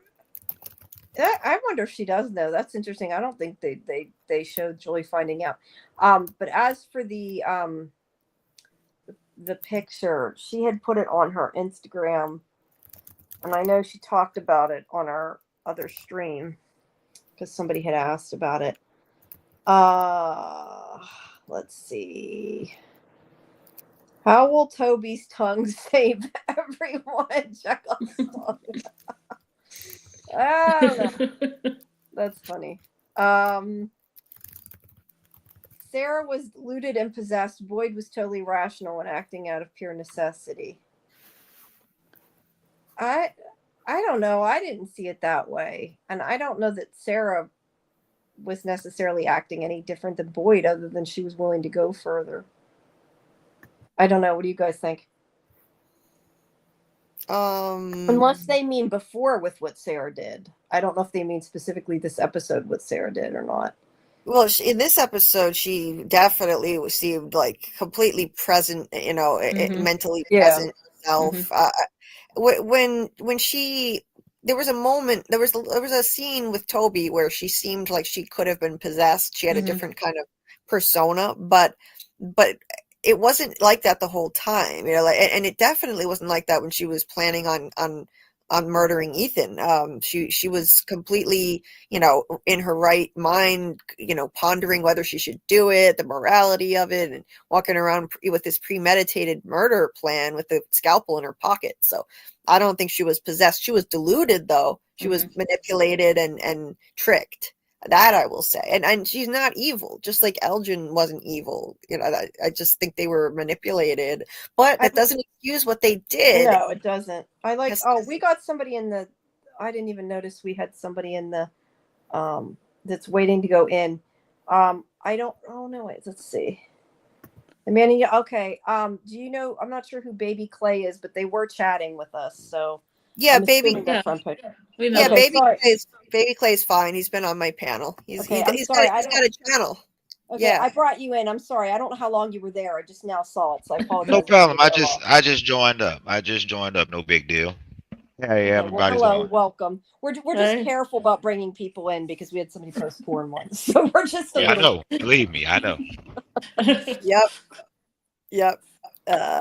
But yeah, no, Baby Clay is another From creator. He's got a channel too. Content creator. That's great. Well, welcome. Yeah. Thank you all for having me. Thank you all for having me. I wanted to touch up on some things I saw in the chat that was pretty interesting. I forgot about how Sarah took Toby's tongue out. Yeah, Like, I Right. do too. what is that used for?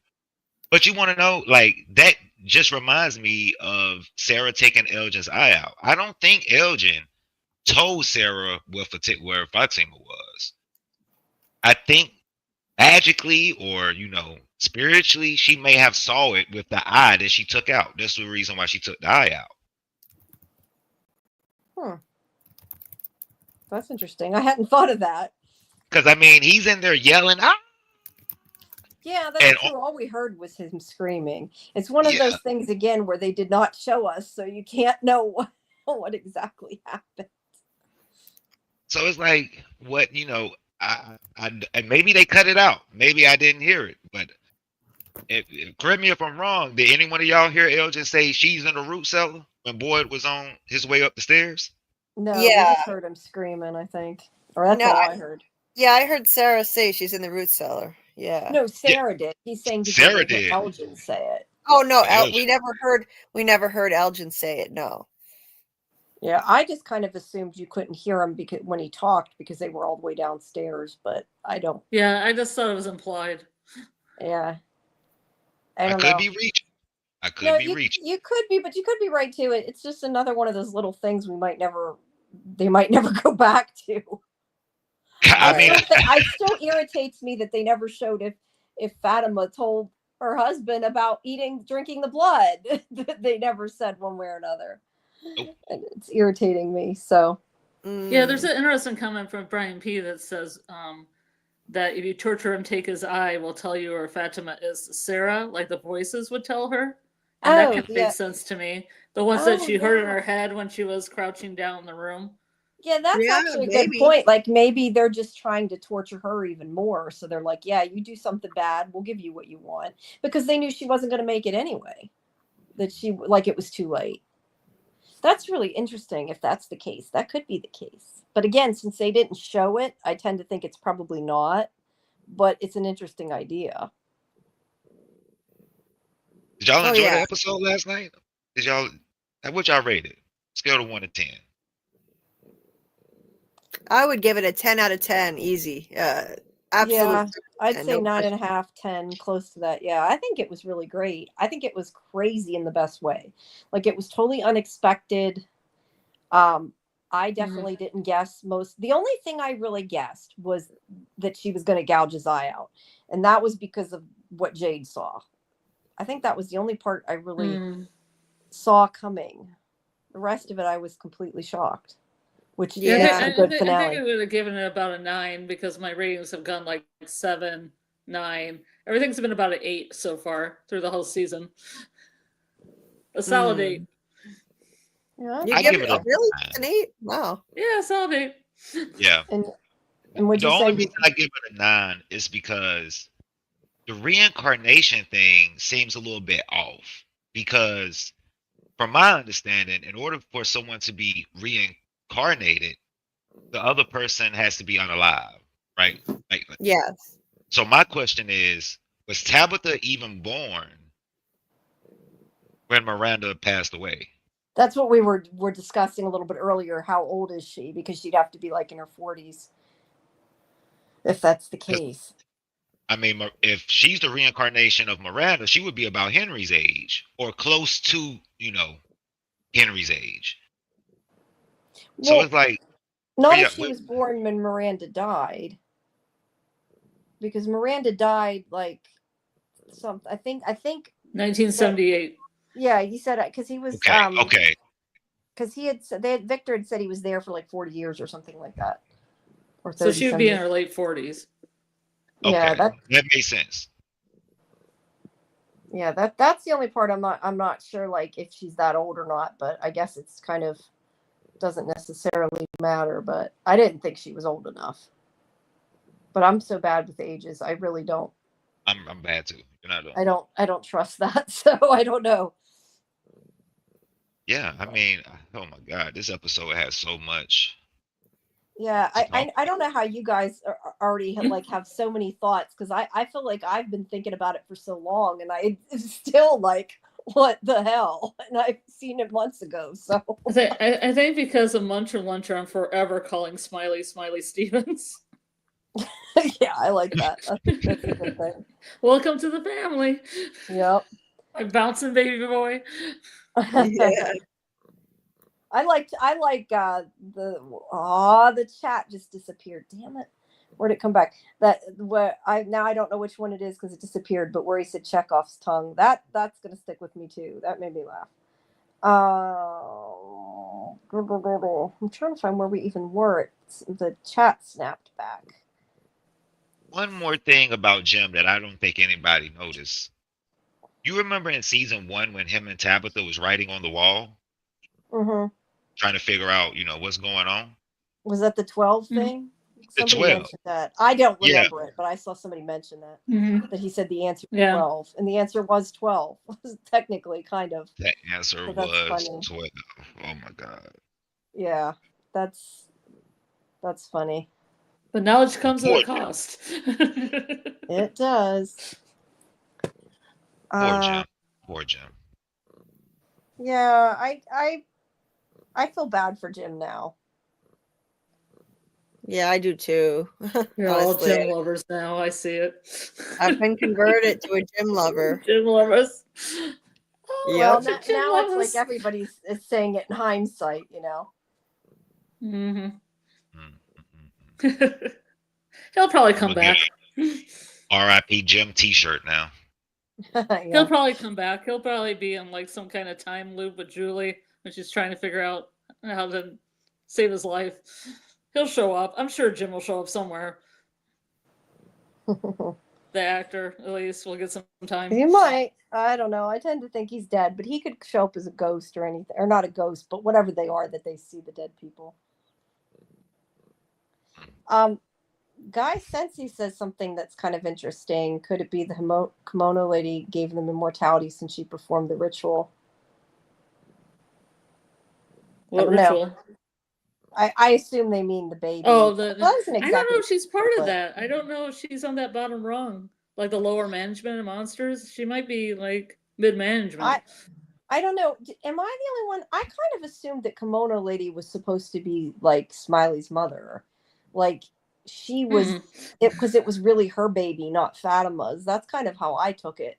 Because I'd forgotten I was thinking that earlier. I thought she was on the low, like the Elgin ballerina, like the ballerina or some other entity, like another level. I don't know, but Elgin did say you are pregnant. It's just not yours. I assumed Right. it meant it was hers.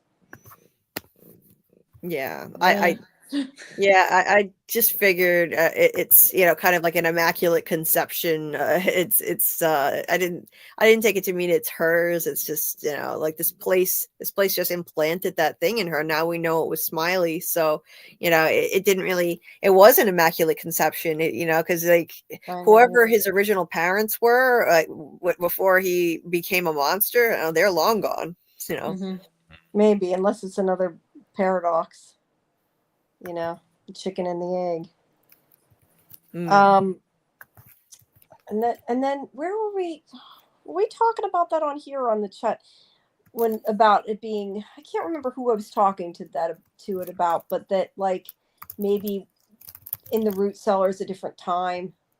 Was that you guys that were talking to me about that? Oh yeah, they have the two remember. different root cellars that are supposedly looking different. Yeah.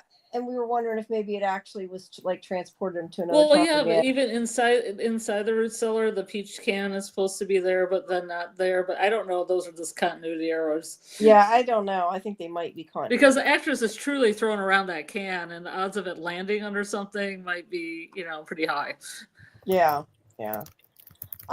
D Strand is saying Elgin did question it because he was afraid of Kimono Lady until he talked to Julie at the table. Then he started to think it might be an angel asking for help. Then he found the Polaroid camera. I guess, but that was like a very quick questioning and getting over it, if that's the case. Yeah. Let's see. Oh, Matt says Man in Yellow is an avatar of Dr. Mabuse. He might even be Dr. Mabuse. Depends how far they're taking the influence. I believe it's in the public domain, so anybody can use it. See, that's again one of those things where I need to research this stuff because Me too. I don't know what they're You, talking. you need I mean, to I you know need to what wa- they're you need to talking watch about, like but not what you it need to watch means. Testimony of Dr. Mabuse and then also M by Fritz Lang because they're all kind of interconnected. What by Fritz Lang?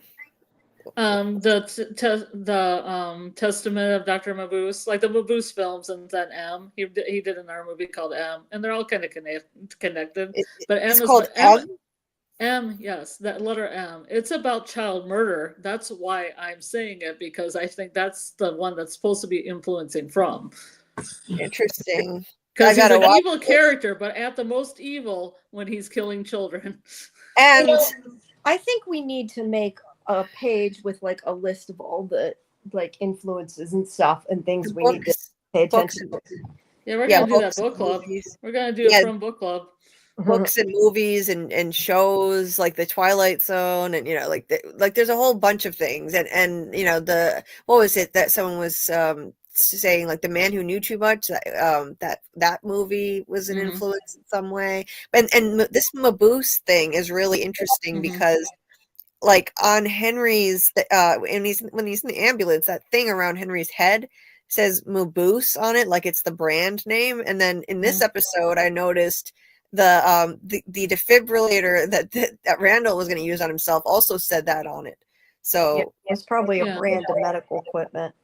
Did Yeah. anybody look up if it actually is a real brand of medical equipment? It's not though, because they have that cola too that's a made up brand that references something I can't remember. The cola that's used.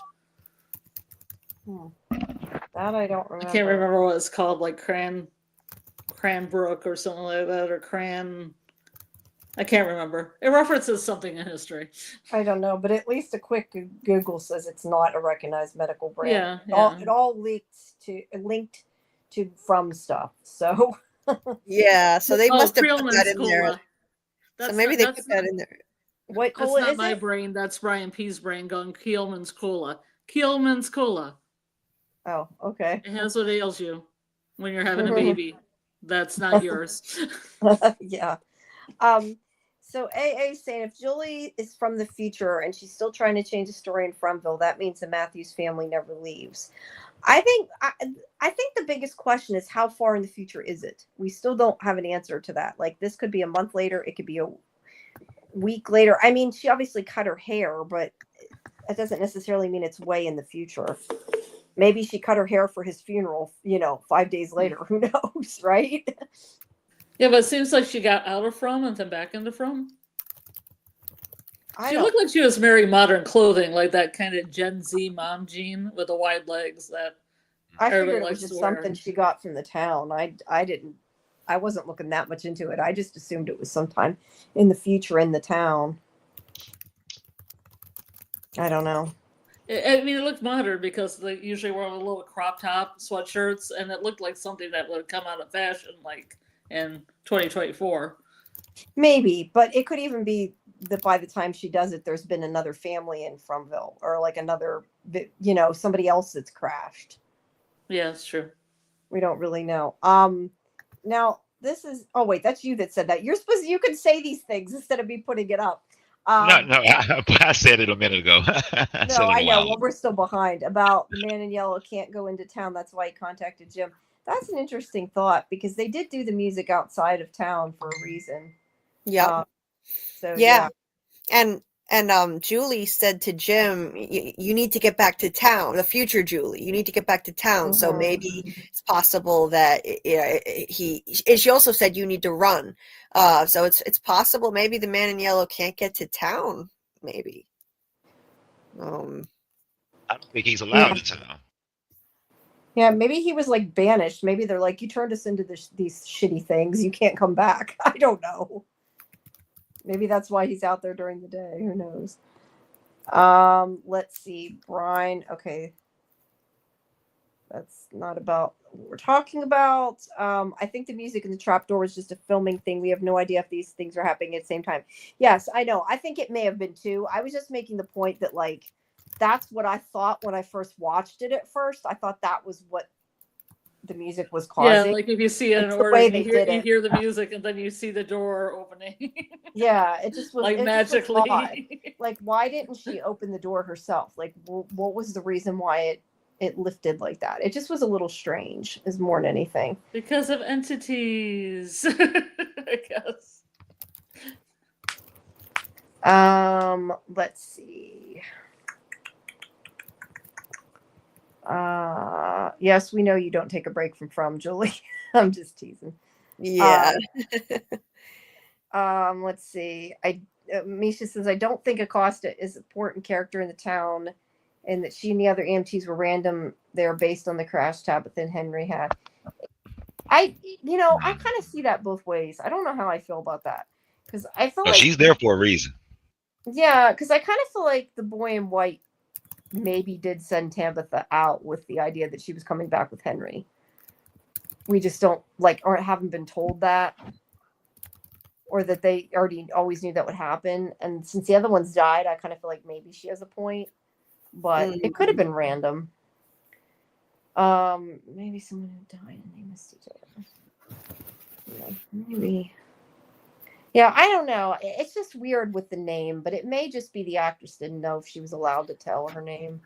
Right. Yeah. It would just be Well, funny though, because it'd be like, and my name is, it's Danny, and everybody's Yeah. like, I don't and understand why? Who knows? We don't know. why they would wait until the last episode to say her tell us. name when in the same Maybe. season I just kind of feel they like said something about Danny and Shay. Yeah, I just, the thing is it feels like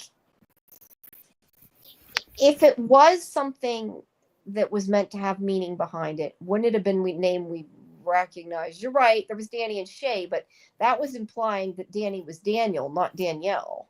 I mean, I think Shay is a female. And we thought it was going to be they could have been, they could have been a lesbian couple. I'm not saying they aren't, but for whatever reason, I thought it was a man and a woman. I may have just seen that in my head. I don't know, but I assumed it meant Daniel for whatever reason. I could totally be wrong. Yeah, but he thought it was going to be some big reveal like Eloise or something, and Yeah, then it's this like boom chick, Yeah, or they're just like, Danny. you idiots, you fell for it.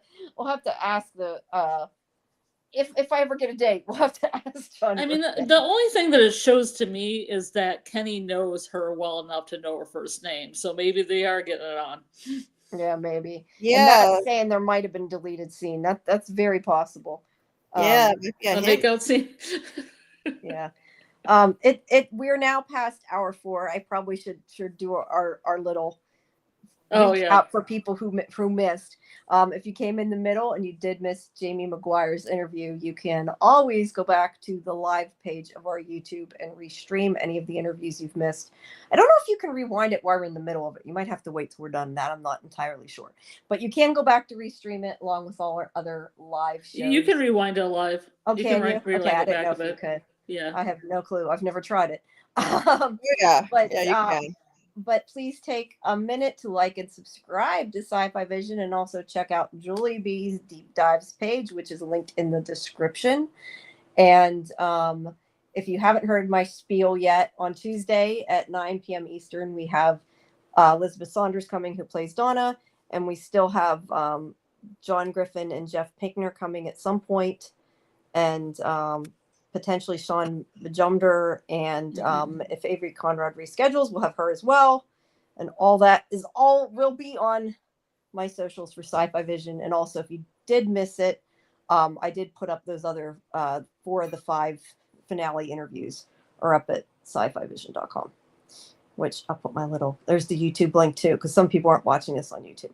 We do have like 2 people watching it on Twitch after all. No, I'm just teasing. But anyway, okay, sorry. I just think I need to try to remember to say that once in a while. And now I lost my place in the chat again. Nice. Let's see. Tabitha needed space after telling her husband another man is her soulmate. Yeah, she kind of did. I don't think that's what she meant, but she could have.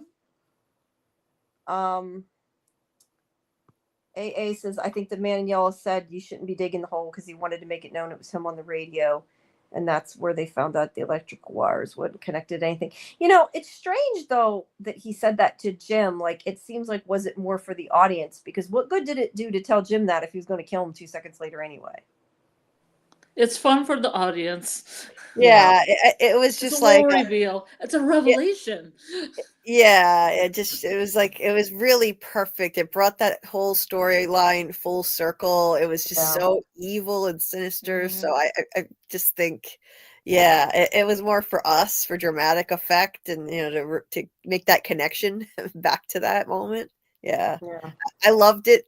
That was my favorite cliffhanger. Like when I was first watching the show and that happened, that voice came on the radio, I just lost my mind. Oh my God, who is this voice on the radio? And just, I love how they brought this full circle and now we have a new cliffhanger where he says that. And like we have no idea who this guy really is, like what he is, where he came from. There's so much mystery surrounding him. So I thought it was just brilliantly done, really. Yeah. Sorry, my cousin's messaging me. I'm trying to answer him. Let's see. We should have gotten season 3 and 4 back to back because of the writer's strike. It would have been nice, but they have to have time to film it. They have to have time to film it. Yeah, it's a lot to run a TV show, so it's not super easy. Yeah. Didn't think it mattered. Boy, we said this. The boat wasn't in the photo. Did Abby lie about buying it? Was that you, Julie, that said maybe that was to show it wasn't legit? Was that you that said that? Yeah, that's what I think. Yeah, like it was kind of to show that this isn't real. Like the boat should be there. Maybe that's why he said that there was no boat. No pony either. Yeah, no pony either. That's a good point. Justice for Jim. Let's see. Okay, wait, that was based on that. The picture of the house I took to be from Boyd's memory. No boat because he doesn't necessarily think of the boat when he thinks of the house. That's kind of what I thought. Like the boat was, they never got to the boat because the boat was going to be, he was going to get the boat, and that's where they ended up at the town. Yeah, they were going towards the house, and usually you have to go to a marina or something to get your boat. Yeah. Yeah. This is interesting.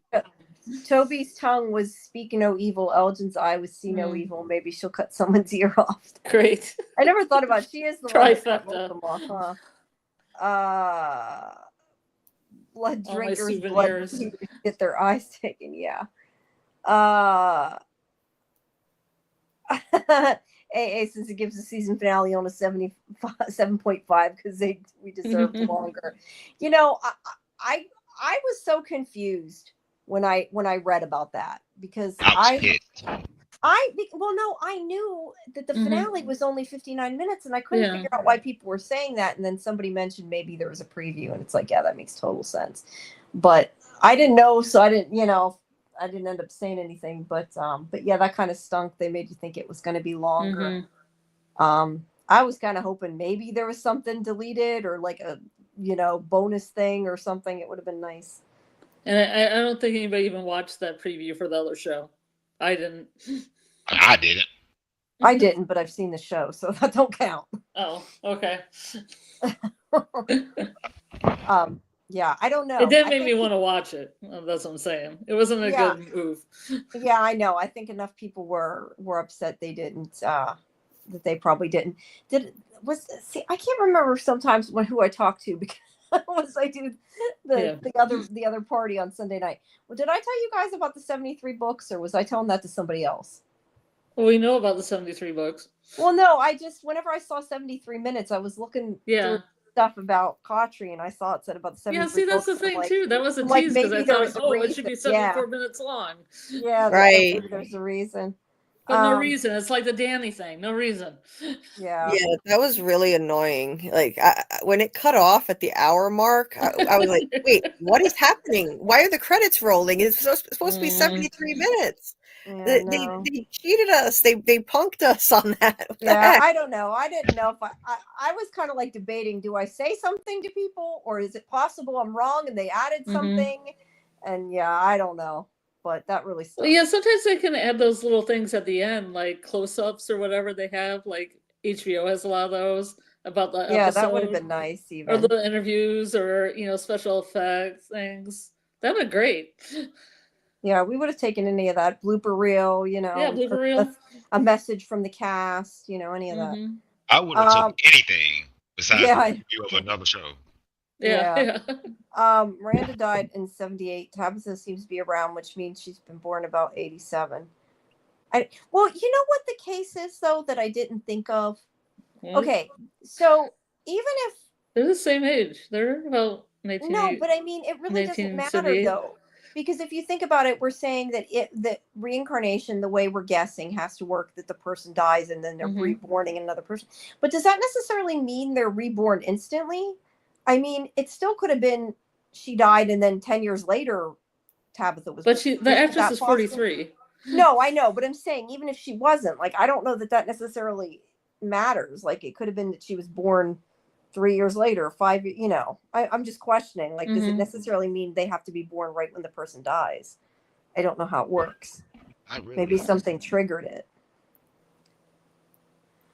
I mean, I don't know because you have to go through reincarnation, but then through a TV show lens. Yeah, and its rules, so I don't know. Yeah, I don't know. I still don't care about Jim as long as Sarah and Boyd aren't dead. Don't know. But it's protected by plot armor, so you can not a Jim. I like Brian. Jim died. Smiley's born. I think Smiley's Jim. that's like the Barton is Fatima, right? Smiley turns around, looks at Boyd, and he's like, "You could call me Jim." That End the awesome, season. Boyd went down to check on his grandson, Smiley, man. Yeah. They're related. What AA says, what I don't understand is if a monster never died, is this our first time delivering a baby? I don't know, because like we said, maybe a monster did die before and came back. We don't know. It's so hard to tell, but so many things repeat in here, that definitely could be. Let's see. Imagine if Kenny had burned down all the monsters in the cave. Everyone would have been pregnant down in Pony. Oh, I would love to see that. That would be funny. That's Donna, Clara, everybody. What do they? I can't think of the right word for it, but like where they write like a parody of something. Like this is the parody season we need to see, right? Yeah. What's this? I wonder what would have happened if Boyd and all the rest had burned the same thing, burned his body because Smiley's reincarnated with those stitches Chrissy gave him. At least that's what it looked like. No, wait, what? They did burn. I thought they. Yeah, they did burn. But yeah, they gave him a Rasputin death. Yeah, I think they did burn his body, but I'm not sure what she means about the stitches. That I'm not sure. Quan says Elgin's going to be a one-eyed mess in season 4. He won't live long. I don't know. I mean, that's kind of where I said it depends if she stabbed him all the way into his brain or not. Because and plus, if you don't die in Fromentville, you tend to heal real fast. That's also a good point. So yeah, he could be okay because of that. I'm talking about Dark. Where he can't pass the house. Then. Okay, Dawson says maybe, I assume he means the man in yellow. Maybe he can't go into town because of the talisman. Maybe. Yeah, I wonder where he crawled out of. Because he was like, he didn't have a body. He just had a voice. Yeah. Right. Like I felt like he, until he was summoned, he, like he had to do things like, like kind of these parlor tricks, if you will, like make the voice on the radio, create the voice on the phone, the Thomas voice. I don't think he was able to physically like go there. So I don't know how he does it. What changed it? Was it because of the music? If that's the case, I think it was the music. Yeah, and it was out of town too. Yeah, outside. That's interesting though. Like if it's the case that they're less safe if they're outside the town too. Like, I mean, I guess we know to some extent they're less safe outside the town because they don't have talisman, but during the day we think it's okay. I ain't gonna Right. lie, y'all. I hate to say this. I really do hate to say this, but I think it's aliens. What? I hope not. Aliens. It's the it's the aliens. It's the aliens. You know, I hate to say it, but I think it's the aliens. Only because of what the man in yellow says at the end. When he says knowledge comes with a cost, and in the King in Yellow, they say, well, not all they say, but one thing that stood out the most to me in the King in Yellow by Robert Chambers was that I'm trying to think of exactly what he says. He says, just because you can understand something, it doesn't mean you should. Right. Were there So aliens in that story? I'm not familiar with the story King enough. in Yellow, the King in Yellow is a cosmic horror person. Like, it's not Uh-huh. human. Uh-huh. So in the King in Yellow is Cthulhu's half brother. So it's Okay. like, Hastor. I'm sorry, Hastor. Yeah, I'm sorry. Yeah. So Well, let's it's use like, Hastor for funds. I don't understand why they would have the man in yellow say, you know, knowledge comes with a cost. And then the Mhm. King in yellow is saying, just because you can understand something, it doesn't mean you should. So it's like both Mhm. entities are keeping information away from people. Okay. Well, I see the parallels to the King in Yellow. I mean, why would they put this guy in a yellow suit? He's evil. It doesn't really fit. But if this is drawing inspiration from that, then I could see that. Although we I don't see a know, lot of we don't know how Lovecraft much of inspiration too, you know. So and Yeah. I see a lot of Lovecraft influences in the show. Yeah. So that's interesting. A lot. So I didn't realize but that the King in not Yellow enough. I didn't realize that the King in Yellow had anything to do with like an extraterrestrial being, though. Huh. Yeah. Well, cosmic horror in itself, you know, a lot of Lovecraft stuff comes from space, color out of space, and the like.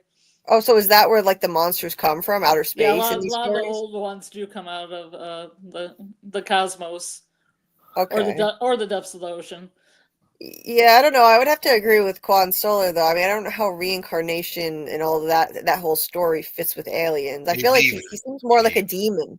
Like, to me, he seems like a demon. Yeah, I would more say Maybe a demon, little column A, a but- little column B. Yeah, I mean that doesn't mean it can't be an alien. Definitely could be, but It could be. It could be. yeah, could be a lot of anything in the show, you know. CT5. I'll talk eventually. Said I thought the monsters were about to come from out of that hatch when it opened. Yeah. I kind of assumed somebody was going to come up too. That was so creepy how that opened up. That was really Yeah, well but- done. Yeah, and you know, AA makes a point. They could have came if they knew that hatch door was there. They could have came up and got Victor and Eloise anytime if they knew they were there. If they knew they were hiding there. Mhm. I don't know. I tend to think a lot of times they just don't like. I think they just didn't want to kill Victor, maybe, and didn't for whatever reason. Oh, definitely. Yeah, I think Victor's been protected all this time. And I don't know if he was really supposed to survive the massacre, but I mean, it does seem like he's been protected. It's the only way he could have survived. And the only explanation I can think of is that as a sole survivor, being as traumatized as he is, he's a really good tool.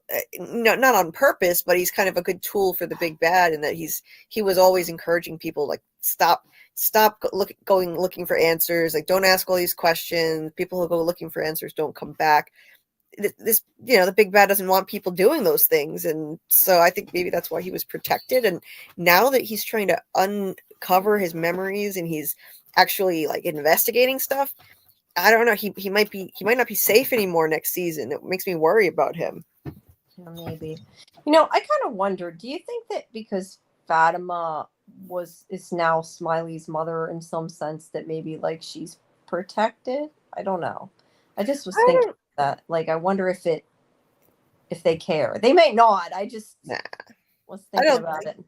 I don't think so, just because, you know, Elgin specifically said, you know, there's a baby, but it's not yours. So I think she was just a vessel. you know. Yeah, that's a good point. Let's see. In season 4, Fatima's gonna be like, "Don't kill me, Smiley. I am your mother." Yeah. Hey, Well, I'm Mom. saying the trap doors might be a bypass for the way the monsters can come up below the boundary. I think they could have came up if they wanted to. I think they, chose not to, but I don't know. Brian, is Donna going to bring her husband Dale with her? I told the publicist that she's more than welcome to bring him. So if he wants to talk about From, so I don't know, maybe. That's my answer, maybe. I kind of hope so. I mean, it would be cool. Let's see. Randomer, ultimate. Yeah. Before killing him. The man in yellow with Jim. Oh yeah, definitely. By And that's saying why I by said saying the that fact thing on that the he said radio. that, yeah. Let's see. They're talking about the boat. We don't know when it was that Jim got killed. I mean, I assume it was the present because he mentioned Jane's music and everything. I mean, Yeah. I guess it's possible it wasn't, but I kind of assumed it was. There's so many things that we assume that we might find out later are completely wrong, We're not given all the information. Yeah. And Brian makes another good point that Jade was saying this maybe the spirits linger in Fromville, so maybe that's a point that Jade's not completely gone. Or Jim. Or Jim. Sorry, that's Yeah. what Jim. Yeah, I don't know. And then he says maybe the compatible vessel is born in Outworld and the reincarnation only kicks in when they enter Fromville. I don't know. I haven't heard Outworld until tonight. That's a new one. Yeah, but they have dreams and stuff. Yeah, from outside. I don't know.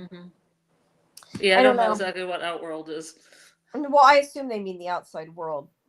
At least that was my guess. It's funny. Reincarnation kicking in when she go across the tree. Yeah. Wait a second. I feel like somebody else. Well, that's why I said it. It made me think of Agatha all along. Like, yeah.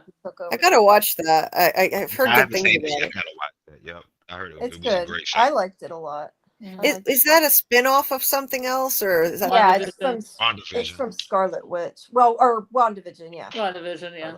Okay. Yeah, you don't have to have seen it though. It'll still make sense if you have. Yeah. Oh, okay. It's about witches. Yeah, but it's Marvel. Oh, I mean, it has Aubrey Plaza in it. I like anything that has Aubrey Plaza in it. Yeah. Oh, I love her. Like her face. Like, her face on Parks and Recreation was so funny. Yeah. The faces. Yeah, she was like in Legion and she was in White Lotus. I like everything she's been in. Mm-hmm. Yeah. Brian's saying Jade's violin plus hatch door opening could be like music box.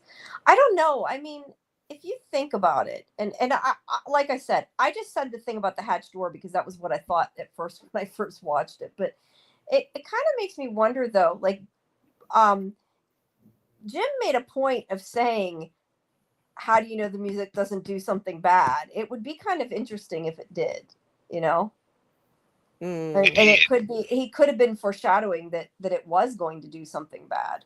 Oh yeah, he was right. He was right. But that's what I mean, though. Right. I mean, maybe it did open the door because of that.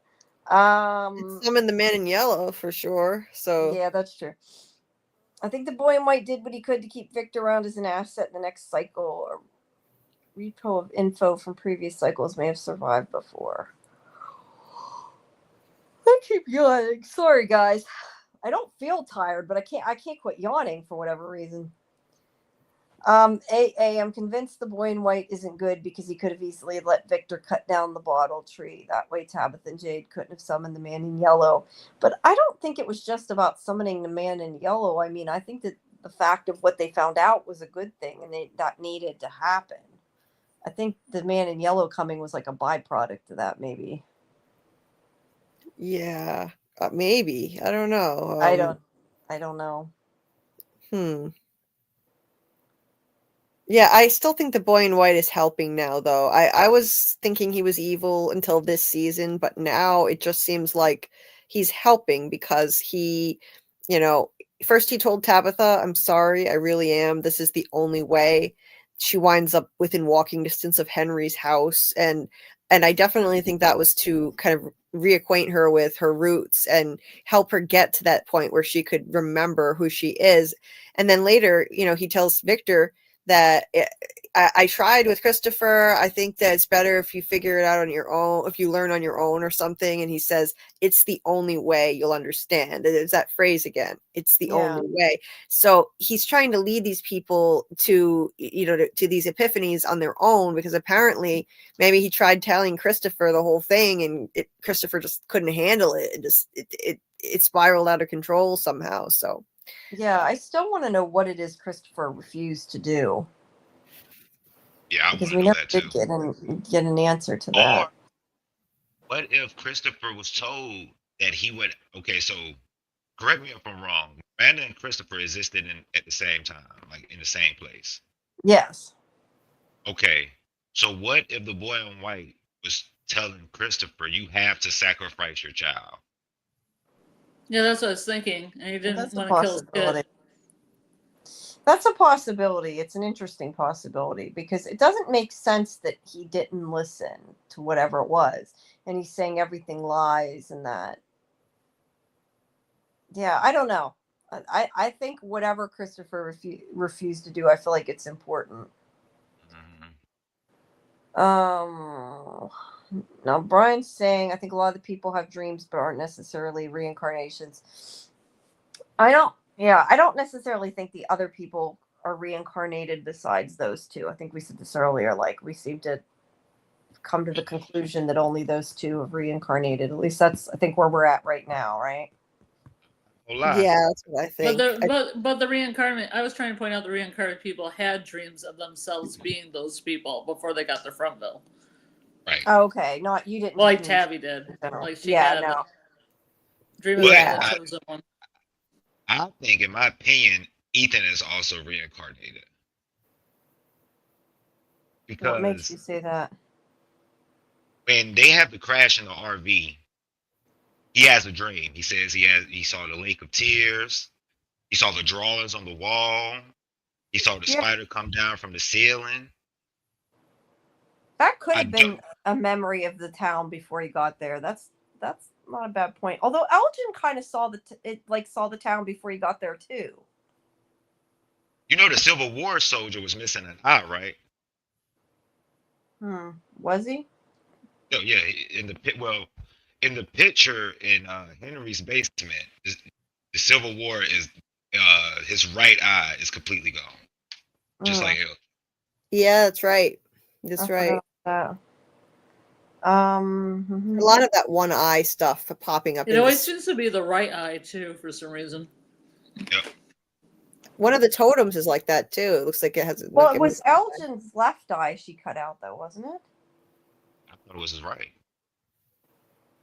I could be wrong. This is right. I checked for some reason. For some sick, twisted reason, I checked. I don't know why I'm picturing it was on our right, which was his left, but maybe I'm just seeing it wrong. I don't know. In my head, that's what I'm seeing.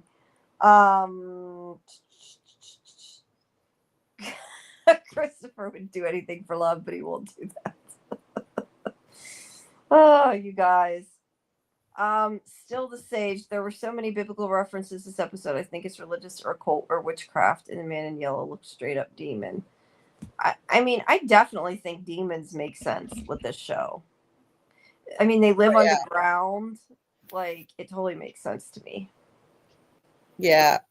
Yeah, there are a lot of biblical references. They're the Adam and Eve inspired painting on Ellis's wall, and there's the drawing Ellis did of Adam and Eve with an eyeball up above them in the sky.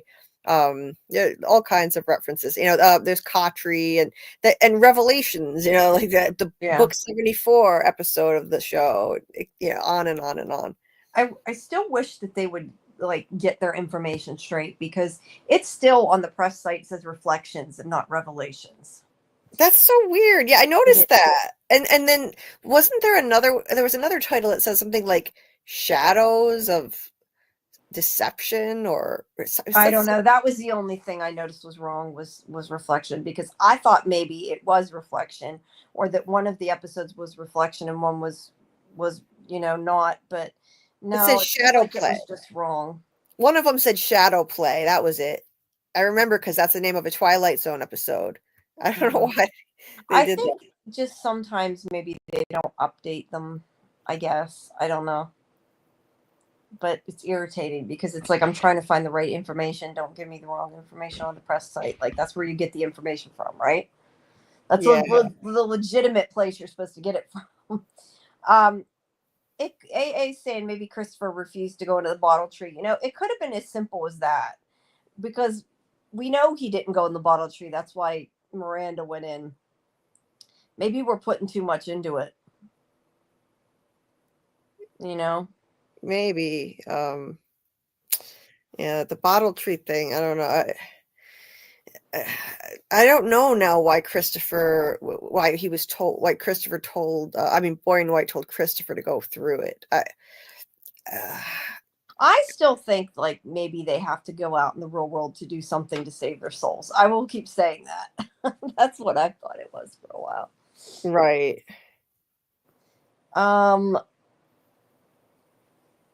Christopher, okay, Misa's saying Christopher didn't have a kid, I thought. I don't know. See, I thought at first, because I didn't really think about it, that the kid was Christopher and Miranda's, but it wasn't. It was their original reincarnated selves, or at least that's what we think. Because I know in my review I put that I wasn't sure. But now I'm pretty sure that it isn't them, and that makes more sense if it isn't.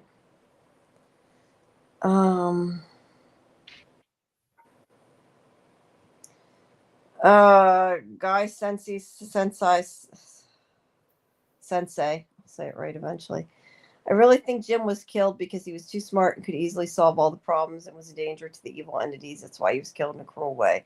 Well, he definitely was the smart one in this case because he figured out what Jade couldn't, which I think is hilarious. Like the guy that was doing nothing figured out the puzzle, Yeah. Yeah, I don't know. Like maybe that was. I just never thought that Jim was this like smart enough to figure anything out like that on that level. Jade is the genius here. So I'm still shocked that Jim's the one that put that together with the music notes, and Jim surprised me.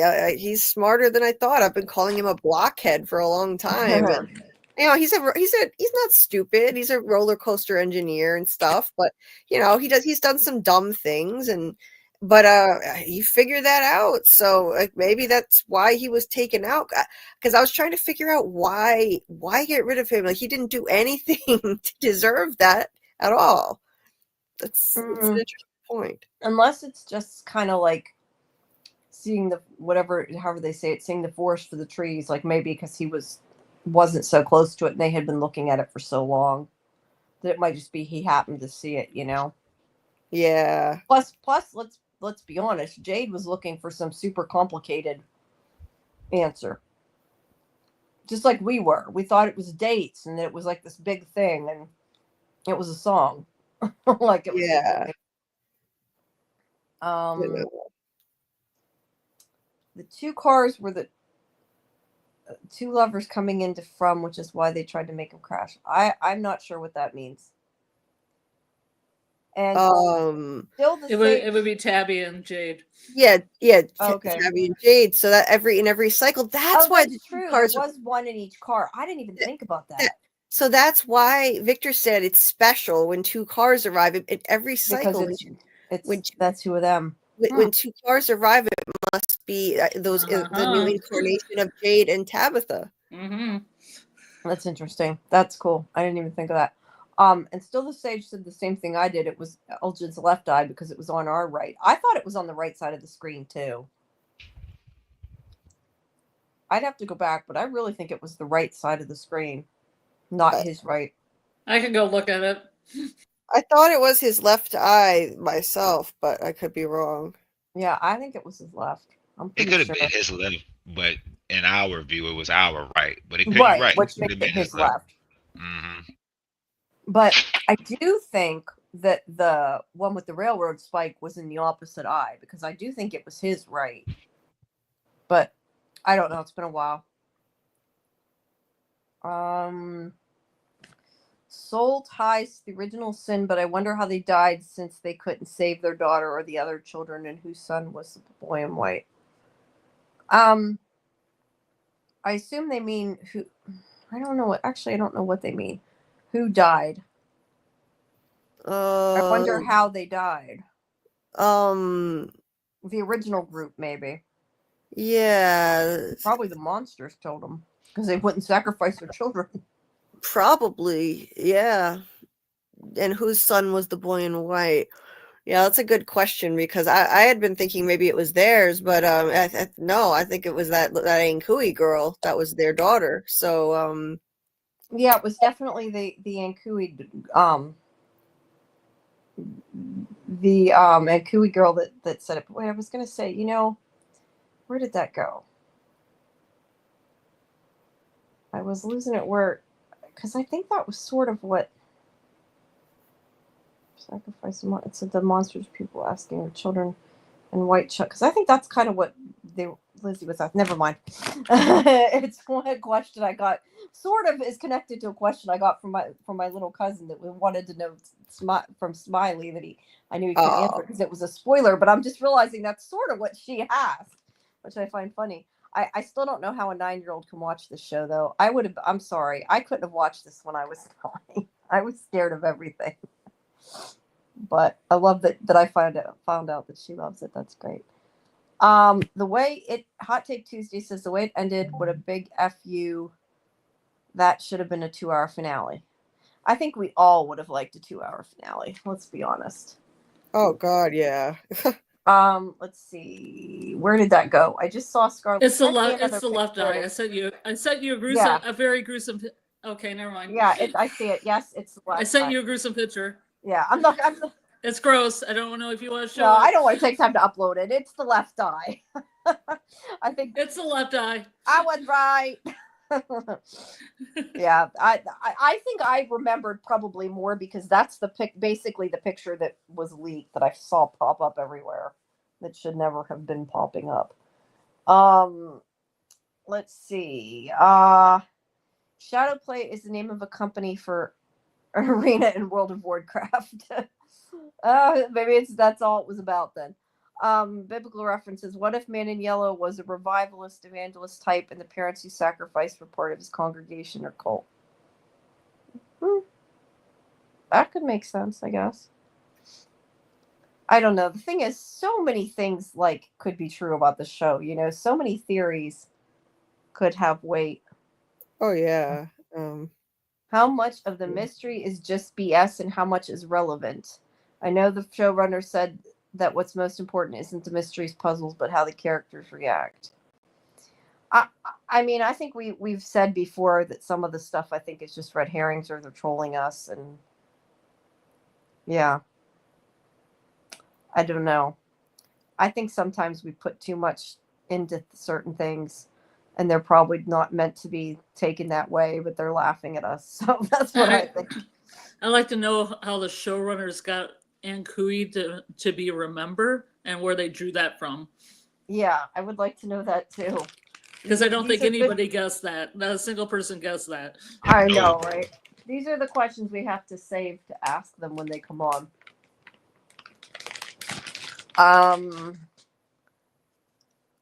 Let's see. I think Jim died because he was there. If someone else been in that location, the Man in Yellow would have killed them. Do you really think? I mean, that's possible, but I kind of assume it was Jim specifically. Yeah, I think it was supposed to be him. Yeah, it's like once Tabitha and Jade recovered their original memories, maybe he needed to be taken out of the equation, get out of the way, because he was going to maybe distract. Even though he was willing to support Tabitha now and be there, assist. Maybe it needs to be Tabitha and Jade alone. Remember, immediately what Tabitha said was, "I need some time."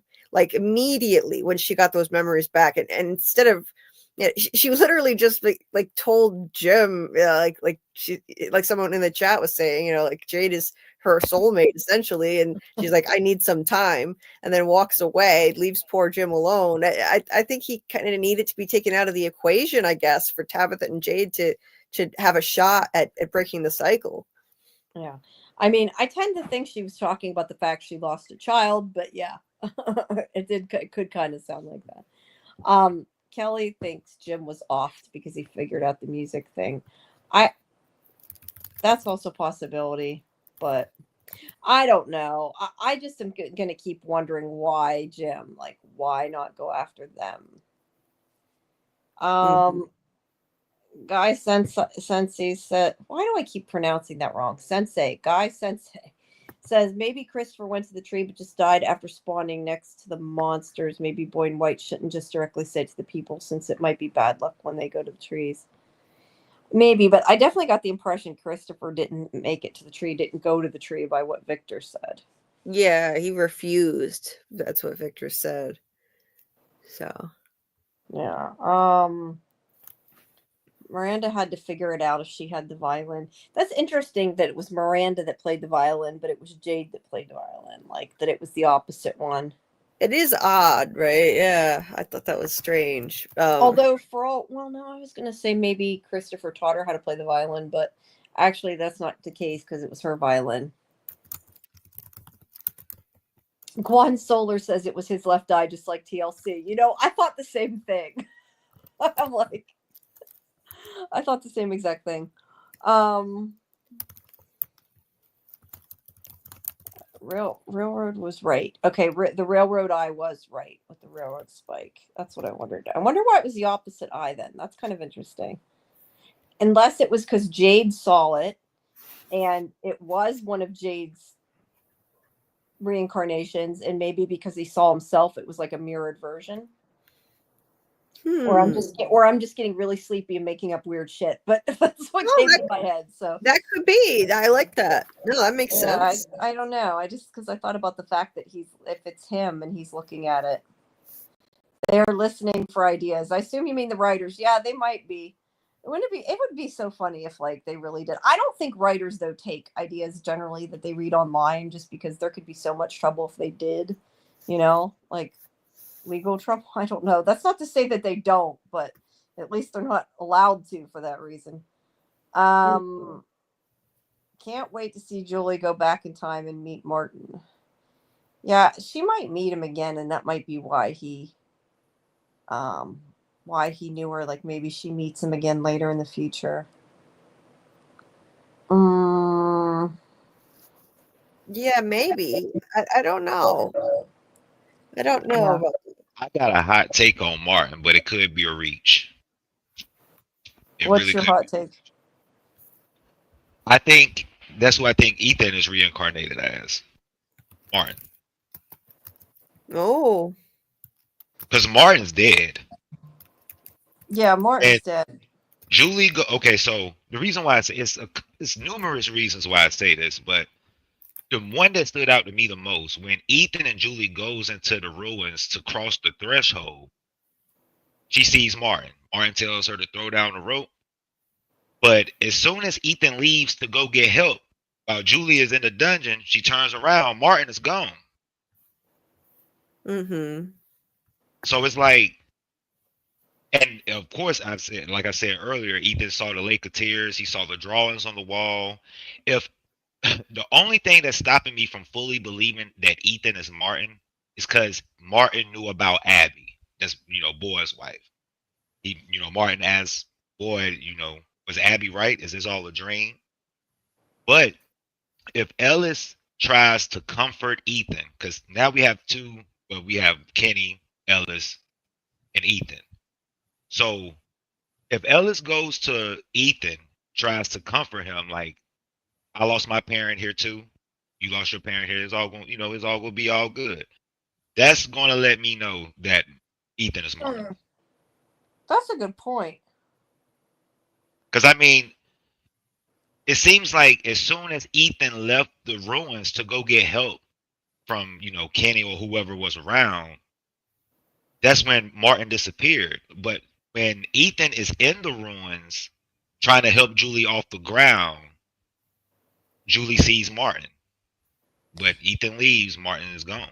Oh, so you're saying like she saw him as Martin, kind of, because it was that kind of makes sense. I don't know. I mean, I do totally get what you're saying, that Ellis might talk to Ethan and say, "Hey, I lost my mother," and then that would be how he could know. I don't know. I just, my thing is, I think it's just funny. Everybody thinks everybody's Ethan, so I'm kind of, or everybody's Martin. I mean, so at this point, I'm like, I don't think Martin's anybody. I hope I I'm don't right. know. But if it's anybody else, I won't be shocked. But if it's Ethan, I will. If that's But one of the why would major he change reveals they his come up with, name though? Like, why I would he mean, say I'm Martin? why, Why not just say I'm Ethan? I mean, Tabitha is Miranda, but she's not being called Miranda. Oh, so you think it could be a reincarnation of Ethan, even? Right. Right. Okay, that makes slightly more sense than actually being Ethan. Yeah, I Huh. think. Yeah, my fault. I didn't mean to say that. I think Ethan is Martin in the future. I think Martin. I'm sorry. I think Ethan is the reincarnation of Martin. Okay, not Martin is the reincarnation of Ethan. You think Ethan is the reincarnation of Martin? Okay. I'm trying to follow that. I might be a little sleepy, but okay. I'm sorry. Yeah, Ethan Right. is the reincarnation of Martin because Martin is old, right? Okay, He's a now little I bit get what older you're than saying. Martin. Yeah. But wouldn't that mean, okay, but that would mean that Martin knew before Ethan. But you made he would knew what before Ethan. If you're saying that Ethan is Martin's reincarnation, then how could Martin find out from Ethan? That's backwards. Martin find out what from Ethan? About Abby. No, Maybe I I'm- was saying that when you remember when Boyd was in the ruins with Martin, Martin Yeah. asked Boyd, "Did it work? Was Abby right?"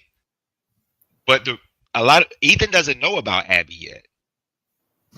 Right. So that's the only reason I said I have to wait until Ellis comes to Right, comfort but I Ethan.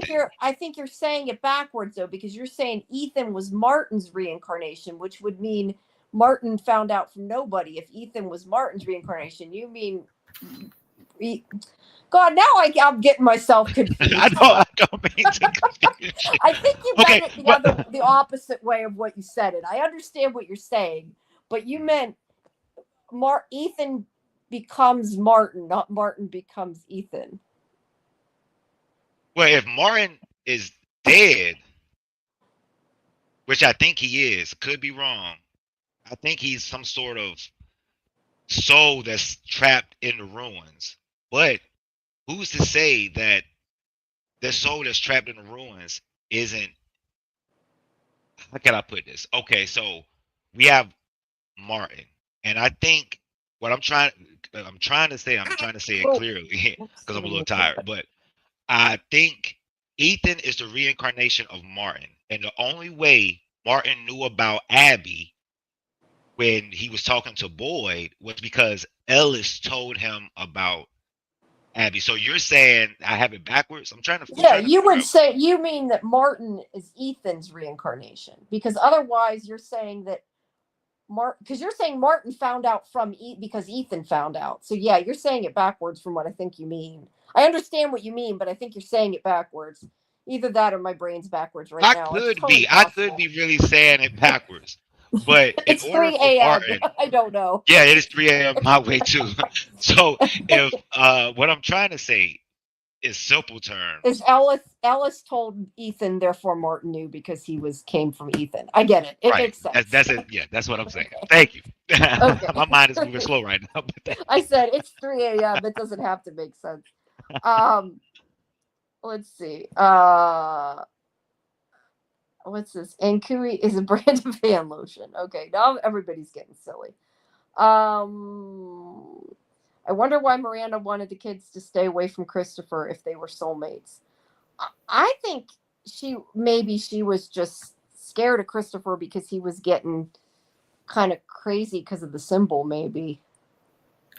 Yeah, that's what I thought. I think that maybe he snapped. He was ranting at the boy in white. Everything here lies, and I think the boy in white must have told him so much that it was just overwhelming to him, and he snapped, and he became a threat to Ethan. I mean, not Ethan, to Victor and Eloise somehow. You know, she told them to hide from him. So I think that's why the boy in white is being quiet now and just kind of leading people to figure it out gradually, so they don't totally snap. Yeah, maybe. I don't see. I want to go back and watch a lot of that, because I, for quite a while, misunderstood some of it and thought that Christopher caused the massacre, but like the monsters caused the massacre. I don't know why I thought that for a while. I guess it was just because it sounded like he snapped. Yeah, it sounded like he did something to kind of help assist or facilitate with the massacre, not to do it, but it just seemed like I always took it to mean that maybe he did something. Like initially I thought that maybe he revealed everyone's hiding places to the monsters, but then I thought no, like the big bad could see and hear everything. It knew Tabitha was digging in the basement, so I don't think it needed him to help with that, but I feel like something he did may have helped trigger it all. Maybe. What that could be, though, I'm not sure. Yeah, I kind of wonder if like some like these people or whatever, the big entity or whatever is like looking in on them somehow. Like I remember how we had said like a pocket universe. Like, right. If the big bad can see everything, like they're like all seeing, because they know things they shouldn't know. So there has to be a way they can that they're, how are they seeing it? How are they controlling it? I don't know. It's just interesting. Yeah. Let's see. I think either Jade or Tabitha could play the instrument or not. What's important is that they remember it and play it. Does the Bottle Tree tune sound lullaby-y? It kind of did. I think it sounded more like the score music of From, but I think it was kind of cool. Mm-hmm. Let's see. I think Girl Power Sofa says, I think she will story walk and meet Martin in the past before he was cursed with the cicadas. Is Martin cursed with cicadas? No, Martin's cursed with worms.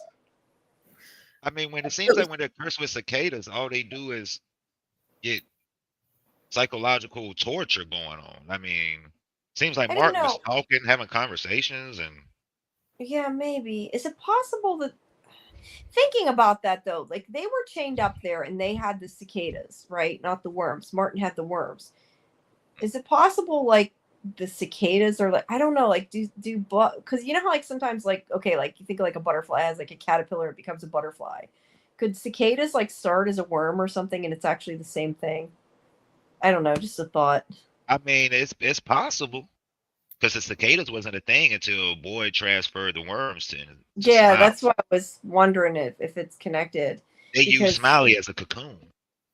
Yeah, maybe. Because I assume when they're saying the curse with cicadas, they meant the worms, but I don't know. Maybe it's the same thing. Don't know.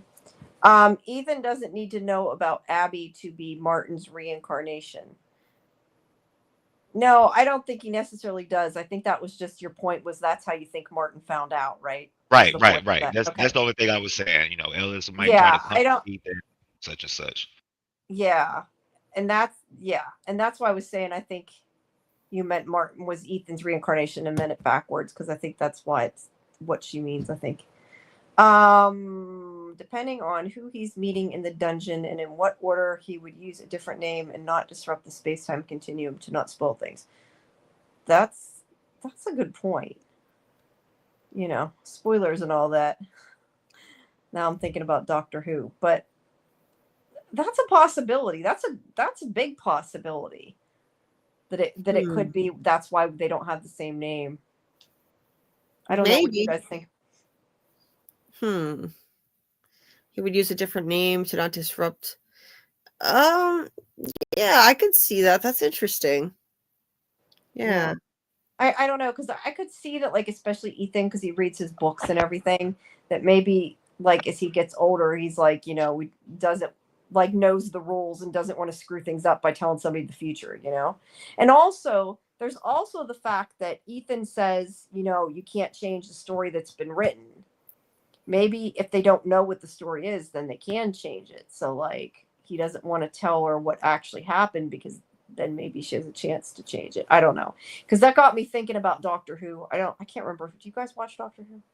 I've I- never seen it actually. I've meant to, but it seems like such a huge undertaking because I know it's been on for so It's many worth years. it. I don't even know where to start. Well, you don't got to watch the classic series, but the newer series, it's in what, the 13th year? I'm not even sure now what year it is, but it's totally worth it. But anyway, I was just thinking there's like this idea, this one thing where there's a book that was written.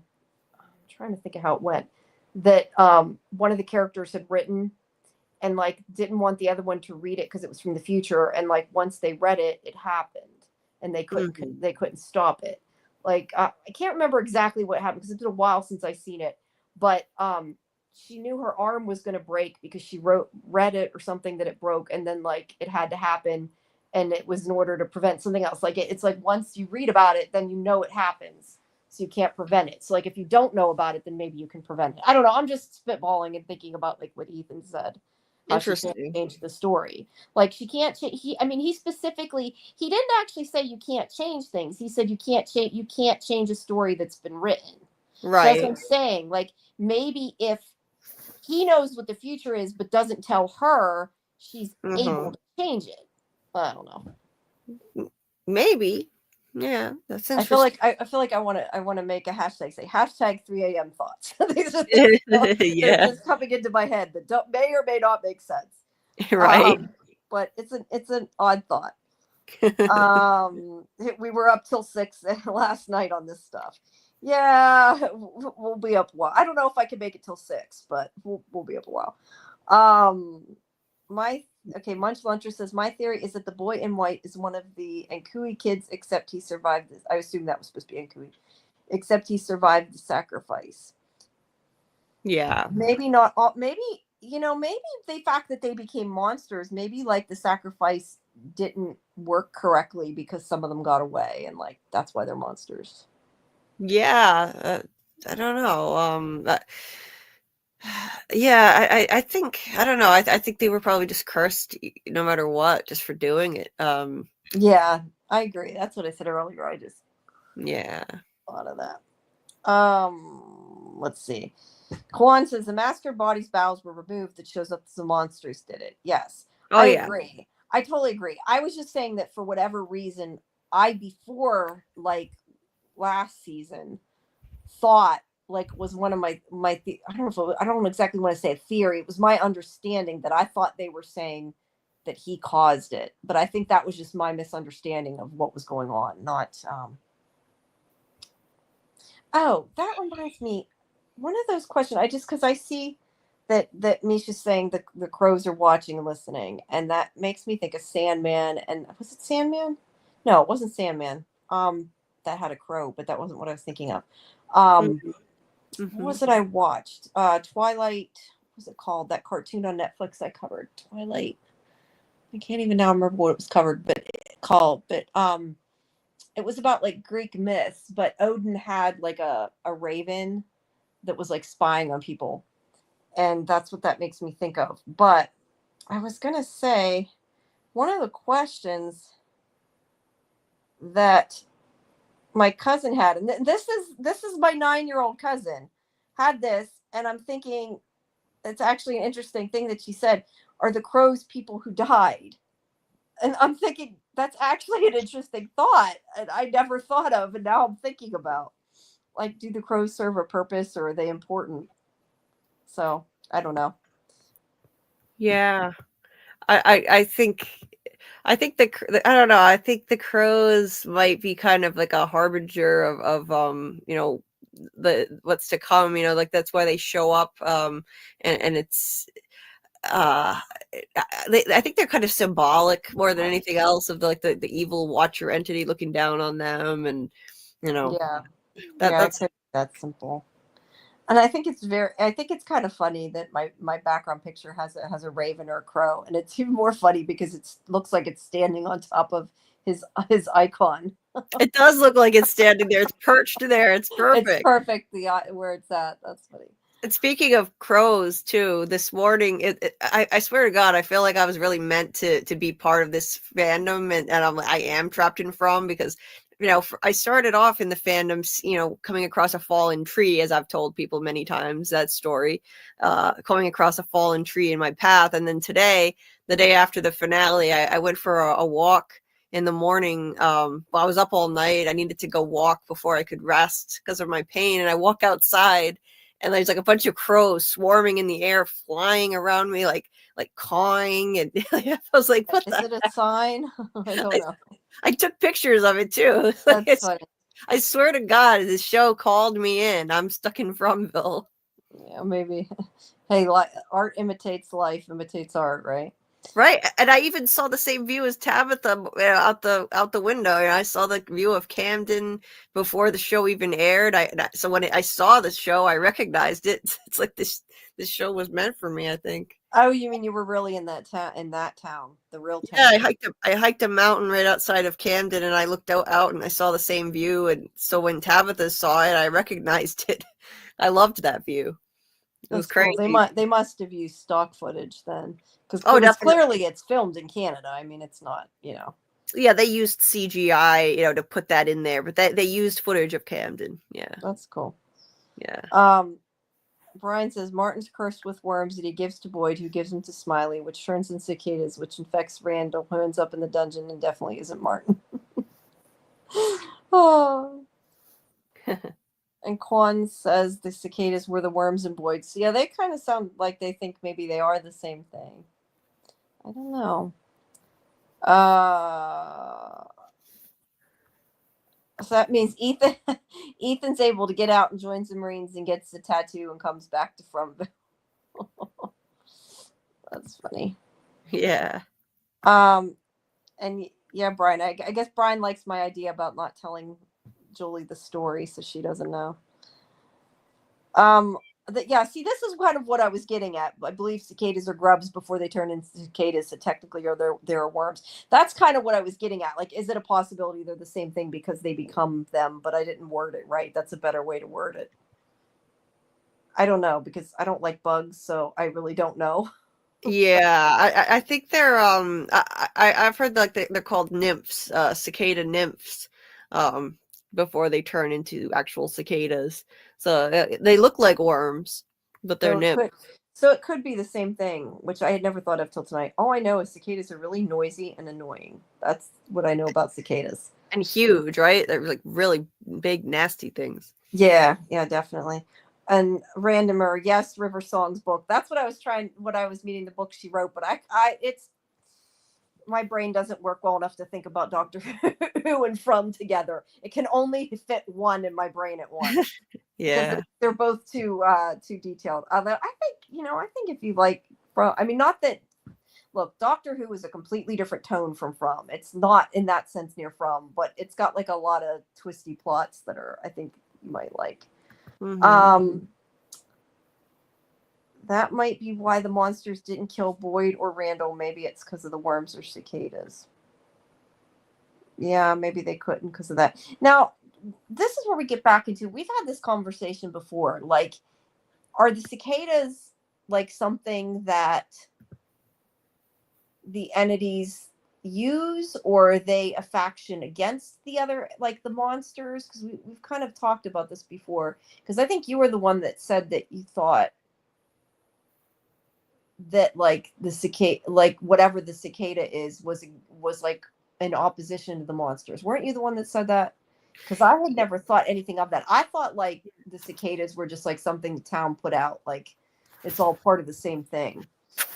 Right. I was thinking like it's it's an entity that's kind of higher than the monsters in the hierarchy. So I thought maybe that's why when Randall was attacked by the cicadas and he was just laying in the woods, the monsters were nearby, but they didn't bother him. They didn't do anything to him. He survived the night. So I thought maybe maybe they don't mess with, and like this season he was left out there when the ambulance left and Boyd drove away, and instead of taking him out, unaliving him, they they just scarred him up.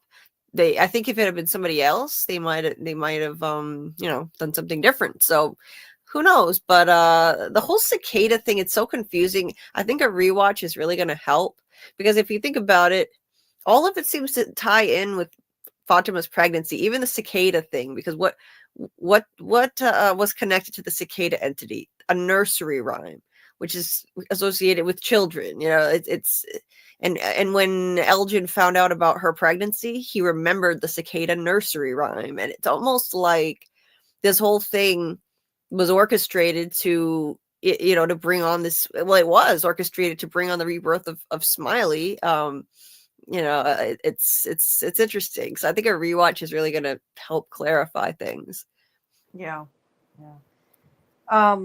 Yeah, I want to go back and start from it. I mean, to be fair, I did rewatch season 1 and 2 right before I watched season 3, because I had a feeling that they were going to be sending them, and I watched it like a couple days before they sent them. I did really good timing, but like I still feel like there's so much that I'm missing or that I don't remember, and I want to go back and watch it again.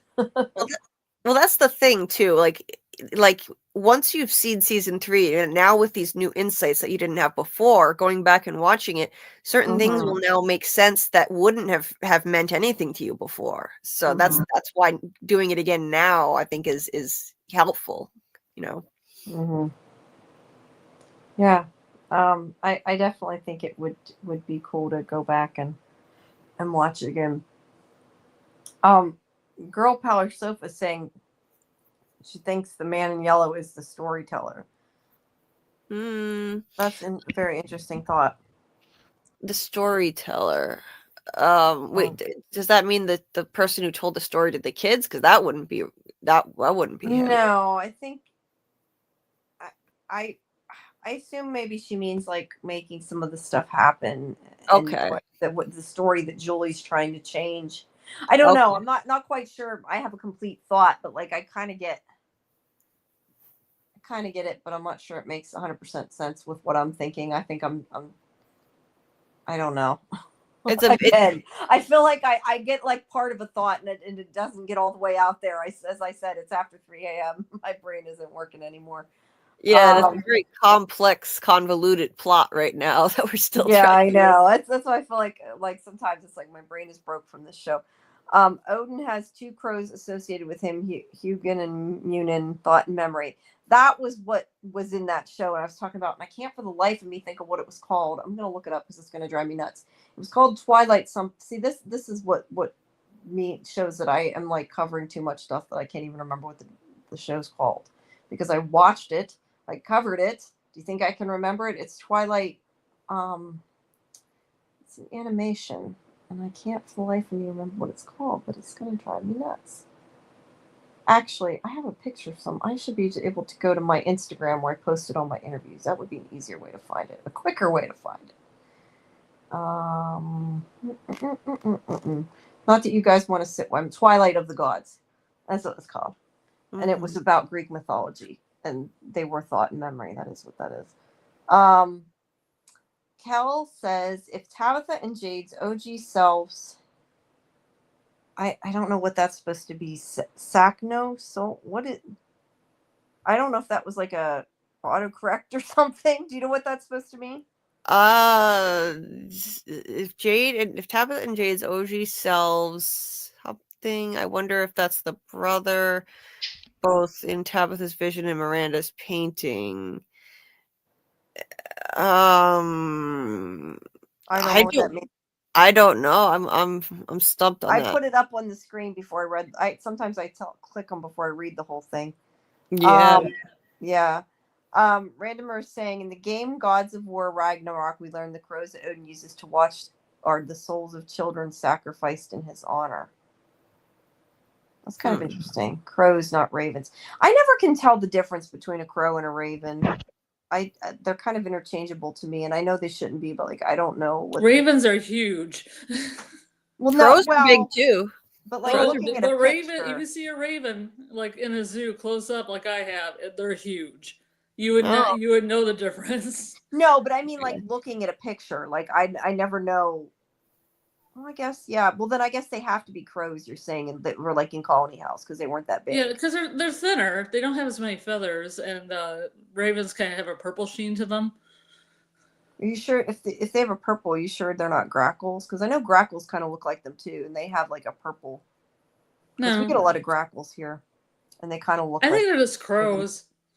they probably were. I'm just curious because I don't know for sure the difference. Let's see. Cicadas aren't. Whoops. Whoa. Where did that go? It just went. Cicadas aren't grubs in the nymph stage. I don't know. Okay. Before Boyd meets Martin, when he and Sarah are in the tent, she asks him if he thinks the worms know they're in Fromville, and Boyd says something like, "All I know is worms are fucking creepy." You know, But you can cut them in half. I kind of like that's what I'm saying about people looking down. Like, makes me think of there's like that picture of a snow globe. You know, Mm-hmm. maybe they're all, but that's kind of like a cabin in the woods type theory, though. I feel like it's It's a sort of little bit that. too Saint Elsewhere type theory. Oh yeah. I don't know. I don't know what that means. Is that St. Elsewhere was a show, right? I haven't seen it though, so I Yeah, don't know. it ended with one of the characters' children looking into a snow globe, making it. It was insinuated that he had made it all up in his head because the snow globe had a hospital in it. Yep. Hmm. Yeah, people didn't like that so much. So now they Yeah. it's a meme. I see. Yeah. Yeah. But no, I just that's what I said. Like if I think of like a snow globe, it makes me think of like I said, it makes me think of like a cabin in the woods or Hunger Games type thing. Brian says, Sarah mentioned that Nathan was afraid of cicadas. I think it was after he died. It seemed to imply that she thought Farmville used Nathan's fears against others. Yes, it definitely implied that. I don't know if they have to be dead for that to happen or not. And yes, Kel, Twilight of the Gods, that was it. I just couldn't think of it. Brian says, I think someone in the present cycle has to go back in time to be the storyteller so the kids power up the tree. Tabitha and or Jade as reincarnated parents seem like best candidates, but Julie has travel ability. That doesn't mean, though, Julie's the only one that can travel, though. Right. Maybe not. I don't mean, know. we know Boyd can, but I mean, maybe anybody can. Right. Okay, now Cal said he meant if Jade Tabitha sacrificed a daughter, could that be the son when it's two Ankui kids holding hands? I'm confused by that because they didn't sacrifice their kid. They were No, that's they not didn't. true. They tried to stop it and they couldn't. So Yeah, they they the other couldn't one save. sacrificed it. Okay, so not that they sacrificed it, that they couldn't stop the sacrifice, but I guess maybe he's saying that two of them are their kids. Right, that like maybe he's talking about the two that Tabitha saw together holding hands, the boy and the girl, and Miranda painted those exact two. So Yeah, that's so maybe that's both of them are their kids. That's definitely possible. I mean, that doesn't mean that there isn't more than one. She just knows of the one. Yeah. Okay. They're talking about all of them are talking about the differences in crows and ravens now. Yeah, one of the posters showed them in a snow globe kind of thing. Yeah, I don't know. I just kind of had it fresh in my mind because of something that Sean had said when I was talking to him, and it just made me think about it. I just, like I said, I hope that whatever it isn't that it's not real. That to me would be like if it's like, you know, an aliens or entities or whatever messing with people because they're watching them inside a fishbowl or something, I'm okay with that. If it's something like you said with St. Elsewhere where it's made up in their head, that I'm not okay with. So, yeah. Okay. They're still talking about the ravens and crows. And I caught up to the chat. Look at that. I did have a couple things in my recap I was going to mention here. I had taken some notes. Why did it shut my file again? Not that they're all necessarily important things, but a couple things I was going to say. I know some people were complaining at the end of the last episode that like Elgin, whoops, what the heck? Why is it not taking it off? It's just jumping down to the next one. That is weird. that like Elgin was so obvious, and Ellis was like didn't seem to pick up that Elgin was lying, and it's like he did. It just took like they didn't show it till the beginning of the next episode, but he totally didn't buy it. I appreciate that because I thought he was being awful dumb that he didn't get that Elgin. Mm-hmm. So it was good to find out that he just didn't. Well, y'all, I'm gonna go do a rewatch and go to sleep. Yeah, it's almost 3:30. I hope y'all have a good night, and thank you for having me on. Sure, thanks for coming. See ya. Wow. Have a good night. See y'all. All right. Hold on, I gotta take pills. I feel like I can maybe go to the 6 hours again, but I think if I go past 4 a.m., I'm gonna fall asleep on the show. Yeah, you don't want to do what I did. That happened. Literally happened to me on my 11-hour stream. I'm on my recliner, so my back's not too bad, but it might be me being sleepy. Yeah. Let's see. Somebody just. Oops. Hold on 1 second. 5.5 hours. Join us. I'm just telling people to come.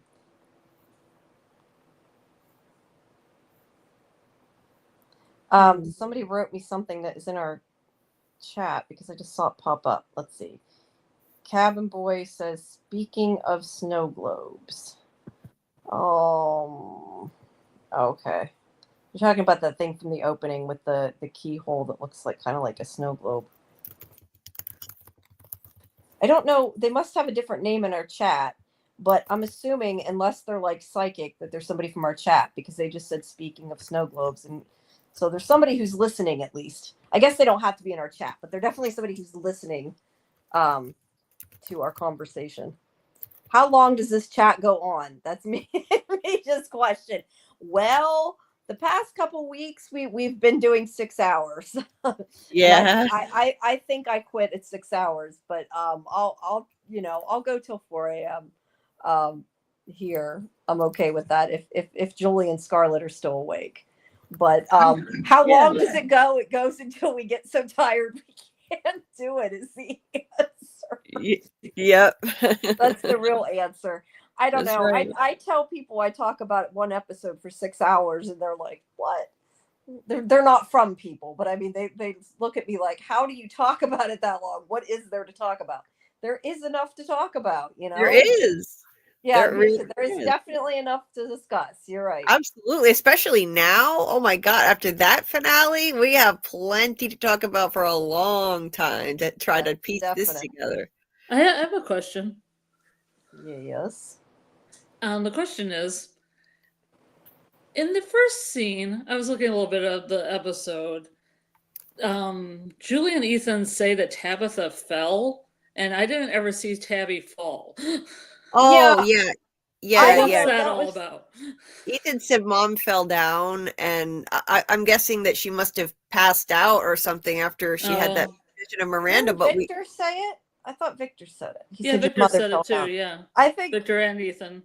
I don't know if she like fainted or something when it happened. It was just weird because I didn't see it, and I'm like, okay, it seems to be a big deal. They must have cut it out. I bet they should have shown it. You know, they could have made that part of the 73 minutes. Right.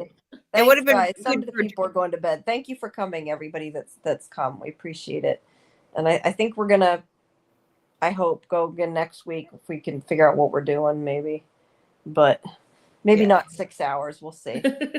Yeah.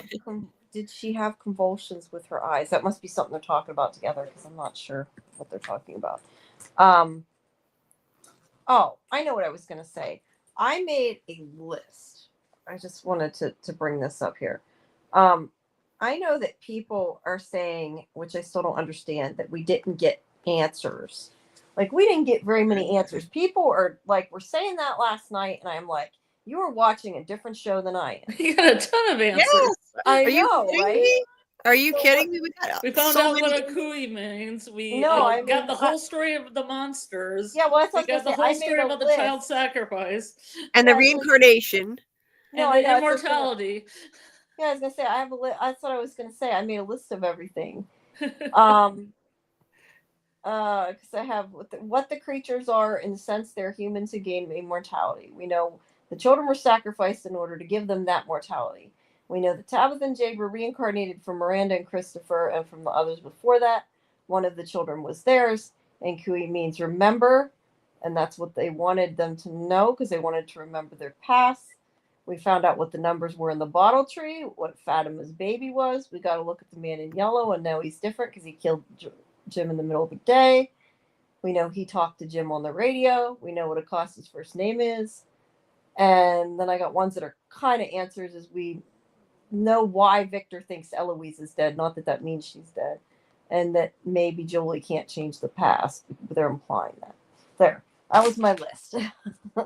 I just made that list and put it in the article because people were saying that. I'm like, how can you say it? There's so many freaking answers. I know. Like way more than I expected to get, that's for sure. Me too. Even if there are more questions. I mean, there's supposed to be more questions. I didn't think that they'd give this much away already. I mean, people like the estimate seems to be the general consensus is that we'll probably get about 5 seasons, and so I really did not expect them to reveal the entire origin of the place and the monsters and the reincarnation and like it's a lot. So I don't understand that. I mean, you got to be paying attention. How do you not notice these answers? Yeah, I don't know. I was gonna say maybe they're wrapping up the monster story because they're gonna unleash the next level of management, which would be like the Man in Yellow and all that. Maybe. And they're just finishing the monster story. And yeah, CT5 is saying that the ones who said that aren't fans and say they don't get answers. I don't know. I think, to be honest, some people just like to complain. That's what I think. Yeah, I agree. Think that people want something to bitch about. So if they got too many answers, they would have said. I mean, if they got more answers, they would have said. Then it would have been mad. But now they're saying they aren't, and it's like I don't understand how you can say that. There's so many, and yeah, I know sometimes maybe if they didn't really go back over the episode and think of it, maybe they didn't realize how many there were. But yeah, there's a lot. I agree. Yeah. That's why when people kept complaining earlier in the season, we're not getting answers. I'm like, just wait. That was the one thing I said about the finale. You will get answers. Right. I won't tell you what they are, but you'll get answers. Oh, they delivered. They promised answers and they delivered. They said they said you're going to get answers and you're going to get more questions, but I think they delivered 100%. And yes, there are more questions. This is the craziest cliffhanger we have ever had. Like the Man in Yellow is the most bizarre cliffhanger we have ever had. So we asked more questions, but massive answers. So season 3's been my favorite. I don't understand all the complaining we've had all season either. I mean, granted, I know that because I've had this discussion with my co-host about other shows. You do get a different feeling from a show when you watch it all together. So like it may feel quicker to me because I saw it in like 3 sittings as opposed to like having to wait a week in between. So it may feel like it's moving slower to some people. But I still don't understand people's like hate for certain parts of it because I don't either. I thought they were really good. I thought this was the best season yet. Me too. I agree. And I also don't understand the people saying the acting was horrible either. Like I'm saying, I think they just want something to complain about. The acting was incredible. I know it was. I totally agree. But I'm just telling you what I've seen people say. Like these are people on, Facebook or whatever complaining. Scott McCord delivered the best performance yet as Victor by far. I told him that on Twitter, and he actually responded to me and he commented like he was phenomenal. I mean, absolutely incredible. The acting was incredible. I didn't understand people criticizing like earlier about how I was crying. Like I mentioned that. Like I that scene today was like really, or yesterday, whenever we first, you know what I mean, when it first aired. There was a lot in it, and I think that Harold Perrineau was really good too. And even like the scenes with Tabitha and Victor, I think are really good. So Yeah. Absolutely. Yeah. Phenomenal. I mean, yeah, where there's some little issues that were a bit annoying. Tabitha said, oh my God, no, no, no, no, no, too many Yeah, but times. that's more just fun to make fun of. I like when I say that and I joke about it, like I'm not serious. I think it's, you know. Me But I don't too. know, some people are mad. Like I got well, some of them were saying about I think that they didn't like Jim, but that's kind of a common theme. So It's that a was us meme. funning too. We were just having fun with Jim. No, I Now know, he's but I mean, dead. I know a lot of people don't like him, and I think even maybe fans don't. So that isn't maybe quite as much of the same complaints. But I don't know. It just seems like that like people want to complain. That's what Yeah. yeah, Definitely. you're right. A lot of Fairweather fans, and I don't know. It's just sometimes they annoy me because it's like you don't if you're complaining that much, you don't like the show. Like, why can't you just enjoy it and watch it and like trust that it'll give you answers? And like, if you don't like it, don't watch it. Nobody's forcing you to watch it. But like, why sit and I never understand, and this is true of anything, not just From. I never understand that people join fan groups just to complain.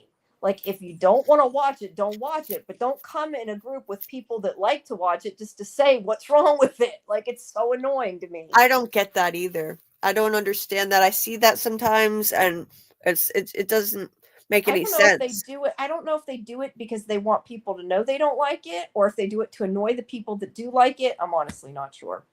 Just to be trolls, maybe. And, you know? and Random are saying thinks they're from new fans that binge watch the first seasons and aren't used to weekly release. That's also a good point. And I've said before too. I think the problem is that so many things nowadays are bingeable that people, especially younger people who aren't like from my generation, are growing up with watching television that way, and they're not. I don't know. They're not equipped to deal with weekly TV. I feel like Yeah. you know, when I grew up, you watch things weekly, and unless you saw a repeat, you didn't even get to watch it a second time. You know what I mean? Like, I mean, you could tape it, but like they didn't repeat all the time. It wasn't like you could just stream it instantly when you wanted to. You know, it was like you waited, and that was what you did. And it's like now people want it instantly, and when they have to wait, they get pissed off. And it's like that was what always, in my opinion, like what made Lost so good was like the week in between that you talked about it. Exactly. You discussed it and you broke it down. That's what made it fun. And exactly. I mean, like, yeah, and that's why I'm saying I do get that I get a different experience because I'm not waiting a week the first time I see it, but I don't doubt for a second that if I was waiting, I would still like it. I feel like I would. I love the whole mystery and trying to figure shit out. That's what I like. People kept saying, you know, some fans kept saying like, "Oh no, we have to wait a whole week for the next episode of From," and I was like, I don't mind waiting. I enjoy spending the week theorizing and discussing that. I enjoy that as much as the actual show. But it's the age of instant gratification. It is. I can't say I'm going to enjoy waiting till 2026. Well, no, but I enjoy waiting. I don't mind waiting a week. I mean, if I don't have to wait, I won't. I will watch it if I got it, but I don't think it hurts. And yeah, the kids don't know about mid-season breaks. That's true. We had to wait till next season, but yeah, that's the thing too, is you did get more episodes. I'm one of those people, honestly. I preferred television where there were more episodes. I don't care if some of them were filler. I feel like it gave you more character development in between all the mystery and stuff. Like, they had those mystery of the week things, and I know that like a lot of times with From, I feel like we could do with a lot of backstory we're not getting.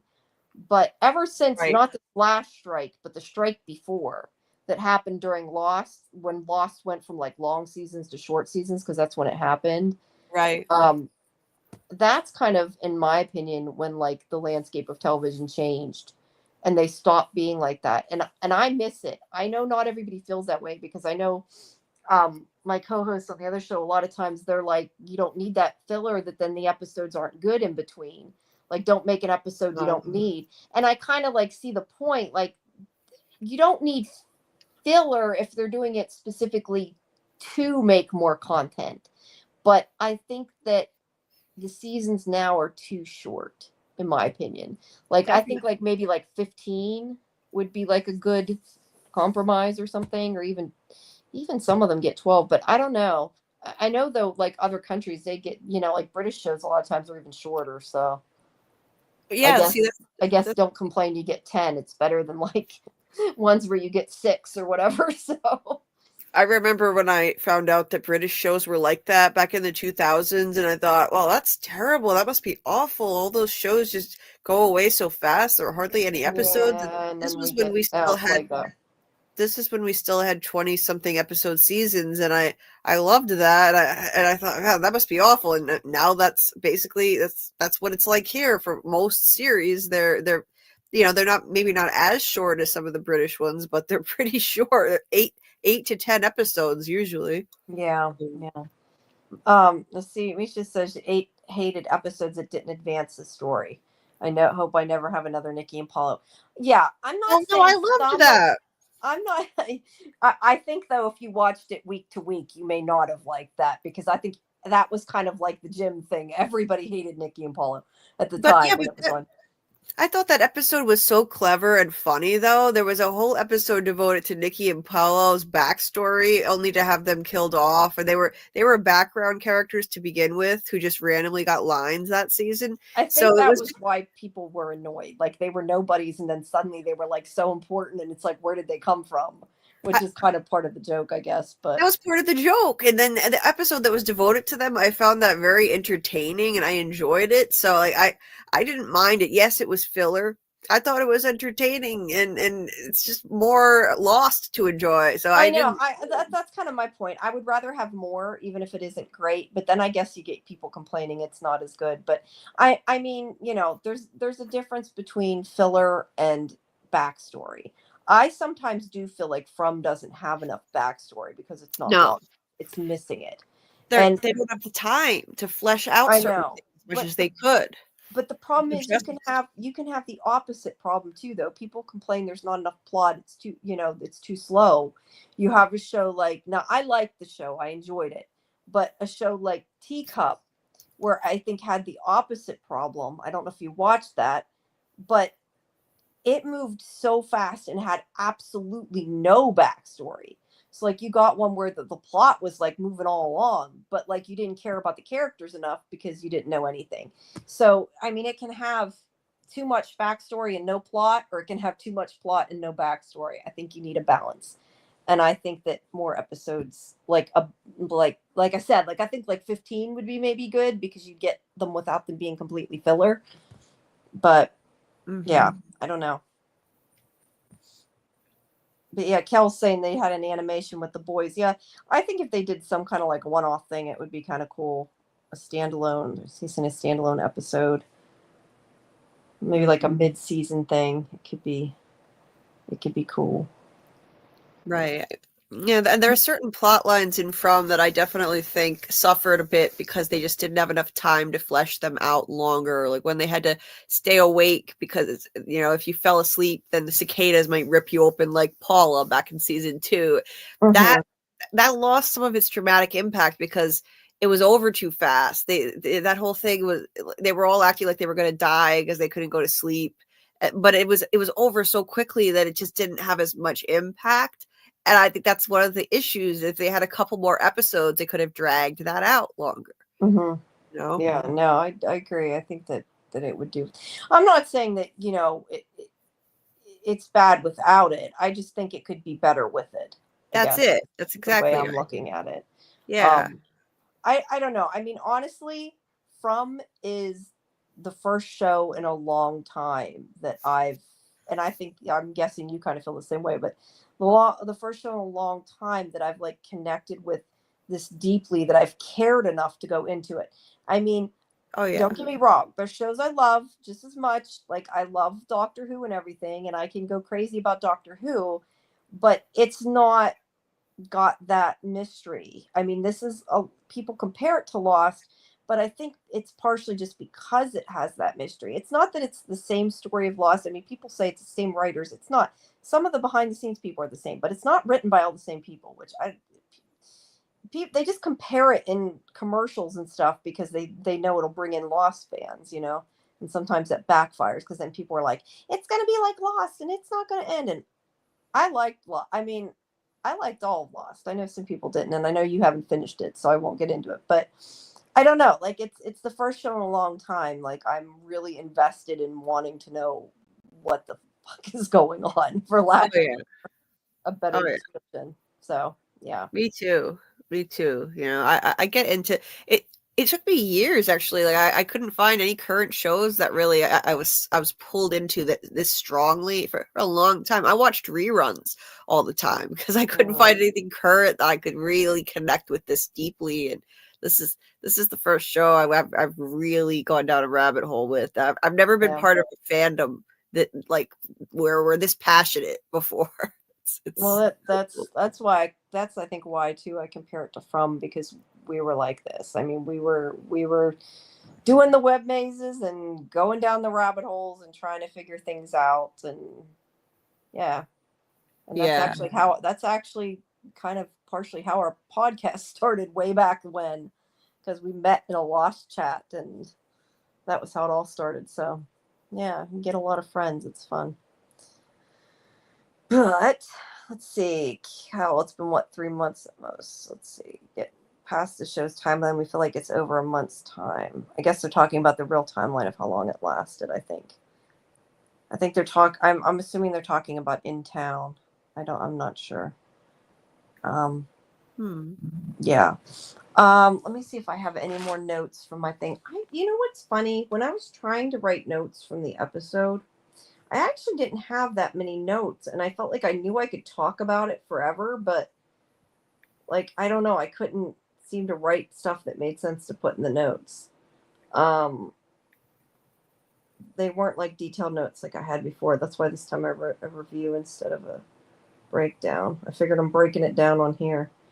My one main thing I do say is why are Jade's visions different?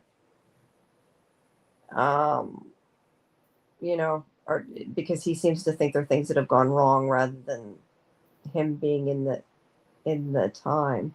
But that may just be maybe Jade experiences it different too, you know. Yeah, I took it to be kind of parallel to what Miranda experienced because she saw, Henry said she saw all the chosen ones and how they failed, and Jade is seeing all these men in these grisly states. So it's kind of like, oh, this is how they failed. You know, they wound up, crushed under a boulder, or I hope that just doesn't mean Jade's going to be one of those people. I hope not too. My favorite. Well, I mean, that does look like his shirt that was the body, and and the it does look suspiciously like his shirt, and the body was wearing jeans. He wore jeans, so I think some fans kind of like zoomed in on it really close and saw that the pattern is slightly different. So maybe they're trolling us. I feel like this is the season. This was the season of trolling the fans really hard with our own theories and with red herrings, and like they really had fun with us this time. I think. No, where did that skeleton go? Where did that skeleton go? Did Elgin bury it? More questions. Yeah, I don't know. I also have written down. I love Cautry's quote, where he says that's whatever. I don't have the exact quote, but where he says that's why they call it a rock in a hard place and not a rock in a soft, comfy pillow. That was great. That was great. Yeah. I loved it. I love any of Cautry's scenes are just always beautiful. Yeah. I didn't know he's stand-up comedy though.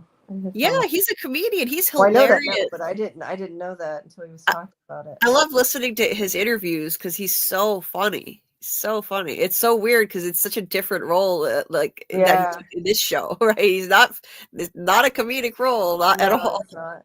But he is kind of funny as Boyd's, whatever you want to call him, vision. I can't even think of the word I mean, but his voice of reason. Yes, the funny things. Let's see. Finally, people. Oh, I have that. Finally, people are talking to each other. I know what we didn't talk about. One thing we didn't talk about: Randall and the defibrillators and everything. That was also. I don't think I put that in review either, but that was also a pretty emotional scene. And I liked that, like, Mariel was helping him and, you know, talking to him, but I also like that it forced Mariel to tell Christy that no, she's not okay, because we've questioned, you know, why isn't she being affected like them? Right, exactly. So You I know, liked this. Yeah, I like the parts that were with Randall, and it's like I'm glad that she stopped him from doing that.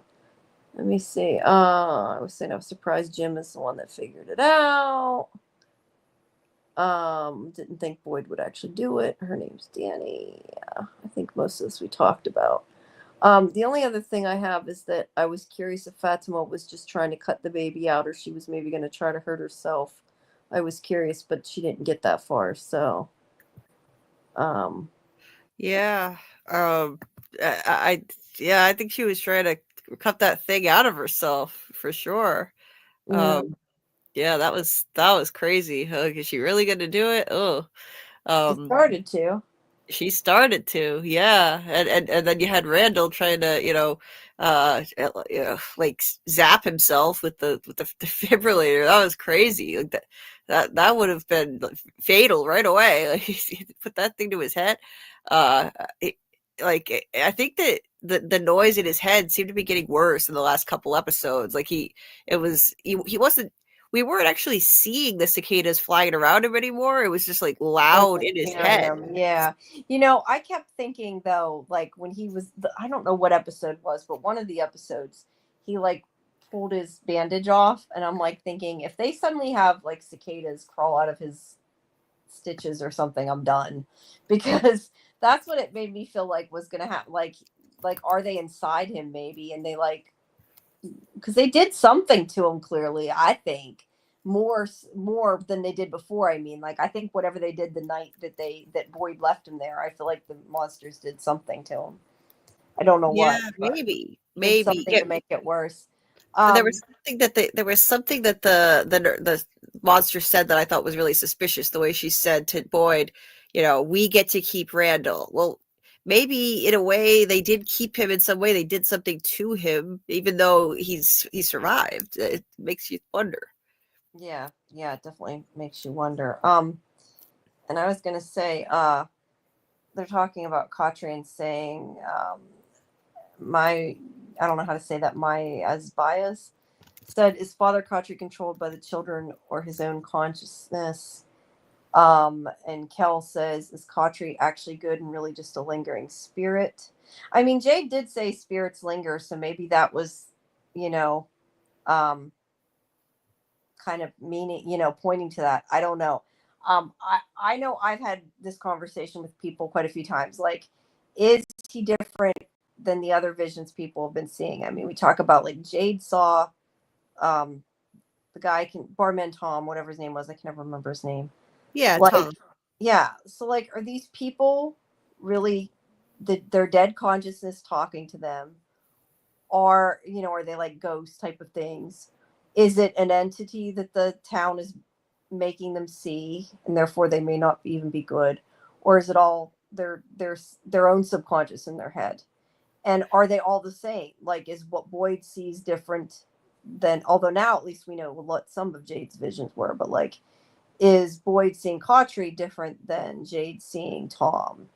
Has anybody else seen anybody dead? I'm trying to think. Is it just them? It's just them so far, and Boyd, of course, Abby as well.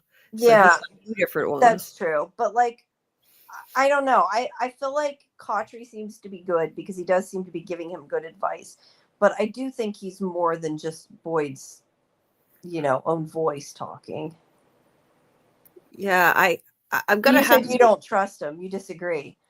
Yeah, I don't trust him. I'm gonna have to really analyze what he said in episode 10 and decide if I still definitely believe that or not. I need to watch the episode a couple more times, but up until episode 10 anyway, I have never trusted him. I've always thought he's part of the big bad entity, like in the same way that Abby is, just in a less obvious way. And some of the things that he did this season and said, just it cemented that in my head, like the way that he, in the very beginning of the season, he appeared to Boyd and and Boyd was even starting to get suspicious and saying like, that thing that was out there, referring to Ghost Abby. He said that thing that was trying to tell me to give up, that thing was not my wife. So what are you? And Khatri just says, well, I'm afraid I can't answer that for you, Boyd. It gave him a weird look. It's suspicious. Then you had the scene in the church where, Ghost Khatri was giving him advice that the real Khatri would not have given him. He was telling Boyd just to stick with the status quo. He was like, you've done a decent job keeping these people safe for a year and a half. So why change things now? Boyd was thinking about trying to catch a monster and stuff. And Khatri was just saying, don't do anything. The real Khatri was encouraging Boyd to go out into the woods with Sarah, and he was going to go with him. So I don't think that makes sense. Like, I don't think it makes sense that it's the real Khatri necessarily. But I feel like the advice that he's given him has been good, so I have no reason not to trust it. Like, especially in this episode, like, everything he said, in my opinion, was, like, good. I mean, he was saying, you don't want to go down this path. This is not what you should be doing. But yeah, I don't know. But I think when he saw Abby, I don't think Abby is the same thing that he saw. I don't. I don't know. But that's why I got to get that interview up, and then you guys can read what he said about it. Because I did ask him about that. I'm like, what do you think he is? Because I'm like, I want to know what you think, because we discuss this all the time. Oh yeah, I find this very fascinating. So I'll be interested to hear what he thinks. And this is why, what he said in this episode did make me reflect a bit. So but I only had the chance to watch it once. So I'm gonna really take a close look at that and see if I need to adjust my idea on him, my theory on him. But it's it did sound like sound advice in this episode. He was less suspicious. But for all we know, though, he could be giving him good advice, so he starts listening to him, and then he tells him something that's not good advice, Yeah. It's so hard to tell, but yeah. I don't know. I kind of right now, it's kind of like I feel about the boy in white. Like, he hasn't done anything to make me think he's bad. So for right now, like, I'm giving him the benefit of the doubt, I guess, is the way I'm looking at it. Like, when he says something that's completely bad advice, then I might change that. My again, I don't know if I'm saying it right. Maya's bias says, is Jim actually dead, or is Julie time traveling, watching all options? I think he's dead. I think he's dead. I think it's our consensus, the three of us, that he's dead. That Julie's from the future. I don't know. See, I thought that was pretty self-explanatory, but I've actually heard quite a few people took it differently or weren't sure how to take it. I mean, I don't know. I thought that it was just Julie came from the future, and I thought that the whole point of the short hair and the cut was to say this is a different version of Julie. But definitely. I guess that wasn't. It sounds like maybe that wasn't as clear to some people, and that they should have maybe shown her going back. But they might. I feel like next season they might. Yeah. I don't know. Well. I was gonna say we're almost at 6 hours. I can go a little bit longer if you guys are still awake, but if you guys are hurting too, I don't want to force you to keep going. I can go just a little bit more. I am hurting, but a little bit more. Okay. Okay, is Scarlett there now? I'm asking because I got to take a pee break. I don't want to leave you alone, so I was waiting so you don't have to talk by yourself. That's all right. I can talk. I don't mind. Okay. I'm on blood pressure medicine. It makes me have to go to the bathroom a lot. That's why I'm up and down. But yeah, I keep hearing from my mother though. I need to get up anyway. You're gonna get a blood clot. You're sitting so not moving, which is not bad advice. I can get back on. We should move around and not sit in one spot for 6 hours. It's probably not the healthiest thing. It's definitely not good for me. I know that. Yeah. Well, like I said, my back tells me it's not good, but that's why I was in the recliner. At least I'm not sitting at the computer desk the whole time. But you guys talk for a second. I will be back. Yeah. I've been kind of watching, and I'm kind of convincing myself now that Sarah's voices told her where Fatima was. Yeah, it's possible. From what she said when she was with the group of people outside the room, and she was saying, it made me feel like he will never tell you but I have a way. And I think it was the voices in her head that told her. Right. It I may be. mean, as gruesome as it is, it's like, well, pop out his eye and we'll tell you.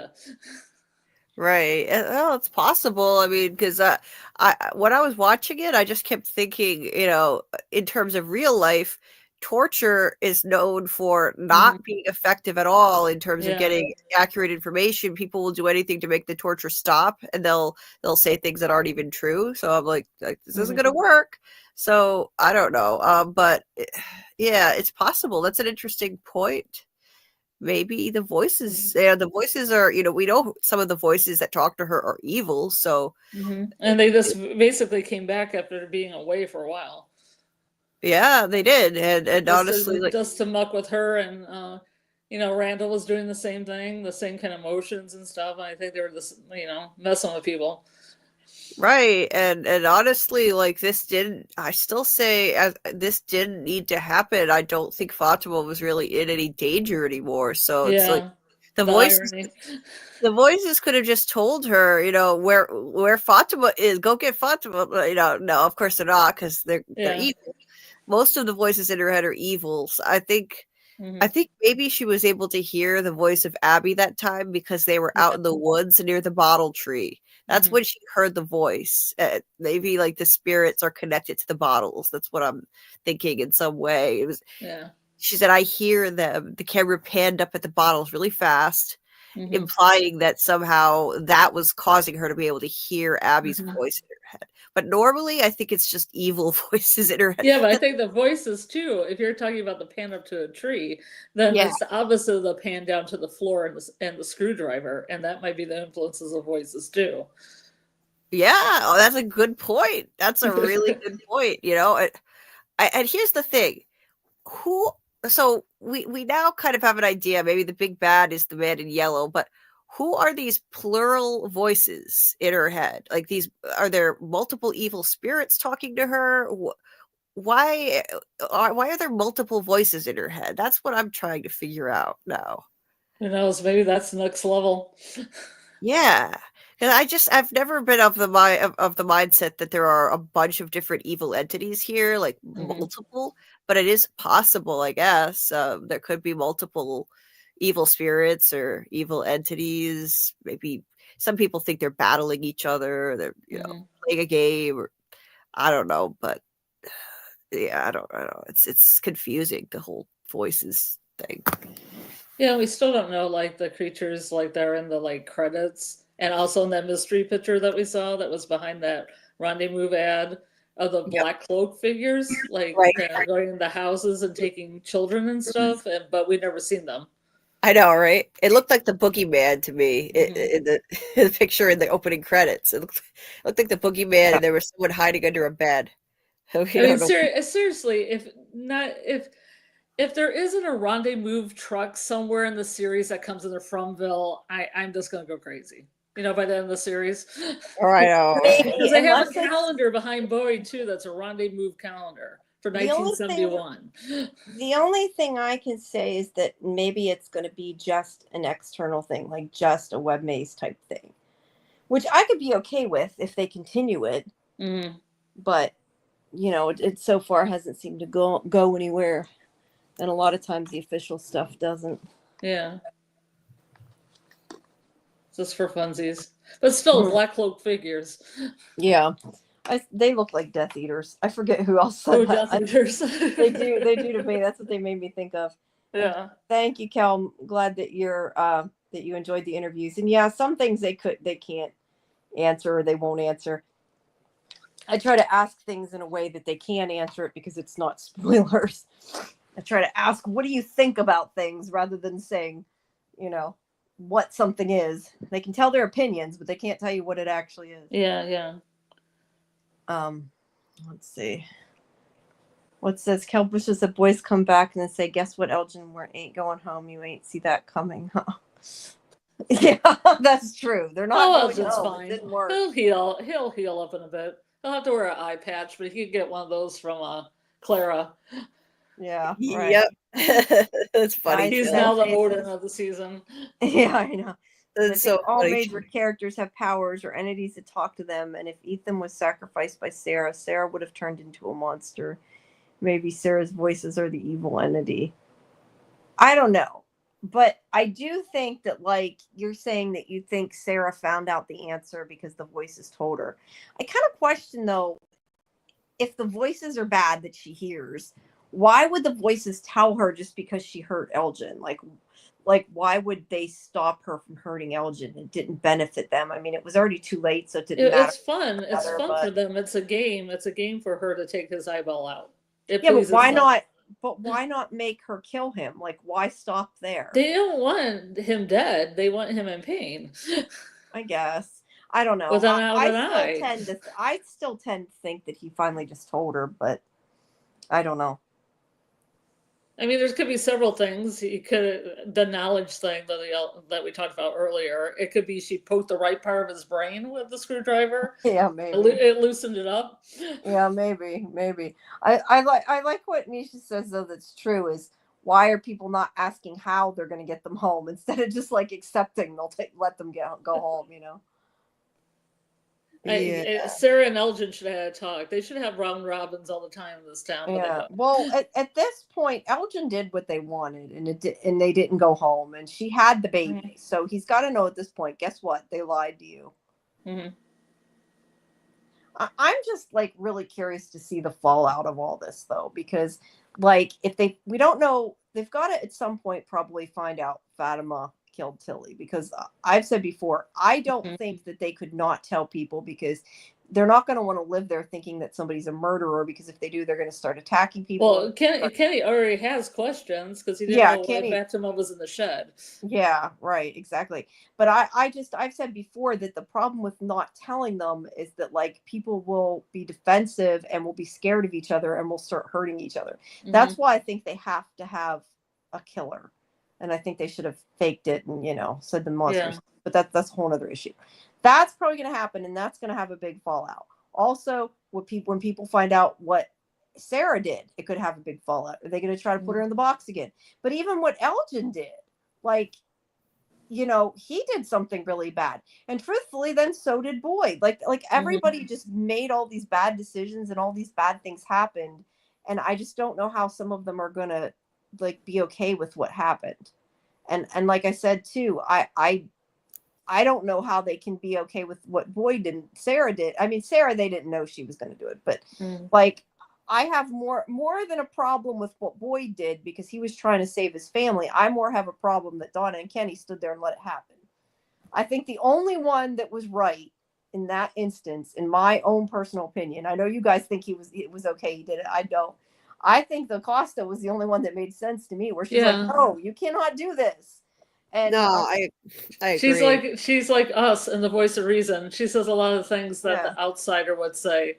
You know? I totally understand that he did it, but that doesn't make it right. And like, I just don't know how you can get past that the person who's supposed to be leading your town and protecting people is torturing somebody. It's torturing people, right? And the other people who are leading it are standing there watching it. So I don't know. If I was there, I'd be like, fuck you. I'm going to live by myself, and I'm making my own rules. Yeah. Like that would be what my thoughts would be, Oh, yeah. Yeah. So that's why we thought there was somebody living by the cabins. Yeah. Yeah. Maybe they'll go out there. Let's see. Oh, Kel says you can hear Elgin muttering when they walk in the room. He's saying root cellar, like he's really. I want to go back and listen. It probably not on the closed captioning. It really doesn't, but it might not. But it might have been that, and like if you didn't have the sound up loud enough or whatever. I don't know. See, I was busy getting ready for a show, so the last time I didn't listen, and I'd like to know that. Misha has a point though. Maybe they can blame the death on Elgin, but that's not exactly fair to Elgin either. Well, they'll probably all blame it on Sarah and have a witch hunt, burn her at the stake. Yeah. Does Boyd die in season 4, episode 1? I hope not, but nobody knows the answer to that. They haven't written it yet. He dies. They definitely haven't filmed it, but yeah. We all know we fixed it. We know. There's no way. He has bullet blood armor. Jim lives, Boyd dies. When people predict that Boyd is going to die, I just think, how could you even think that? There's just no way. There's no way he's going anywhere till the very end. I can't imagine the show. I don't think he will. I hope not. But like I've said before, the reason that he won't die shouldn't be he's the lead of the show. And I feel like that's why he's sort of safe, and that's not good. But I don't want anything to happen. He's a I don't care. producer. Yeah, I still don't care. I mean, I don't care. I still don't want anything to happen to Boyd. And I've said before, I think there's like certain characters that they're not going to touch. I just don't think they will. I don't know. Yeah. I mean, I would say like Jade and Tabitha are okay, but considering they can come back as somebody else, I don't know that they are, you know? Well, anybody can come back as a ghost. We already have that. No, I know, but I mean, considering they can be reincarnated, like, it doesn't really matter if it's them or another version of them, but I'm okay with Boyd's plot armor because I think they did a good job of writing a good explanation for it, kind of into the fabric of the show, which is, you know, it's more about breaking him slowly and dragging out the suffering of the entire town by extension, because they all rely on him. They all look to him for leadership. So it's like taking him out, like that would be too easy, you know, like, well, they want to drag it out and milk the suffering of everybody. So I'm okay with that. Well, I've said before, I don't think they want to kill everybody. Like, I think they could kill everybody if they want to. Because I said before, I think that maybe they gave them the food they needed, even, or somehow led them there. And that's why I would have been hesitant to take it. But I just question it because it's like, if they all starve to death, how is that fun for them? It's not. Exactly. So they're not going to let them all their fun and games disappear. Right. To some extent, they have to keep some of them alive. Mm-hmm. See, that's exactly what I think, that it's not about killing all these people. And I honestly think that they could take all of them out at any time if they wanted to, talismans or no talismans. It's just about dragging out their suffering. And that whole food shortage thing was manufactured to put Boyd into a desperate situation where he would go out in the night and let Tian Shen stay out there with him, and it led to her demise. And then after that happened, boom, the next day, magically they find crops. It was never about starving them. This place needs them to stay alive so that it can allow them to, you know, to force them to keep suffering and feeding off of that. So it was never about starving them. That was never going to happen. It's all part of the game. Yeah.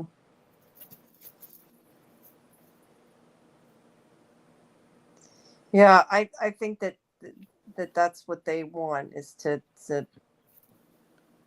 you know, break everybody and have fun with it. And I think that as long as it benefits them, they'll keep it. Not. Well, the one thing I have to look back at is, you guys said that the man in yellow, his eyes look black. Yeah. Said that. I didn't notice that, but it's very possible. Like, okay, I didn't watch the end of it this time on TV because I came to get ready for this. So it's very possible that that's something that was an effect that was added later, because I definitely didn't notice his eyes. They're definitely dark. Okay. Been some post, but I'm just saying it might have been added after the fact. Yeah. And that's why I haven't seen it. So I got to go back, and that's why sometimes when I watch the TV version, like, it's beneficial because I see things that are changed, like not saying Danny. I want to go back. I want to go back and seriously prove to myself that I'm right and I didn't just miss it. I mean, because sometimes I might have just missed it, but I just don't know how I could have missed it that many times. I really don't. Yeah. You know, if you think about it, on the subject of like whether this place could just take them all out if it wanted to, back when they didn't have talismans and everyone was hiding in holes, how come the monsters couldn't just take them all out anytime if the big bad could see, you know, everything? It saw Tabitha was digging a hole in the basement. It could hear and see everything at all times. So it was never about taking them all out at once. It's like, no, we're going to take some of them and then make the rest of them suffer the loss and pain. That's another. Yeah.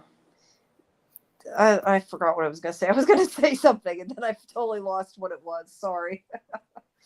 But yeah, I know what I was going to say. Maybe they're not all seeing though. I don't know. I mean, I tend to think they are, but I kind of, that's what makes me sometimes wonder if, like, would it make sense if there was a mole? Like, I don't think there is, But like Nah.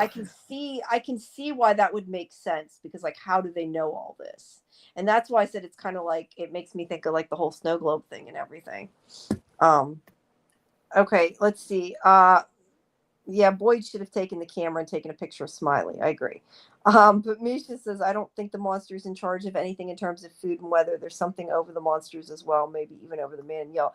Yeah, I don't know that it's necessarily the monsters that are in charge. I just think that something in the town provided it. Just like I've said this, and I know Karen yells at me when I say it, because I've said it since like the beginning of the show. They originally said something about when they found the animals, like they just walked out of the forest. Now, is it just that the animals got trapped, or was it because the town gave them the animals so they had food? I tend to think the latter, and I think that it's giving them what they need at a certain point, so that way they don't all die. Yeah. Yeah, I think so too. You know. And hi, Mark. Thanks for coming. Yeah, we're still not asleep, but you could always rewatch the interview. Yeah, and yes, Tess, it is totally a game to them. I really agree. You know, we have more people on now than like concurrently at once than we've had all night. I think they all come at 4 a.m., right? Like, dude, I need some sleep. No, I just think it's funny because we have the most live right now than we've had all night. Yeah, you're getting the Europeans. Yeah, that's true. That's true. Yeah, I'm not so sure that the guy has black eyes now. I just went back and looked at it, and I think it might just be the lighting, because in most of the shots, his eyes look really dark, and then toward the end when he's looking at Jim, and there's actual light shining on his face, his eyes don't look black anymore. So I don't know. Maybe it was just the lighting that made us all think that his eyes. I don't know. I see a picture on Facebook where they look black, but it does look like it could be lighting. Maybe it was all for mood. Maybe it was mood at first. Yeah, I don't know. But at any rate, I don't think he's human. That's what, the only thing we did know. Probably most not likely human. That's so crazy how he just. Hello, Alice too. Hey, Alice. Everybody's showing up at 4 a.m. when I'm starting. Oh yeah, this is when the party starts. Yeah, I know. Hey, with Alice. I thought it was crazy how he ripped open Jim's throat like such a graphic way, and it's like with the cow. If anything, if it was exactly the same way that they ripped open the cow's throat, and it was in both cases, I thought it looked very unrealistic. There's no way that like waterfall of blood would come. He'll be fine. No, but it looks really good. Christy is sewn up. He'll be fine. Cool. It looked it looked dramatic, but I feel like that was not like the way it was video gamey. Can I finish, please? No, never. Scarlett, you're pissing Julie off. Let her. God. I'll just see this. The way that Khattri's throat was slit, I feel like it was more realistic. It wasn't like this giant gusher of blood coming flying out of his throat, like with Jim. That's all I was gonna say. Like it was like a little over the top with the CGI there. He's fine. He'll be sewn up on season 4, episode 1 after Boyd dies. AA says, does Jim dying mean Henry's gonna die? I'm not sure why. I mean, I assume they mean because of the connection with Miranda, but I'm not sure why that would necessarily mean Henry's gonna die. No, not this soon. It wouldn't bring him on just to take him out this soon. Yeah, maybe, I don't think. Maybe next season. Plus, him and Victor are having a connection, and I don't think they would just off him at that point. That's true. That's true. I mean, at least until I find out what happened to Eloise, if she's alive or something, then something might happen. But I think I'll have to get that plot. Or maybe he'll find her and lose his life protecting her or something. Who knows? Yeah. Randomer says, I think the spider created this place or used to own it before the man in yellow overthrew it, but still has some kind of power over the dimension, I guess. I don't know. I've said before, all I know is I don't want to see spiders. That's my only response. What if the whole world is just a giant spider around Fromville? Yeah. That's a giant spider. Tarantino, I would say, Misha says, my theory is that the monsters were trapped in Fromville. And new people always must populate the town. They went for eternal life, hoping it meant no new people would come, but they got tricked. That's a possibility. I still think it was a normal town until they became immortal, but I don't know because that's just a guess. Yeah, I don't know. I think so too.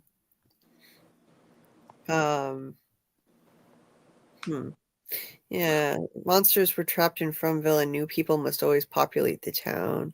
They went for eternal life, hoping it meant no new people would come, but they got tricked. Why did they want eternal life? Yeah, Mm. I don't know. I like I said, I tend to think the eternal life caused the town to be the way it is, or well, not necessarily though. Like I think that they were normal people until then. Yeah, But I don't know that. Like I don't think they were trapped. I think that's what like they I think became the monsters and started trapping people. But I don't know. I think they got trapped and became monsters because because they wanted to be immortal and they sacrificed the kids. I don't think. Yeah, I think I that's think the why. town was like a normal town until this happened. But I don't know. I mean. And that's what I love about this show too, because there can be so many things that are completely opposite, and they all have just as much chance of being right because we're all just guessing in the end.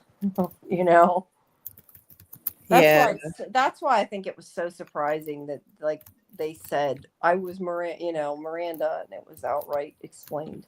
I mean, we thought it last week, but it was confirmed. yeah, I was sure it was Miranda, and people were arguing with me and saying, they think it's Eloise, and I said, all right, that's fine, this is just my opinion, but I really felt that episode 9 confirmed it was Miranda, and now we have the ultimate confirmation. Of course, they spelled it out, so Yeah, now they said it. I'm relieved they finally settled that. Concrete proof. Concrete proof. Yeah, concrete proof. Yes. You gotta use that sample on Wednesday. Concrete proof. Yeah. Oh, absolutely, I will. You can bet on it. Yep. For anybody just joining us, we're going past our 6th hour. I guess we're in our 7th hour because we've been almost 6.5 hours. Oh my God, They're gonna stop at hour 6. Yeah, I know. We said we were. I'm running low on steam. But if you're just coming in and you missed the interview with Jamie McGuire, Smiley, you can restream everything like that later from the live tab of the YouTube. Let's rewind it. Yeah, or rewind it. But I'm just putting it up if you're watching at a different place. All of our live streams you can restream later from the live tab. All the interviews that weren't live are available from the video tab. But please take a moment to subscribe to the channel and also check out Julie's channel, which is in the description of this episode. And a reminder that Tuesday at 9 p.m. Eastern, Elizabeth Saunders is going to be our live guest who plays Donna. And then, like I keep saying, we're supposed to get John Griffin and Jeff Pinkner. We just don't have a date yet. Probably Sean McJumber. We're just kind of waiting on these things, and hopefully we'll get another date for Avery. And if you've heard me say this 20,000 times, then I'm sorry, but need to repeat it. Make sure people show up. And also, regardless of whether we're here for a bit yet, thank you everybody who came. We do appreciate it, especially because I know that live official from thing was tonight. When we first scheduled this, we did not know it, or we probably would have scheduled it a little bit different time. But What was that? The live thing from the official Instagram that was on at the same. Oh, okay. Yeah, I and don't we have still Instagram, got a I good follow bit it. of people. Yeah, I don't know how to use Instagram right, so Yeah. I probably couldn't have done Okay, it. I get you.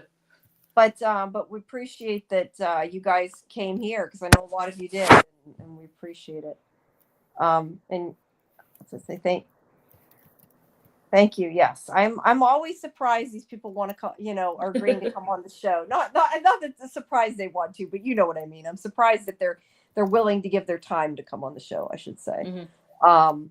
And maybe hopefully next year we'll be able to talk Harold into doing it. Wouldn't that be awesome? But yeah, we've got some great people that have come, and some more great ones coming, and like I said, I've reached out to everybody, so they could always still, now that the season's over, have time. Who knows?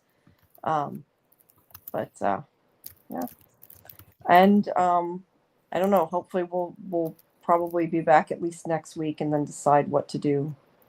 I mean, assuming you two want to come back next week, I would like to at least do one more. But Sure. Yeah. They come back. all good. Yeah, I don't know. What else should we talk about now, though? Are we running out of steam, or do we have more to talk about?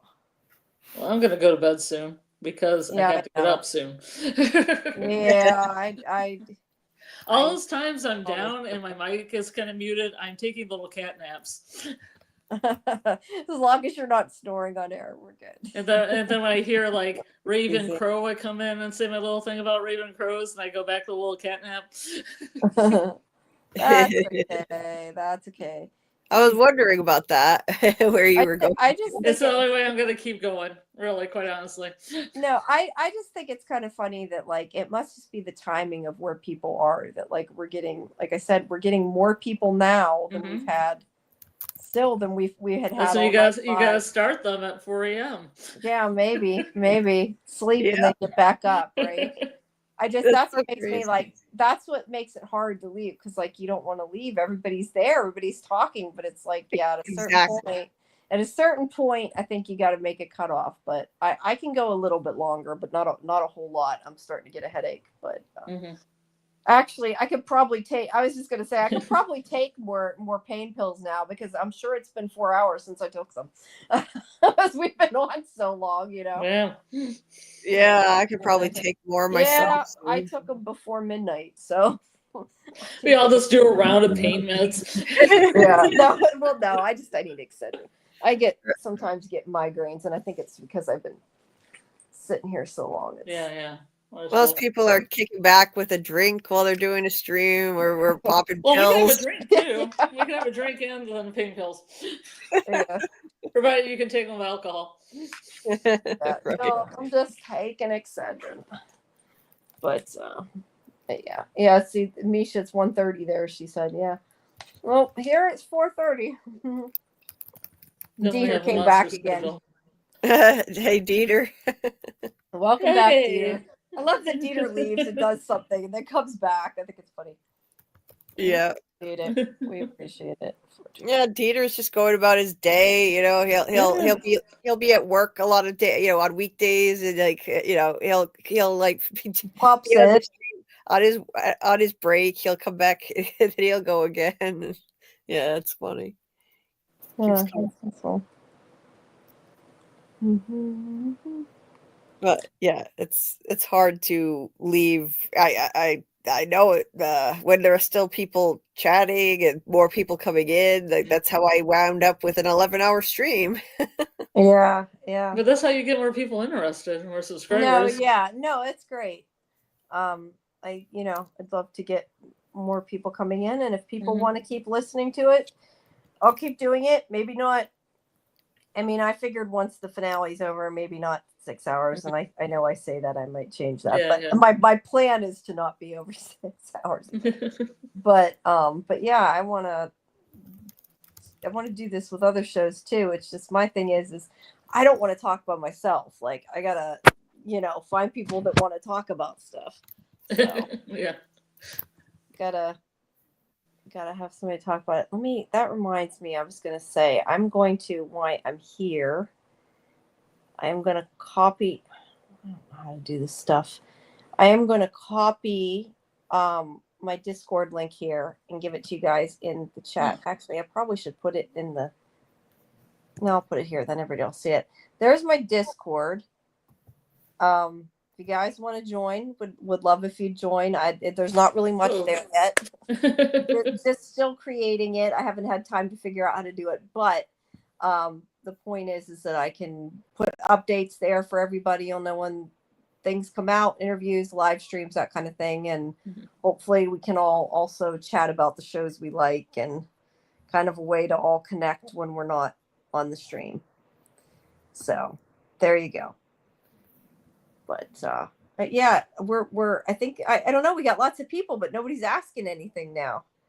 Wait. Anybody have any questions in the chat? Yeah, that's what I was looking to see. Misha says, I don't know if anyone else has noticed, but there are train tracks shown in the opening credits, but they end right in the woods. No, I did not notice that. I know that they were like there and then not there. I remember people talking about, but Yeah. I didn't know they were in the opening credits, and I didn't know they went to the woods. Yeah. I didn't. Yeah, they kind of go through. It looks like kind of like through the woods. Yeah. Yeah, I'm I gonna didn't go to realize Camden. that. Like on Yeah. the way in. You know what I would love to do, and if I had the money, I would do. I would love to go up to Nova Scotia and like look at the real location, since you can. It sounds like you can go in because people have. Yeah. Yeah, because they put Yeah. them where town used to be, so the streets were there, and then they built the Yeah. buildings around those streets. Yeah, that's cool. Yeah. Jamie was that. describing it like it's another world. Like he made it sound so Yeah. magical. Either that, or I'd like to call and see if they have a can invite press up, but I just don't have the money right now to fly up there, because I don't even think you can drive from where I'm at. I'm not even sure. It's like even if you could, it's definitely too far to drive. Let's put it that way. Yeah. But yeah, it would definitely be a fun set to visit. Oh yeah. Let's see. Do we I've have? been there once. I was at Halifax once. I've been to Toronto and Vancouver and what's the other town that starts with an M that I'm blanking on? Montreal. Montreal. Oh, those are the only ones I've been to. Yeah. In Canada, 2 of which was for press. So that's where Onzo lives from Bigger for Entertainment. He was in the chat earlier. He lives in Montreal. Montreal. That's cool.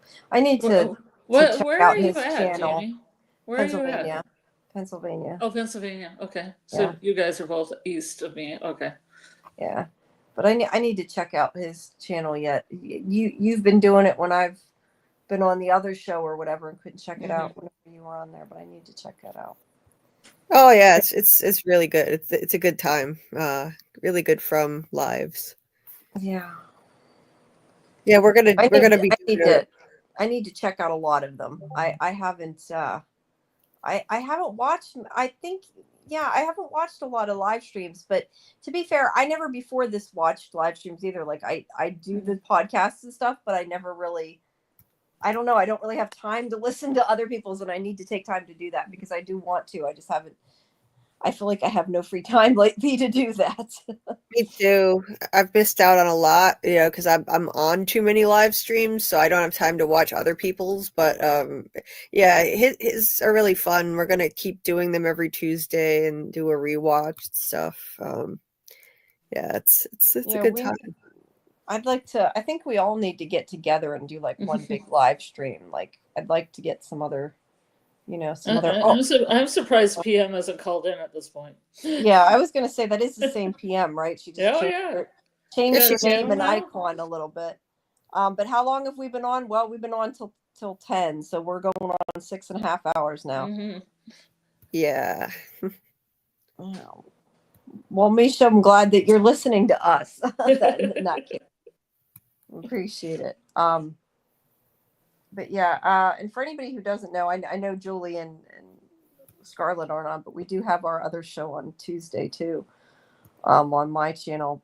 That's more like we review stuff. I mean, and we do more than one show at a time, and that's why we don't get that deep into From, but we are at least talking about Silo, which I have to watch yet for this week. If I'm awake enough tomorrow, I have to watch it before Tuesday night. Like I'm like, if I'm up till 6 o'clock or whatever, am I going to be awake? I don't know, because I'm probably going to sleep all day tomorrow. You're falling into it. Yeah. It's really good. Episode 2 is really good. I enjoyed it a lot more than episode 1, actually. Yeah, episode 1 was good, but not a lot happened. Like it took a long time for not a lot to happen. Yeah, that was my problem with it. But yeah, episode 2 was great. That's cool. Let's see. David is in Australia. I'm just looking at where people are saying they're from. Oh, it wasn't Sci-Fi Vision. It was me, Pia. What? It says Sci-Fi calling me out for not calling in. I said it was No, me, that not was you. that was her that said said that. Well, she Yeah, usually I calls didn't in. say that. No, I didn't say no, anything mean. I was like, she usually calls in. no. That's Yeah, all I he said. usually does call in. You You're don't right. have to. No, It's don't not- feel like you have to. Yeah, you But don't have to. If anybody wants to call in, they're welcome to. The thing should still be up in the chat. And do we also watch the episode together?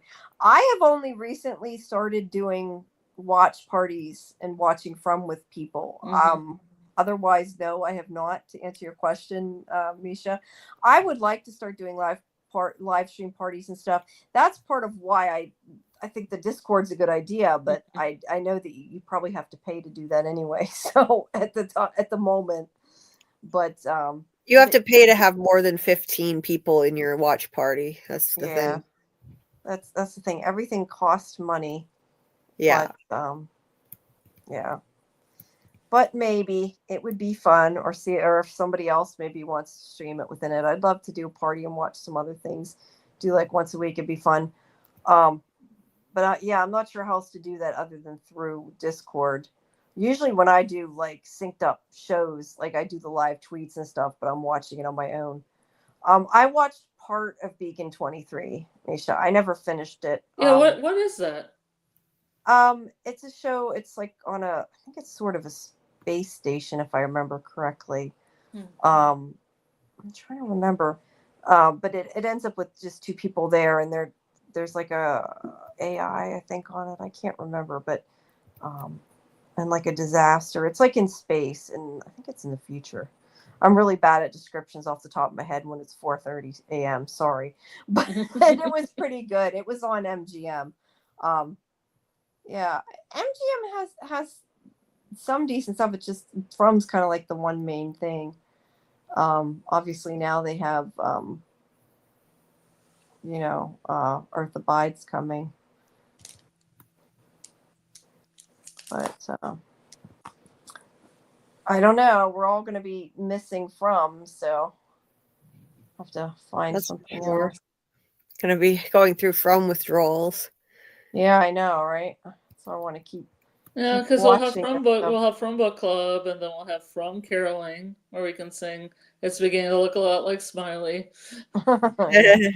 Then we can have rewatch parties, and then we can analyze every line of every script of every episode. And it's not the same as having new content every week, Yeah. No, I like I said before though, I wouldn't mind doing like a rewatch weekly, like where we discuss older episodes and what we learned of the older episodes from watching the newer ones, right? Yeah, the Kel's talking about the preview. Yeah, they punked everybody with that, unfortunately. You know what? They did. I want to say a little something about a comment David has here. Like, when do we see Jim hanging upside down, or will that happen next season? I think they're gonna find Jim hung upside down in season 4. Oh, you think when he was hung upside down, was he alive? Well, in the vision, he was just dangling. I don't know if he was alive or not. Well, yeah, I know, but I mean, I kind of want to go back and like it was really quick, right? I still haven't seen it yet, but like maybe his throat was slit. Like maybe this is going to happen now, because like, how could there be a vision of him alive if he's already dead? You know what I mean? So like, is he dead in her vision and she just didn't know it? Well, he doesn't have his throat slit. He's just flopped upside down. Well, that's interesting when that happened. If he's already dead, like how that's supposed to happen. You know what I mean? Like, yeah, I need to go back and look at that. And yeah, Beacon 23 was pretty, to answer you, Beacon 23 was pretty good. I just did not have time to finish it. That tends to happen with a lot of the stuff I cover. I watch it and I watch what I need to watch to cover it, and then I plan to go back, and because I watch way too much television because I have to. I'm not that I don't want to, but I mean, a lot of times it's like because I need to watch it to cover it. I don't end up getting time to finish all the stuff I want to finish, and I never get back to it. But yeah. So what else? I feel like we're slowing down. We got all these people, but nobody's asking questions in the chat. We're just kind of talking about other stuff.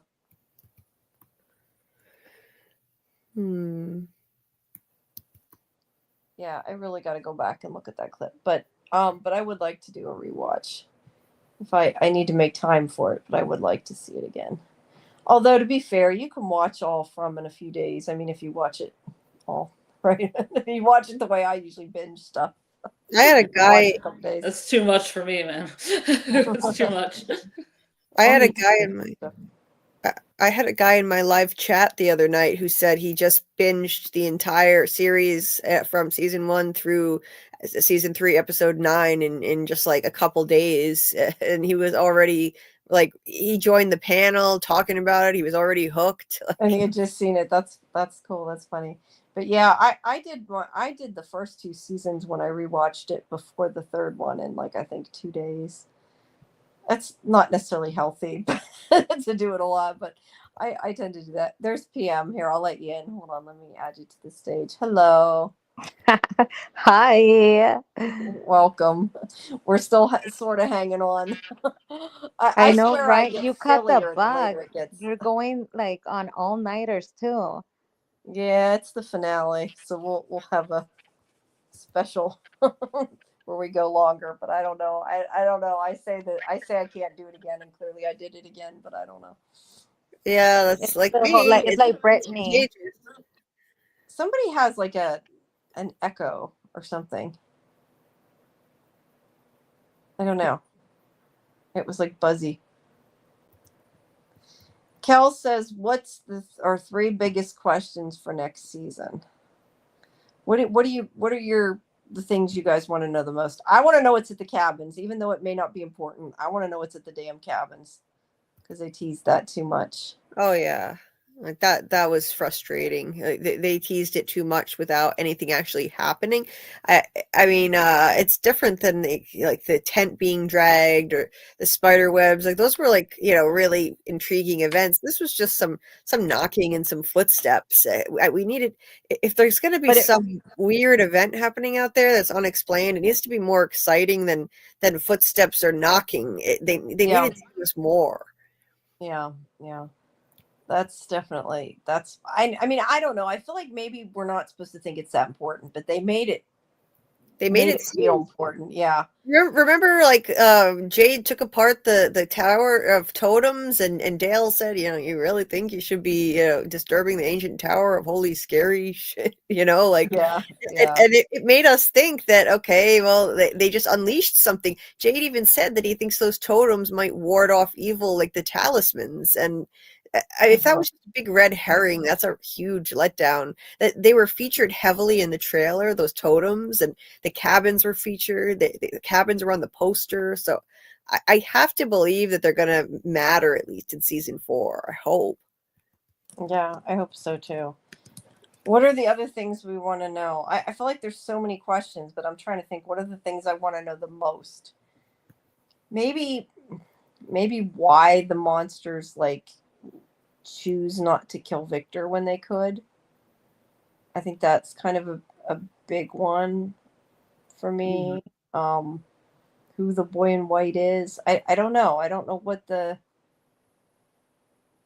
That's why, yeah, I'm trying to think of what I think are the most important. The cabins definitely sticks out. Happy stream from Leah. Hi. Thanks. Yeah, I don't know. What do you guys want to know the most? This is what I want to know. Oh, sorry. Hi guys, and this is what I want to know. Now that we saw the finale, how in the world, Sci-Fi, were you able to not talk about something that crazy? But it's not well. I mean, it's very hard. I'll be honest. That's, I think, why when I do the interviews, like, I'm like, as soon as I see him, I'm like, oh my God, I want to talk about this. I tell him that's what I am waiting for, is to be able to talk about the damn thing, because the only people I can talk about it to are the actors. It is hard. It is hard. But sometimes there's at least other journalists that have seen it. But I really didn't know many people that had seen From Ahead, so I've been kind of on my own. Yeah. It's hard. It's definitely hard. Well, I'll answer that question, and then I really should go. I'm not taking good care of myself by doing this. I'm in a lot of pain. I'm sorry. But I think that like the number one thing is this man in yellow for me. I need to know what is the nature of this guy? Like what what does this mean for the story? How does he tie in? What exactly is he? Is he some kind of a demon? Is this the big bad that these people sacrifice their kids to? Why does he look like this? I have so many questions about this man in yellow. That's Yeah. the biggest thing I need from season 4, and that's the thing that's going to drive me insane until 2026. Now, trying to understand that. Yeah, that is a big one. I think you're right. That's probably one of mine too. I feel like there's so many going through my head, and I'm trying to think what is most, but that is really a big one. That's why I'm so surprised. Like, we now basically know what the monsters are and Mhm. why. I mean, we kind of know why the people are there, or at least why the main people are there, because Tabitha and Jade seem to be the ones that are important, and everybody else is sort of maybe along for the ride. We don't know. Yeah. Let's see. What do we have here? David says, before the last episode, I said it was ironic that everyone was hating on Elgin, and the priest took my words. I also said Elgin is like an angel, and he called her an angel. Yeah. Well, but she wasn't an angel. I mean, he No, thought she was an angel. I'm not sure why he thought that, but yeah. His Um, his grandmother had told him that angels look terrifying, but fear not. So he had strong faith, and I think that thing took advantage of his faith, Yeah, and, that's a and good he point. he just followed her based on blind faith. Unfortunately, that's how he Yeah. got duped. Yeah. He was exploited.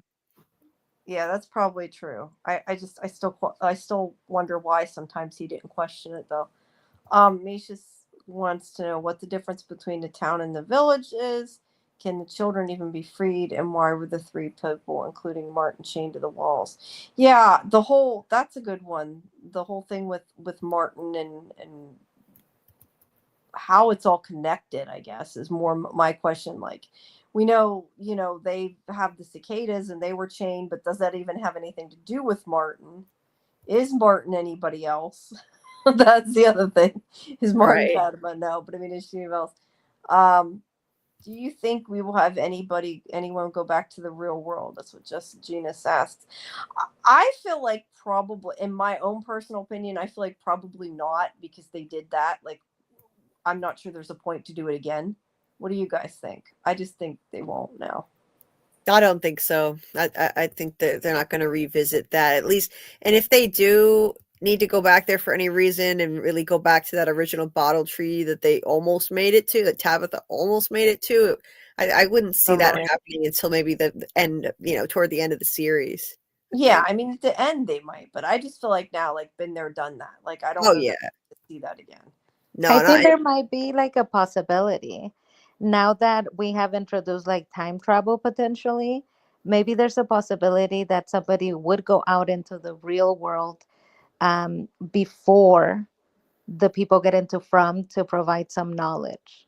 A lot of them were saying that they had heard the the whole like they come for 3 from their grandmother. So maybe somebody went back into the real world and provided that information. I think that it could be. It could be. I tend to just think that maybe it was already a nursery rhyme in the real world that they used because they knew about it. But that is a possibility. I kind of have wondered before if they have like outside influence, Oh, definitely. Like, I'm sure of it. Yeah. Yeah. And Misha's saying feels bad for Victor. He had to bury all the body. Yeah, that is so sad. Like, he not only found his mother, but he had to bury her, and like, she's torn apart. That makes it worse. I mean, and as for his sister, yeah, I still don't think Eloise is dead. I think most people don't, but yeah. And Kel wants to know if Jade and Tabitha will hook up. Yeah, that is a good question to have. I hope so. Yeah. Now Jim is gone, so yeah, I mean open that for leaves the door open. Yeah. I wondered if they heard the stories through descendants of previous incarnations of Jade and Tabitha. Yeah, maybe. what do you all think is the importance of the girl who let Julie use her phone? I got the impression there was more to that entire interaction, like how her friend reacted. You know, I have not thought about that scene since I've seen it. If I'm honest, I don't know. I didn't really put any importance on that. Did you guys? I mean, it could be. I hadn't really thought about it. Who let Julie use the phone? Do you mean who let Oh, Tabitha? yeah, I'm assuming they mean Tabitha. I read it, Oh, but I'm okay. assuming Yeah, I was they mean confused. Tabitha. Yeah, yeah. I Yeah, don't think there was any they meant importance to it really. I think I don't know. I know it's like some people were kind of focusing in on the colors they were wearing for some reason. That the people that were thinking that Tabitha wasn't really out and that this was a level 2, they were pointing to things like, you know, like the strange repetition of certain colors. Like the people who let her use the phone, one was wearing orange, one was wearing blue. When she left the hospital, someone wearing orange, someone wearing blue walked right by. Like, and you know, things like that. I don't ascribe anything deeper to that than what it is. And yeah, there was a woman that looked like she teleported across the street, but I think that was a continuity error personally, or either that or it was put there to troll us, which is more likely. They trolled us a lot this season, and they know that the simulation theory is a thing. So I wouldn't be surprised if they put that there to troll us. What do you mean that it looks like somebody teleported? I clearly didn't see this. A woman, while Tabitha was looking at the boy in white across the street, she almost got hit by a car, and this woman right behind her reacted in shock. And then Tabitha crosses the street. That woman is walking across the street already when Tabitha crosses it. So like she shouldn't be over there already. It's just like it's Yeah, I think that's probably just an error they made, I would say. But yeah. I mean, with this show, I don't know. It's kind of hard to tell. Yeah. Let's see. It would be interesting to see Way into From or a character that wants to go in. Oh, sorry, you like it good. Yeah, it would, but they'd have to know about it. So they'd have to come out, I guess, and go back in. We were saying earlier, I don't think that people on the outside know about the town. I don't think they can see it. I don't think anybody's aware of it. But yeah, I mean, that would be kind of interesting if somebody became aware of it, or maybe somebody who was investigating their disappearances or something, like followed threads and found it. We kind of got like some insight into a detective. Do you remember when Tabitha talked to her mother and her mother said, I've been talking to this detective, you should give them a call. So that could potentially leave the door open for somebody to be looking for these missing people. I don't know how they would get into From, since we know if you want to go there, you can't really, it doesn't work that way. Yeah, I do think it would be interesting to see that side of it. I'm just not sure how it would work unless somebody else came out, because that person can't interact with the people in the town unless, yeah, because Tabitha really didn't talk enough to anybody for them to know anything about where they're at, Like, I definitely think it would be interesting. Even if they did that, like, as a web maze, it would be interesting. But, yeah, I don't know. Kel says, if there's a divide in the town in the aftermath of the finale, who's on whose sides? That's a good question. I think it's going to be the people that did what they did against everybody else. Because nobody else is going to necessarily agree with or understand what they did. And I wonder how much of it they're going to hide or try to hide. Yeah, Acosta's still being so difficult, where she was like going against the grain, not wanting them to like do anything to Elgin. So she could potentially be that, force that opposes Boyd. She shouldn't, because she just got there. But I You think don't that think she maybe was like right in this case? You weren't here for our early conversation. That's why I'm asking you. See, I think she was. Yeah, what did you guys think? episode. Did you think so? Were you guys voting that she was right in this case? Yeah, I think she was the only one that was making sense in this case, because I am still, I've been saying this all night. I am shocked not only that Boyd did what he did, but more shocked that Donna and Kenny and everybody else stood there and let him do it. Right. I have big problems with that. I think Acosta was the only one that was thinking straight, and it's like, you can't torture somebody. Like, you can't just torture this kid because you want to know. I mean, yeah, like I totally get he wants to find her, but like, it's not. And I mean, I know it's not the real world, but like, I don't know. I just think torture is still wrong. You know, like, even if they're trying to, if they have a reason to do it, I don't. I think agree. I didn't want to see him debase himself like that, lower himself to that level, you know, like that. Boyd is just breaking. I he's mean, that's above that. the He point. is breaking, you know. Yeah. That diminished him, and it didn't break him completely. Sarah helped him avoid that by, you know, doing that unspeakable thing instead. But it diminished him, though. Like, it definitely, like, it's Yeah. you know, it's just it's completely out of character for him. I was so disappointed that he went through with that much, as much as he did. Yeah, I agree. But when you say like it was out of character, like I get like that they did it. Like, I don't know if you mean like out of character, like you don't think the writing was good that they did it, or just out of character, like you were shocked he did it, like me. Out of character for Boyd. Boyd is a man. He's not a brutal man. He doesn't even enforce his own rules. He wouldn't put Frank in the box. He was going to send him out in the woods with the talisman. You know, like he's not a man who like punishes people for anything, or he's, you know, the only act of violence we've ever seen was when he slapped Frank. But you know, that was just a moment of weakness. Like, in general, he's not. That's not him. You know, he's not a violent man. I think that everything this season has fucked with him so bad. Like, I think it's fundamentally changed him, you know? It has. Yeah. I would like to propose the following. I thought it really interesting that in this finale, we got information about parents who sacrificed their children to gain something.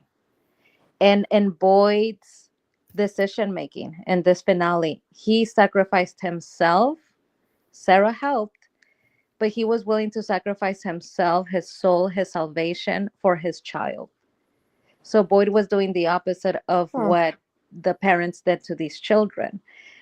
Where normally somebody wouldn't act that way, when it comes to his child, he was willing to literally give up his soul.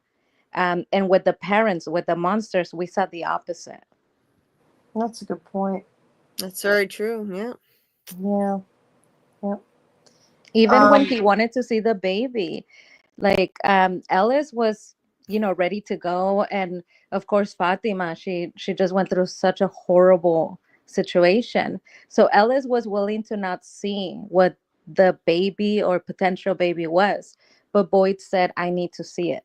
And I think that part of him was because, like, he needed to know if it was actually his grandchild, if it was a monster, whatever it may have been. Like, he was taking ownership of that being potentially his family. Yeah, because what if it ended up being an actual baby, you know, that they kidnapped? They needed to know that. That's a good point. Let's see. Boyd was in the wrong. I thought he was going to just threaten torture. When he actually did it, I was so shocked, but I also think he did it so Ellis wouldn't. Yeah, I agree. That was kind of how I felt. Like, I thought he was just threatening to do it. I was really, really surprised when he actually went through with it. And I kind of question if he only did it because of how upset Ellis got. Like, if he hadn't planned on it originally, and maybe it was just planning to threaten it until like Ellis is flipping out and yelling at him, and then he's like, I got to do something to fix this. I don't know. I think Boyd also still feels a lot of guilt for what happened with his wife and for not being there for her. And I think like he's making sure he's there for him. And Mark says, I think choices matter. The impulse for violence might just might prolong or fuel the from cycle. That's a good point.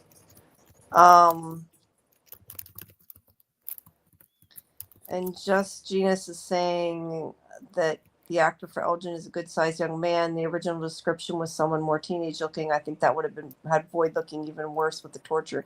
Yeah, you know, I didn't even think about that, but like we were talking about how before I was saying like I thought he was younger than he was. I guess that's actually a good point that he isn't, you know, maybe like he's a little bit older than a kid. Like he's like at least probably 18, maybe a little older. And that is a good point, because it'd be way worse if he was younger than that. So it's good that he's a little bit older. It would be a lot worse, I think, Boyd doing that. I have a question. Um, so remember when the picture comes out and the boat, he says, it's a picture of my house. The only thing that's missing is the boat. Mm-hmm. What does that mean? I was thinking that it might mean that it's she's deceiving them, like that's the boat should be there, so there's something wrong with that picture. That's not really what his house looks like or should look like right now. That's what I took it to mean. Now, see, I was saying kind of the opposite, that I think they were on the way to get the boat when they went in the town, so I don't think it would have been there. But I don't know. I think it was maybe more just like a little sarcasm, like, you're showing me exactly what you think I want to see. It's just missing that, like, it's almost perfect. You're almost getting it. I don't know. But yeah, I don't know. AA is saying to show them investigating the disappearance of the original townspeople from the 50s. That would be cool if we got like a flashback episode that was like totally devoted to that. That would be interesting. I love that background story of like a ton of people missing and somebody trying to put it together. I would like a second show being just about the detective. Yeah. Randomer saying, since Jim died, do we need a new person for balance? Yeah, I'm kind of wondering if we might get new townspeople because of that. Because he's dead, you know. There's always got to be a new arrival every season. I think like there'll definitely be at least one new arrival to kind of continue that tradition, and then you see the town through new eyes again, through somebody different, see how they react. Mm-hmm. So I'm sure somebody will show up. Yeah. I'm sure. Sci-fi, are you gonna get the season in advance? Of season 4? Yeah. Probably, but I mean, they haven't made it yet, so it's still not going to be for a long Tell them while. that you want to be on set. Say, I wanted the advance, and I want to be like advance. That would be nice. I was saying earlier, they don't really do digital press tours anymore, because if they invited me there, I'd find a way to get the money. But yeah, but no, it's going to be a while till I see it too. It would be nice, but yeah, I don't know. I definitely I'm thinking of lots of questions though to ask the producers when they come on, you know. Oh my God, that one's gonna be amazing. Well, you have to ask them about Jade. He was supposed to be like a super hot girl, right? In a bikini, and the name was the same, I believe. I want to know if that's true or if it's just a rumor that the fandom has made up. I have not heard that. I have not heard that. I will have to ask that. That you're saying Jade was originally a girl in the script? Yeah, that's what people are saying, that so that Jade was a girl in the script and that Victor wasn't supposed to like make it this long. Huh. Wait, Jade wasn't? Yeah, they're saying that. So Jade, the name was the same, but it was supposed to be a girl. Yeah, it was supposed to be a teenage girl in a bikini. That I heard about that.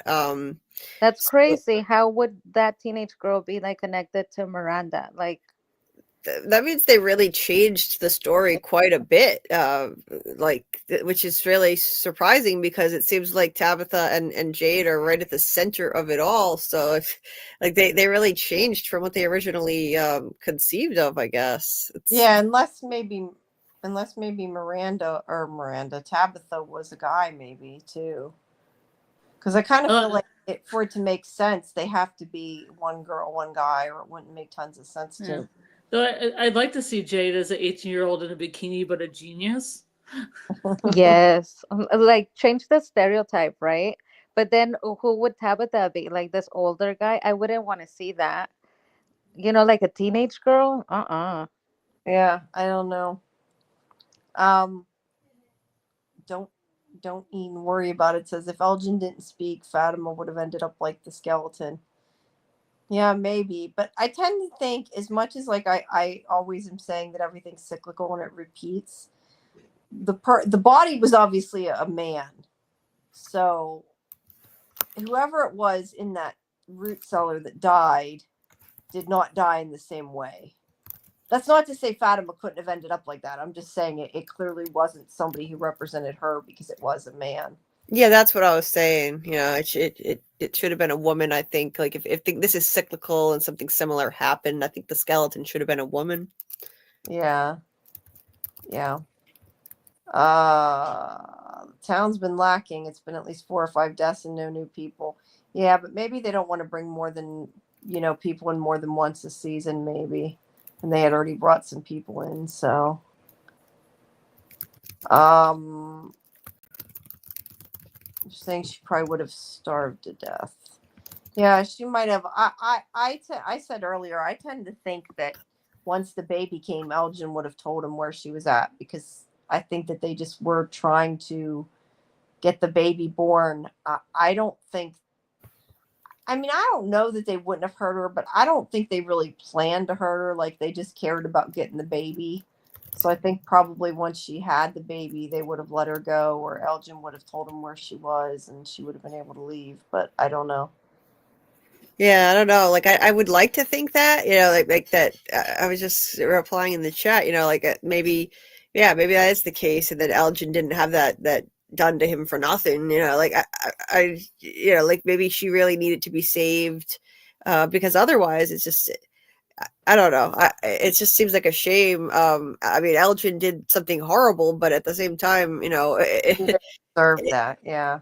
yeah. But I think it was just to stall it. I think, I forget who said it. Somebody in the chat had said that Elgin probably knew from the beginning that eventually he was going to tell, but like it was more about they needed to stall for the time. Right. And yes, I would also like to know why the monsters didn't go. I mean, I think in this instance they didn't attack Fatima because they needed her and wanted her to have the baby. Whether they could go up and get her or not is kind of irrelevant. But yeah, I don't know why they couldn't have gone up to the root cellar before when people were in there, but they might have had to have known, that they were in there or whatever. And I find it strange thinking about this, how this was where Miranda told Victor and Eloise to hide, where Christopher couldn't find them, and then he comes out the next morning, everyone's ripped up, but now we know that there's a shortcut into the root cellar from the creature's cave. So it's just like, how is this safe for the kids when there was a massacre going on? But maybe it is like I thought, and the root cellar is some kind of enchanted like place where they can't harm children or something. Yeah. Or maybe it's just simple Occam's razor. They didn't know he was down there, and that's why they didn't kill him. I mean, it could just be that simple too, but I tend to think there might be more. Yeah, it's just suspicious that they killed everybody in town except for him. I think there's something to that root cellar. It's called a root cellar, and the kids were looking up at the roots, and that they poured their hope into the roots when they were on the slabs. So I feel like there's something about that root cellar that was protective of children. That's why Victor was safe down there. Julie was safe there when she went through a tree and landed in there on the night of the massacre, and the Colony House massacre. So, yeah, I think that place might protect children. Well, maybe. I said if Fatima had the baby at Colony House or the clinic, would Smiley have killed everyone? Why did Elgin say she was safe in the root cellar? I don't know. I mean, I think that if Fatima had been anywhere other than kidnapped by him, she wouldn't have drank the blood, and the baby maybe wouldn't have came. I mean, because I think that's what forced it along. So that's a really good point. Because remember, Elgin said something like that. It's because you're not feeding it. Yeah, and that's what made it go. The time move forward with it. Misha makes a good point that there's so much dirt on the hatch that hasn't been used in a while. Guy Sensei says, why does Kimono Lady have a kimono? And the most different from everyone else, seems she's also Japanese. I don't know. It's not that she's Japanese that bothers me. It's the fact that she looks like a skeleton that I want to know about.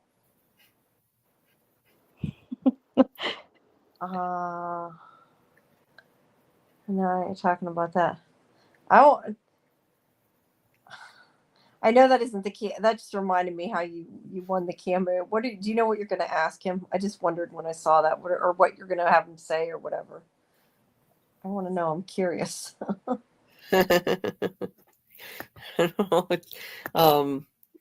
She like, I don't know, but she got really lucky because like she was promoting that heavily for other people to have a chance to win it, and then she got it, so she really deserved it. I'm glad Scarlett That's cool. won that. Yeah, very cool. And Very cool. Dieter got me one myself, which was really amazing. From David, just a few days. Yeah, That's it was cool. It was pretty amazing. Yeah, it was like one of the best gifts I've ever gotten in my life. I'll treasure it. He congratulated me on getting 1,000 subs, and he said he watched one of my videos, and that was just insane to me. My videos are very long. This was like a 30-minute video, and he watched it he watched the whole thing. Wait. You mean David said this, or you mean Dieter said this? I'm confused. David. Oh, you already did it. I didn't realize you had already done it. Okay. I see. Yeah. Oh, yeah. Yes. Dieter got me a cameo, and Scarlett, she's the one who won a cameo from David. No, I know. I didn't realize you had done. I didn't realize you talked to him already. Did you talk to him, or was this something that was recorded? It's recorded, right? Recorded. Yeah, it's a recorded message. Yeah. Oh, and he said he went and watched your live stream. I want to see it. I'm curious what he said. That's cool. Yeah. I'll think he stayed 11 hours, but yeah, that's really cool. He watched it though. Yeah, he watched one of my deep dive videos, and it was like a 30-minute long deep dive video, and like he referenced something that I said toward the end of it, so I know he watched it all, which is crazy, and he was very kind. I've been meaning to tweet it out. I'll tweet it out. Yeah, I'd love to see it. That's cool. Yeah, he seems. Which video was it? It was the my Mousetrap episode 3 breakdown. It was one of my long deep dive breakdowns. Yeah. Cool. Wow. And what are you gonna have him say, Scarlett? I think Scarlett went off for a little bit. I don't think she's still there. She might be asleep. Yeah, she might be. That's really cool. I think it'd be fun to get one of them, but they're expensive, but it'd be cool. I know. Incredibly generous of Dieter to do that. They are expensive. It was a very, very generous gift. Yeah, it meant a lot. And he said he'll keep watching my channel. I was like, what is happening? You gotta see if he followed you. Yeah, it was really surreal. That just reminds me when they did. They don't do it now, but when they weren't having things because of COVID. And they had like the online conventions, everything was virtual, and they still sometimes do it. That the actors do like the little I don't know what you want to call it, but you get to talk to them live. It's like a cameo, but it's like a live thing that you can talk to. I can't think of what I don't know what exactly it's called, but it's like through I think it's GalaxyCon. There's a couple different ones that did it, but now I think it's just GalaxyCon. But you can get like a 5-minute interview with not interview. Saying interview because I do interviews. 5-minute conversation with somebody. Because I did that. That was the way I first talked to Tatiana Maslany. I did one of them and got to record it. That was fun. I think I had bought that one, but I was just thinking about it because my grandma, she bought me for my birthday to talk to John Barrowman. And that was so cool, except I was mad because we were supposed to get a recording, and then they kind of like changed it and screwed everybody, and nobody got to keep the recordings. I mean, I got the memory; it's cool, but yeah. So you purchased it, but they wouldn't allow you to record. It was a live. No, it was like a live conversation. You talked to them for I think it was 5 minutes. I think it was 5 minutes. I can't remember for sure.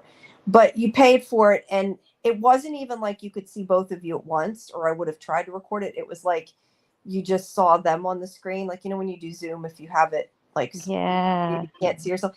But I didn't even try to record it either because they told us we were getting a recording. Like that was supposed to be part of what you paid for. And then it was sort of not real clear. And then and I don't remember for sure which company did this. So it may not have been Galaxy that did this because there was more than one of them at the time during COVID. So don't quote me. I don't want to be saying this company did something. I don't remember who it was with, but they're just the ones that do them now. But yeah. And there was no recording. So you didn't even get to keep it. And that really sucked. It was great to get to do it though. I was happy, but my grandmother bought me that back then. That was cool. And now you really get to talk to them anyway. Like doing the interviews, that's kind of like, the same thing. Kind of, yeah. But I couldn't get him, and I just wanted to talk to him a lot because he was from Doctor Who, and she gave me that for my birthday. And then I don't know, like I said, at one time I had talked to Tatiana that way. I think I had bought that though for myself. But that one I took a video of myself talking on the overhead video, I guess you could say, of the screen. Yeah. Because they allowed us to on that one. But then I interviewed her later, so that was kind of cool. I'm like, hey, I talked to her. But at least that they did go to charity though, which was cool too. So, but I wish they'd still do them. I don't know. They do some of them through the Galcon one, but they're really expensive. So yeah, if he got you that was really cool. But I think the fact that you get to keep it is what's cool. You get the memory. That's why I wish I had, tried to record it some way, but. Yeah, that's the thing. I can, I'll treasure this. I'll treasure this forever. It just, and some people do cameos and they just kind of, they're given what you want them to say, and then they just read it off a piece of paper, and it doesn't feel genuine. It feels forced. And he wasn't reading any script off a piece of paper. He was just talking to me, talking about my channel, and giving me a pep talk. It was just so kind and considerate, and not everybody would do that. Like, you pay somebody to do that, and they record a short message for you, and that's it. But he went above and beyond. He watched one of my videos that was like 30 minutes long, and then he that's cool. Yeah, said all these some nice of them things. seem to do a lot more than others with them. I've watched some of them, like the people have the official Cameo channel or whatever they have, where they advertise ones they've dropped.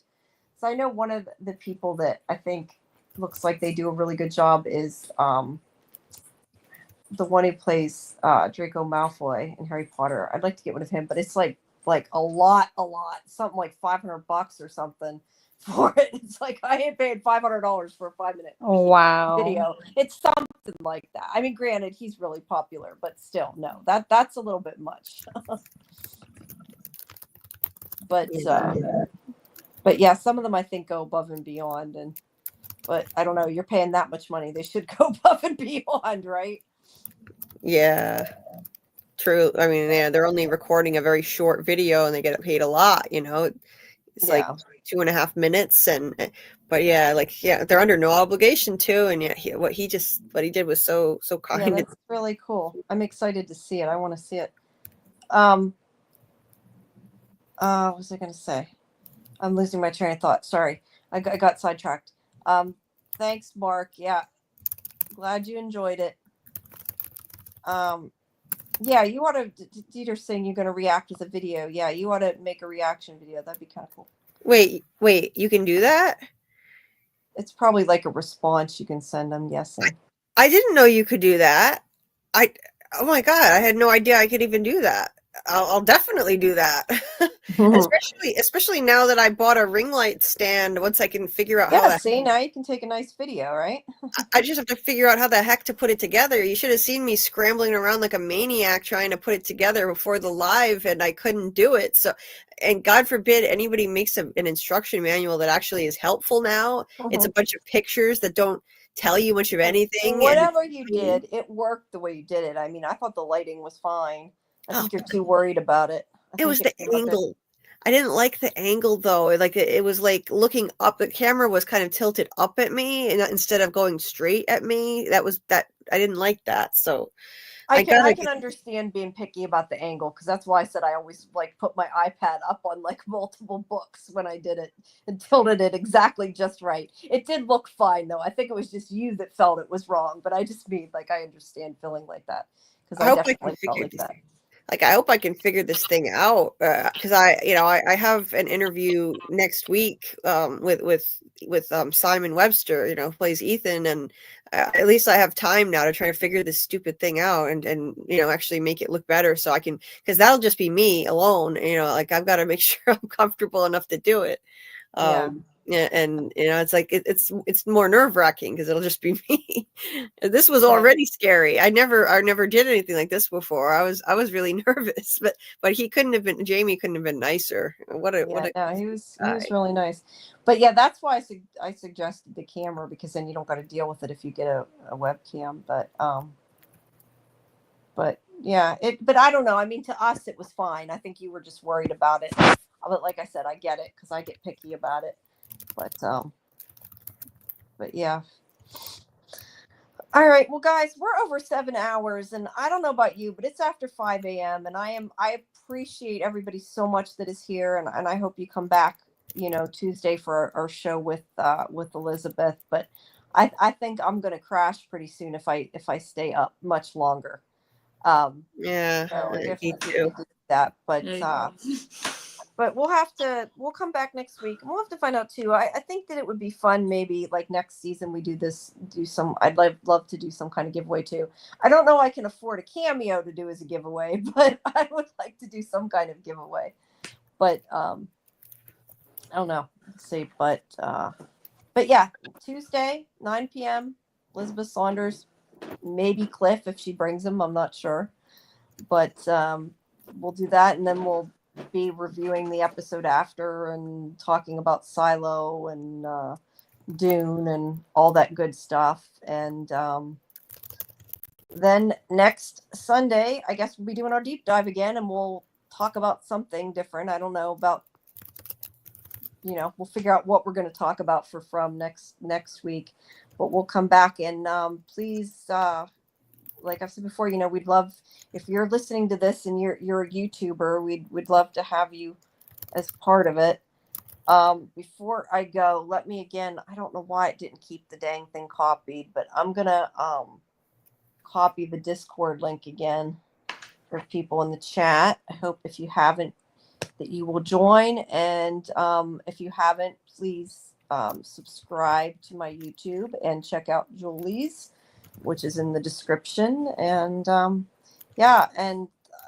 will have the interview with Sean, who plays Father Cautry. I'm hoping to have that up tomorrow. I had tried really hard to get everything done tonight, but with getting ready for our show and everything, I just couldn't get. I had 5 different interviews. I was like rushing to edit all the video and get them all done. I got 4 out of 5 done, but it's a great interview. It's really long too, so it's got a lot of transcribing, because it was like, I think like over a half an hour. It was a long interview. So, all right, guys. Well, I'm going to bed.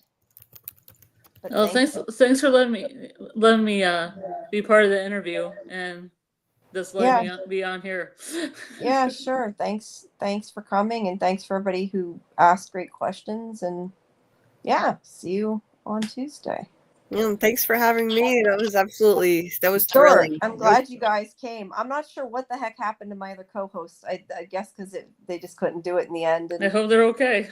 Yeah, they knew you two were here too, probably, so they figured I wouldn't be alone to do it. So, and you two wanted to do it anyway. So, well, it was thrilling, and I since I thought they were going to be there, I actually didn't have enough questions prepared, so I had to think of some stuff on the spot. Sorry. No, you did good. I didn't know what was going on. I thought until the last minute they were coming, and then I got a message they weren't, so I didn't know what was going on either. But so I hope I did okay. we did okay. And it was great. Thank you to Jamie for staying so long. Yeah, thank you. He went above and beyond too. I think he had fun though. He seemed to enjoy it. So, but if you did miss his interview, like I always say, you can go to the live tab on the YouTube page and you can restream it. And also are all the other live stream interviews we've had too. So, all right, guys, have a good night. I'm gonna end the stream. So Yep. I think it kicks everybody out of the chat. That's why I'm always Yeah. like, I don't Bye, have guys. my I don't Thank you have for my letting bell. me talk to you. I would ring the Yeah. bell if I had it. Yeah. Thanks for coming, PM. All right, Yeah, I go don't know. home. I need to get a. I need You to get did some sound effects. amazing. You're becoming like an all-nighter too. Yeah. Julie's influence. She's a bad influence on me. No, I'm kidding. The I am. virus is passing again. This I is what am I'm a bad expecting influence. every time now, like all night. No, it's fun. I want to do this more often. I just can't do it this long more often. Me neither. This is very bad for me. I'm paying for it really bad. From already. is that's what I need to get a T-shirt that says "From is bad for your health." There's a Yeah. cost for knowledge, Julie. Yeah, there's a cost for knowledge. That's good. That's awesome. Oh yeah. And all of you, not just Julie, but all of you. Yeah. All right. Well, I'll talk to you guys later. Good night, everybody. Thank you Yeah, for good coming. night. Have a nice Bye. sleep, everyone. Good Bye night. bye. Good night.